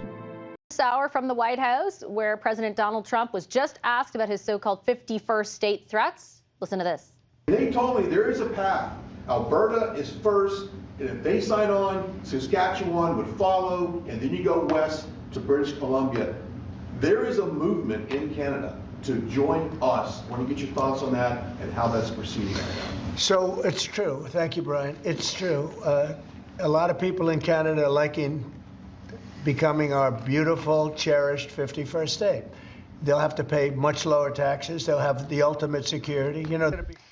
Just a tiny fact check there. Most recent polling shows about 7 in 10 Canadians are in fact not open to the idea of joining the United States. Can you assure the world that as you try to get control of these areas, you are not going to use military or economic coercion? No, I can't assure you. You're talking about Panama and Greenland. No, I can't assure you on either of those two. But I can say this. We need them for economic security. The Panama Canal was built for our military. I'm not going to commit to that now. It might be that you'll have to do something. Look, the Panama Canal is vital to our country. Having secured his home nation under a greater Germany, Hitler declared himself as the advocate of all ethnic Germans in Europe, and primarily of those in Sudetenland. making clear his intention to absorb the region into Germany. A diplomatic crisis was sparked when, just like in Austria, a Sudetenland Nazi party rose up and began demanding autonomy from Czechoslovakia. The Czech government tried to negotiate with the Sudeten Germans, while a series of meetings were held between Germany, Britain and France to reach an agreement on the crisis, culminating in the Munich Agreement, which effectively gave a free hand to Germany's ambitions. No Czech representative was present. First, Hitler took the Sudetenland, and then in January 1939, he invaded and captured the rest of Czechoslovakia, in his first act of truly open aggression towards a neighbor. Thank you very much. A short time ago, the U.S. military carried out massive precision strikes on the 3 key nuclear facilities in the Iranian regime: Fordow, Natanz, and Esfahan. Everybody heard those names for years as they built this horribly destructive enterprise. Our objective was the destruction of Iran's nuclear enrichment capacity and a stop to the nuclear threat posed by the world's #1 state sponsor of terror. Tonight, I can report to the world that the strikes were a spectacular military success. Iran's key nuclear enrichment facilities have been completely and totally obliterated. Iran, the bully of the Middle East, must now make peace. If they do not, future attacks will be far greater and a lot easier. The U.S. will take over the Gaza Strip, and we will do a job with it, too. We'll own it and be responsible for dismantling all of the dangerous unexploded bombs and other weapons on the site, level the site and get rid of the destroyed buildings, level it out, create an economic development that will supply unlimited numbers of jobs and housing for the people of the area. Do a real job. President Trump has authorized military strikes against suspected drug boats in the Caribbean. As you know, so far more than 20 people, Senator, have been killed in 6 different strikes. Do you believe that these strikes against these suspected drug boats are legal? No, they go against all of our tradition. You know, when you kill someone, you should know, if you're not at war, not in a declared war, you really need to know someone's name, at least. You have to accuse them of something. You have to present evidence. So all of these people have been blown up without us knowing their name, without any evidence of a crime. And for decades, if not centuries, when you stop people at sea in international waters or in your own waters, you announce that you're going to board the ship and you're looking for contraband, smuggling, or drugs. This happens every day off of Miami. But we know from Coast Guard statistics that about 25% of the time the Coast Guard boards a ship, there are no drugs. So if our policy now is to blow up every ship we suspect or accuse of drug running, that would be a bizarre world in which 25% of the people might be innocent.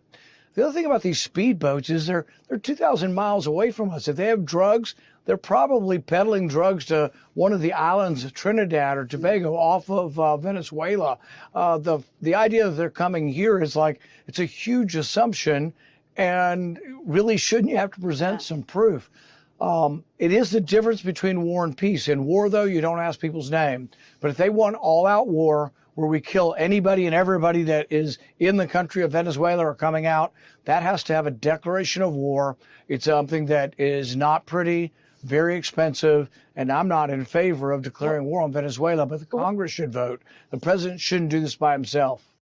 He somehow convinced him that this is the #1 fentanyl smuggler of the United States. Now we're bombing all of this Caribbean, the Caribbean waters, international waters, doing all these crazy drone strikes, which I think Trump makes him feel good, right, to do that. Yeah. But the thing is that there's a far cry between that, now greenlighting the CIA regime change ops, which we covered in our last show, and then also now openly demanding basically his removal from power. Like we are, and we're about to go through all the other stuff with the military. The media is not taking this stuff seriously. This is genuinely the closest that we have come to an actual legit regime change war, probably since Iraq. And listen again, listen closely. How about we're buying oil from Venezuela? When I left, Venezuela was ready to collapse. We would have taken it over. We would have gotten all that oil. It would have been right next door. Guys, he has a track record. He said the same shit with Iraq. He used to attack George W. Bush and Dick Cheney and go, what are they doing? They got to steal the oil. Steal the oil. To the victor, go the spoils. To the victor, go the spoils. They used to say, to the victor belong the spoils. Well, we'd be the victor that would leave because we had people that didn't know what the hell they were doing. They should take the oil. Trump said this about Syria in his first term. He said, we're occupying a third of Syria to take the oil. We're going to take the oil. That's what we're going to do. We're going to take the oil. Here he is talking about Venezuela because they tried to do regime change in the first term. But in the first term, it was more just CIA regime change. It was a coup. It was an attempted coup. And guess what? They weren't able to pull it off. Remember, Trump had State of the Union addresses in his first term where they had this guy there named Juan Guaido. Who's Juan Guaido? He was the opposition leader in Venezuela, and the U.S. started just pretending like he was the president of Venezuela, even though he wasn't. He didn't win the election. He wasn't president, but they would pretend, Juan Guaido, the president of Venezuela, is here, and he would stand up and they would fucking clap. Oh, yes, Juan Guaido. Because they were trying to do a coup in the first term, and here he is saying, well, if we succeeded, I would have taken the oil. We would have taken the oil. That's what we would have done. This is what this is about, ladies and gentlemen. One more time. Regime change. Install a U.S. puppet. Let Trump's war criminal friend Erik Prince occupy the country with his mercenary army and steal the oil. That's the goal. And they view this, the great global chessboard, this is how they think of politics, the great global chessboard, we need to handle everything in our hemisphere as ours, right? And so they say, wait a second, this is they call it the sphere of influence. This is our sphere of influence. So that's also why you stop and think, hey, why is he threatening Greenland? Why is he threatening Panama? Why is he threatening Mexico? Why is he now threatening Colombia? It's all in the sphere of influence. This is what's happening. This is what's happening right in front of our eyes. They're trying to expand the empire. Trump's going full imperialist, colonialist, warmonger. You know, Rubio has an ideological fixation on Venezuela, right? In the same way Biden was a dyed-in-the-wool committed Zionist, Rubio was like a dyed-in-the-wool committed neocon when it comes to Venezuela, certainly. And in other areas, maybe he's more flexible. But Venezuela, that one is locked in. And then it benefits Stephen Miller and his like war on immigrants because you've got the Tren de Aragua piece.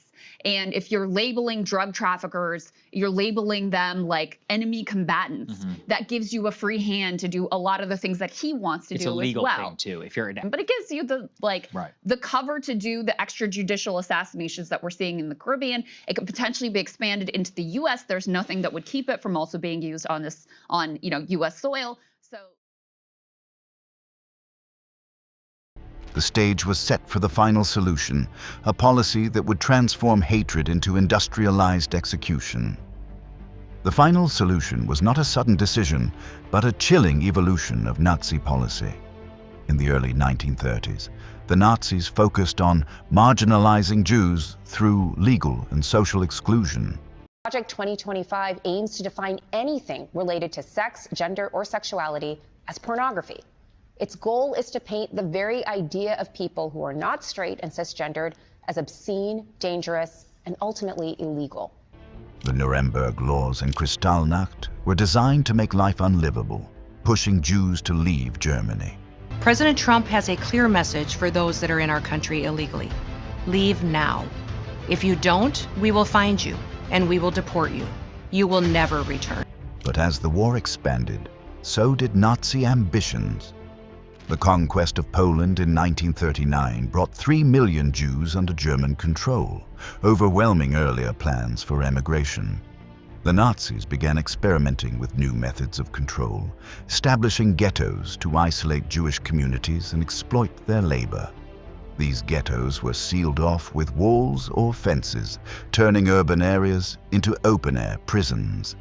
So Carolyn Levitt, the White House press spokesperson, was very excitedly telling everybody about Alligator Alcatraz, the new concentration camp that they're building in the Everglades in Florida. So let's listen to what she has to say here, and then we're going to get to some actual pictures and videos from that concentration camp. And let me warn you in advance, it's dark, bro. It's dark. Here we go. President Trump will travel to the great state of Florida to attend the opening of a new illegal alien detention center located at Dade Collier Training and Transition Airport alongside Secretary Kristi Noem, Governor Ron DeSantis, Congressman Byron Donalds, and other state and local leaders. We hope to see many of you there. The facility is in the heart of the Everglades and will be informally known as Alligator Alcatraz. There is only one road leading in, and the only way out is a one-way flight. It is isolated and surrounded by dangerous wildlife and unforgiving terrain.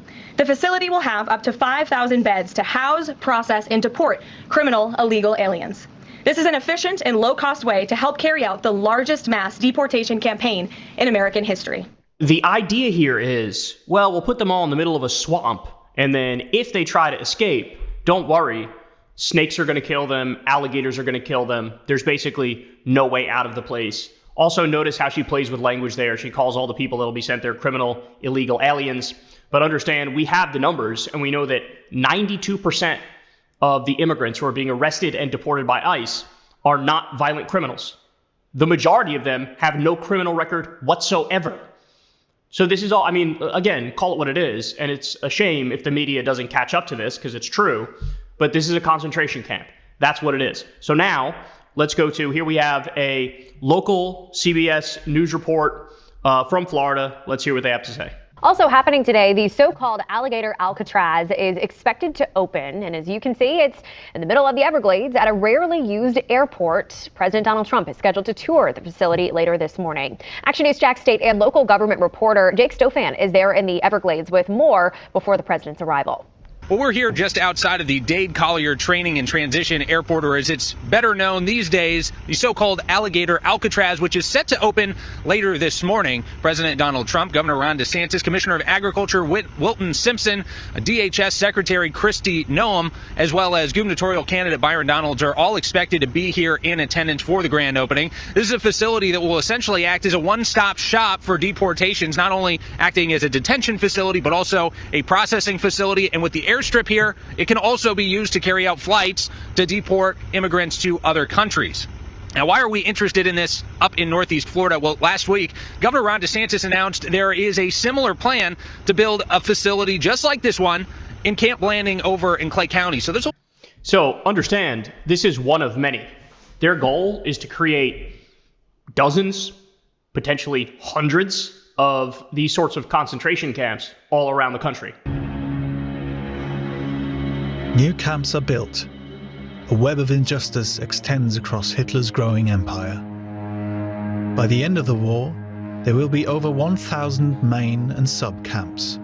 Sort of our first insight into what something like this looks like and what we might expect in our area. There's also some rumors we're trying to work out whether a Jacksonville-based company may be involved in the construction of this facility. Those are questions we're going to pose to the governor and President Trump if given the opportunity later today. That roundtable is set to begin around 11 a.m. We'll be here throughout the day providing you updates on air and online as things play out throughout the day. All right, so now let me take you inside.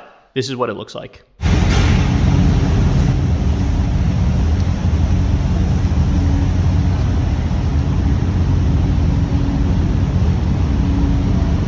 I mean, I don't even need to say it, right? The historical parallels are beyond obvious. We first walked into these halls. Ciclot was a powerful symbol across Latin America. But now, since folks in the U.S. are far more familiar with what's happening here because it has a direct connection. Last time we were here, there were about 80 or so people per cell. I'm looking right now, and it's already 70 who have come out, and they've probably got another 30 plus. So you're talking more than 100 people in some of these cells now. Questions have been raised about that severity of treatment, and it is seen certainly as harsh. But when you talk to Salvadorans, they say, yes, perhaps harsh, but totally necessary to have eradicated the gangs and to keep them out. The question is that same level of treatment necessary when it comes to the deportees that are coming here from, say, the U.S.? But if you look just straight down there at the very end, that's Sector 8. That's where the deportees, including those from Tren de Aragua, are being held. We cannot go into that sector. When I ask why, he says it's not part of this approved tour.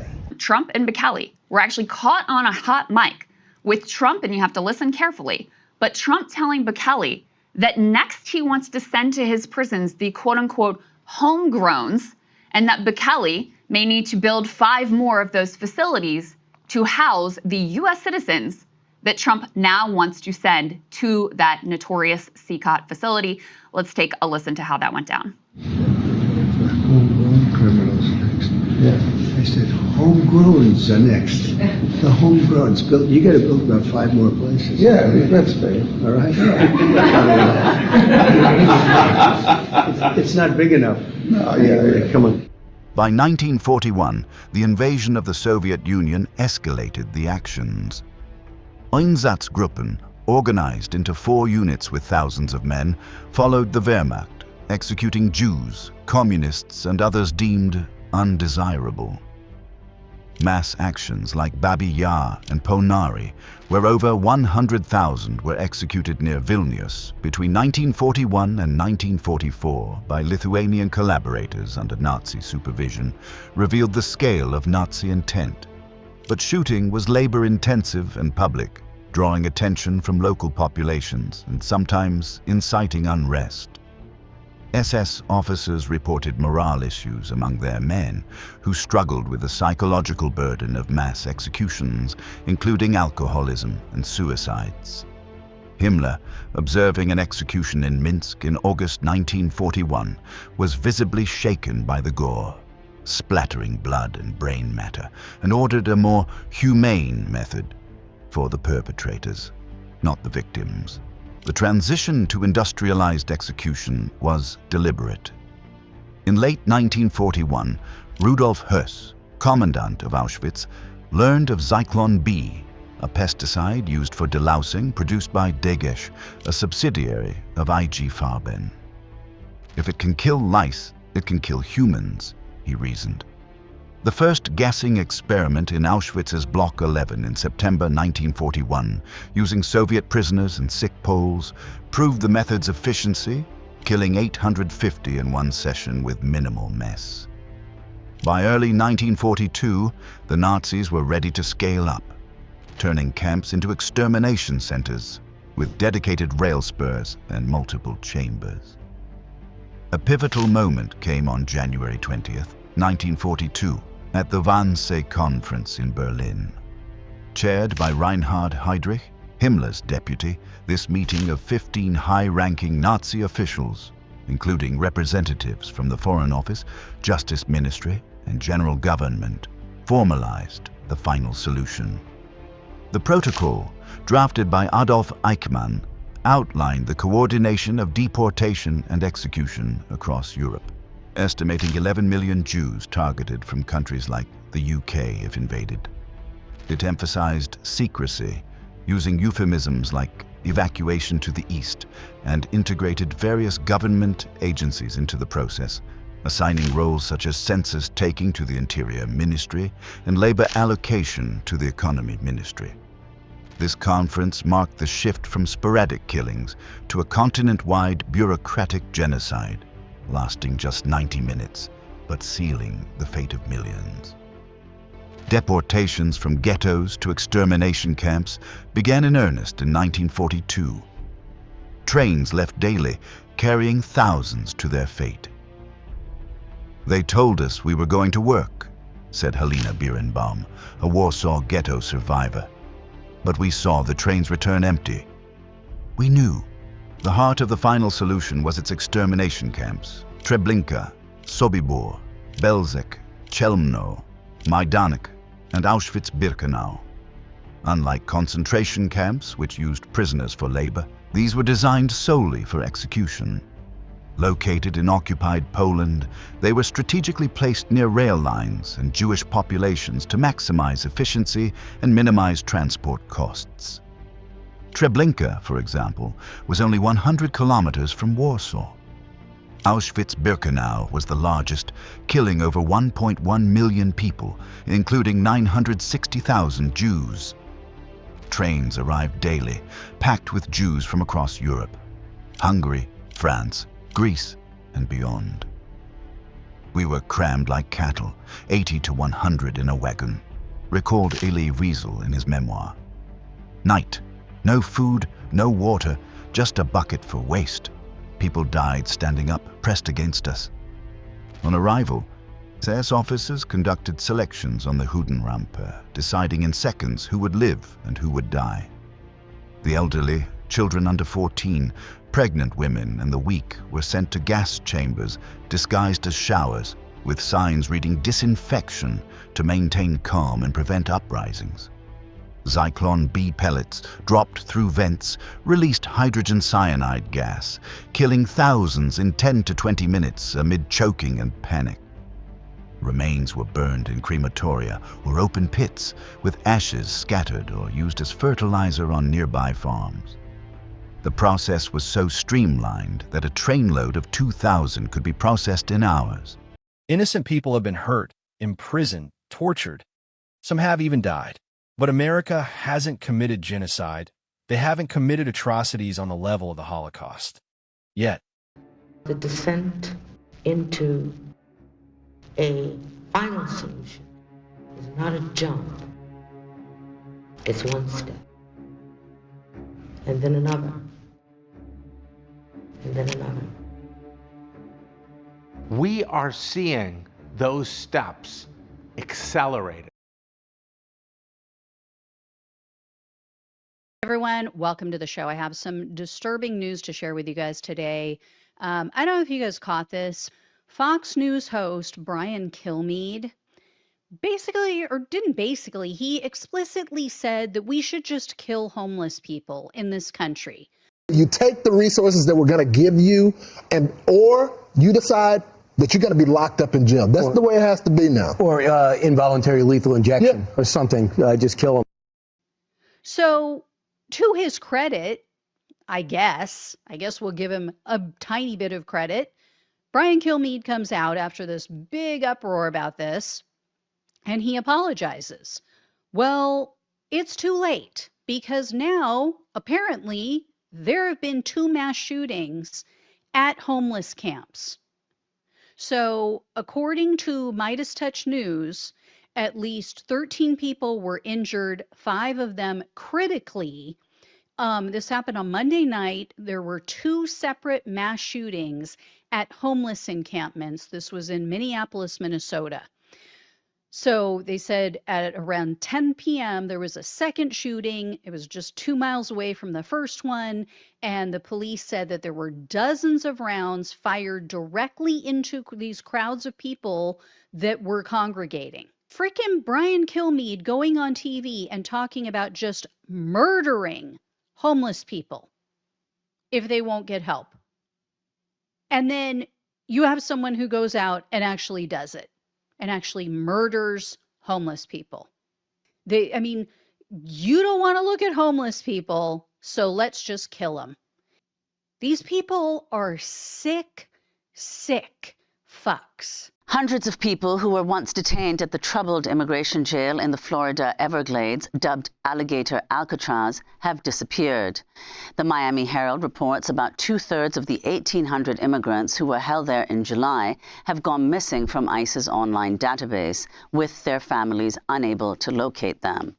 Earlier this month, the federal appeals court ruled the jail could continue to operate despite reports of abuse.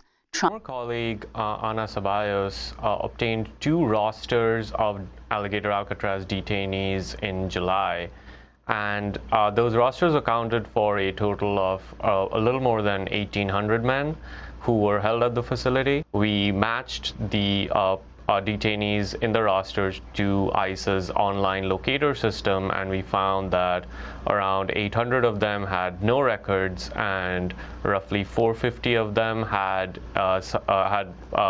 a result called Call ICE for Details, which is a pretty vague notation. We spoke to attorneys who said that that notation can mean anything. It could mean that someone is being processed for intake into a facility. It could mean that someone is being transferred from one site to another, or it could also mean that that a person is about to be deported. I've spoken to attorneys who've said that, we don't know who to call. Sometimes we call a person who is listed as the contact, person or is the contact person at like a site where he's supposed to be kept, but we don't even know whether that person is the right individual to call to set up a discussion with my client. But in terms of our story about people sort of falling off the grid after being moved out of Alligator Alcatraz, his office did not comment. They referred us to ICE, and ICE did not issue any comment either, despite multiple requests. You ready for your daily dose of psychopathy? Well, early afternoon dose. Latinos for Trump, pay attention to this one. Laura Loomer, world's most fascist mistress, tweeted this. This was in reference to Alligator Alcatraz, or Crocodile Concentration Camp, which, if you're unfamiliar, is a detention center they've been building in Florida surrounded by alligator-infested marshes, or whatever. They're very excited about the alligators. Clearly. So excited that Laura Loomer even tweeted this. And by the way, it's still up a couple days later. Alligator lives matter. The good news is alligators are guaranteed at least 65 million meals if we get started now. Wow. I think this response summarizes it perfectly. I don't care what anyone says. I appreciate when y'all drop the Christian act and reveal your seething unhinged hatred for everything Christ ever said. Well put. But here's the thing. As if it weren't bad enough to be this gleeful at the idea of feeding people to alligators, humans. She's also revealed something else in this tweet. There aren't even 65 million undocumented immigrants in this country. Even according to the American Immigration Council, there's only around 13.3 million undocumented immigrants total, and that includes protective status. So, 65 million. Does she mean all immigrants? No, because according to the latest census, there were only 47.8 million immigrants residing in the United States as of 2023. 65 million. What could she be referring to? Oh, that's right. The entire Hispanic population in the United States. 65 million, almost on the dot. Wow. And apparently we're all getting fed to alligators. Thanks.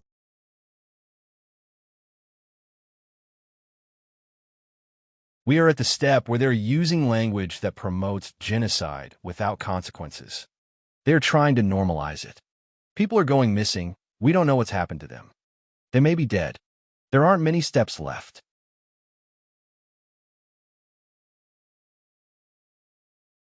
Are Republicans MAGA Nazis? Yes, absolutely. To be frank, that's been clear from the beginning. Many of the clips I shared were of people warning us. You may have missed some of the signs, but if you were paying attention, there was no way to miss the overall picture. They might not all think of themselves as Nazis. They might not even agree with 100% of the Nazis' beliefs, but they're all okay with being on the same team as Nazis. What Trump is doing is legitimizing. Some of the things that he's saying are issues that we've been tackling for years now. When we talk about globalism, we talk about America first, these sort of things, bringing back American jobs. These are things that he's hitting on. So it's put a lot of our nationalism sort of becoming mainstream. All we want is to change America back to what it was. We do want to see whites, rise and have our own state here in this country. Hail Trump! Hail our people! Hail victory!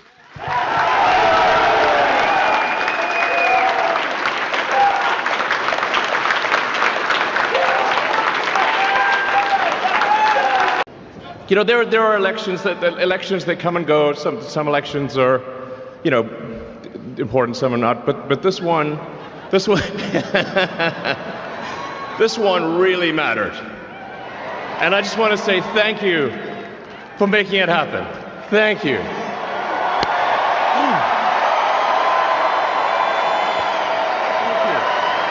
My heart goes out to you. It is thanks to you that the future of civilization is assured.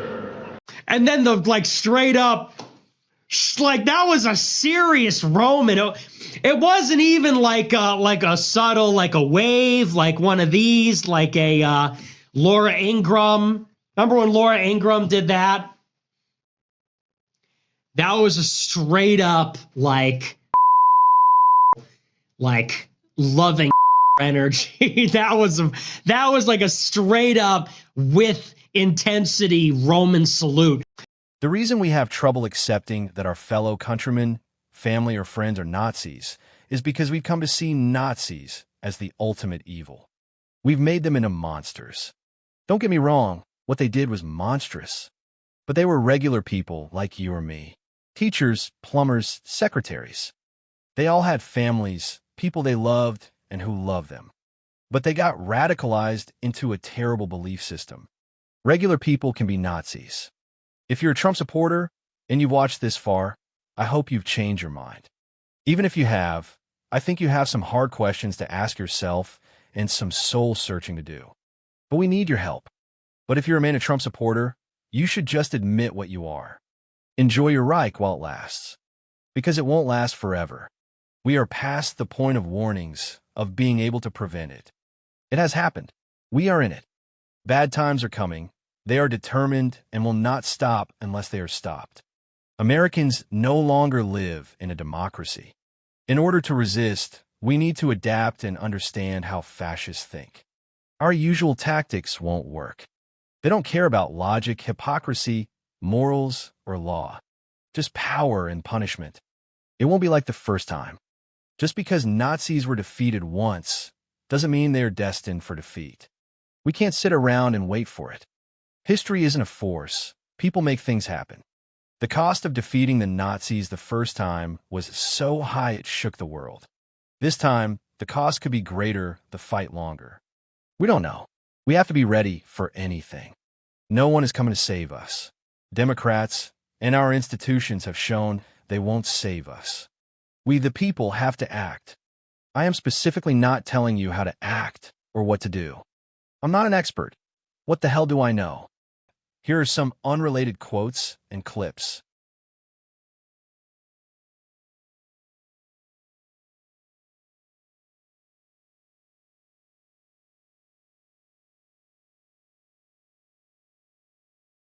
This needs to stop.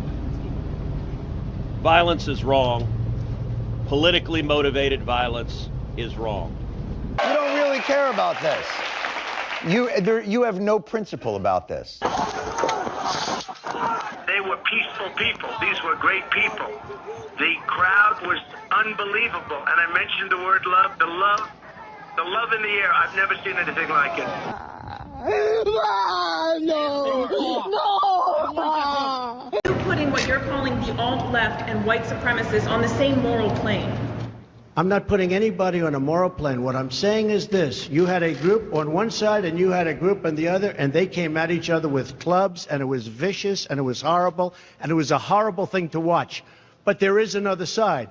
There was a group on this side, you can call them the left, or you've just called them the left, that came violently attacking the other group. Well, I do think there's blame. Yes, I think there's blame on both sides. You look at both sides. I think there's blame on both sides, and I have no doubt about it, and you don't have any doubt about it either. But you also had people that were very fine people on both sides. You had people in that group, excuse me, I saw the same pictures as you did. So I only tell you this, there are two sides to a story. The reason that so many anchors on MSNBC, for example, are losing their minds daily is because our side is winning. And so I come full circle on this response and just want to encourage you with some substance that we are in the process of the Second American Revolution, which will remain bloodless if the left allows it to be. And you don't believe in democracy? I don't believe in democracy. What are you doing here at a televised debate? Because, this is democracy. Don't want to debate and disagree. Because it is the means to support an end. The reason we have free speech now is because we want to be openly talking about our opinions so we can get the state that we want. But it doesn't mean upholding free speech after we win. You can have a vote to get to that state. And then no more votes afterwards. Absolutely. Wow. 100%. Wow. And if that autocrat kills you and your family, you're fine with that? Well, I'm not going to be a part of the group that he kills. Okay, we're going to kill them. You know, they're going to be like dead. Yes, that is what we're doing. And it's only going to get worse for you. Look, if we really thought Hitler was running the U.S. government, it would be our duty as citizens to try to stop that by any means necessary. So that is an example of what we're seeing today. Well, that's exactly right. And a reasonable response to fascism, to Nazism, would be violence, right? So what they're saying effectively is that you should engage in violence. We fight like hell. And if you don't fight like hell, you're not going to have a country anymore.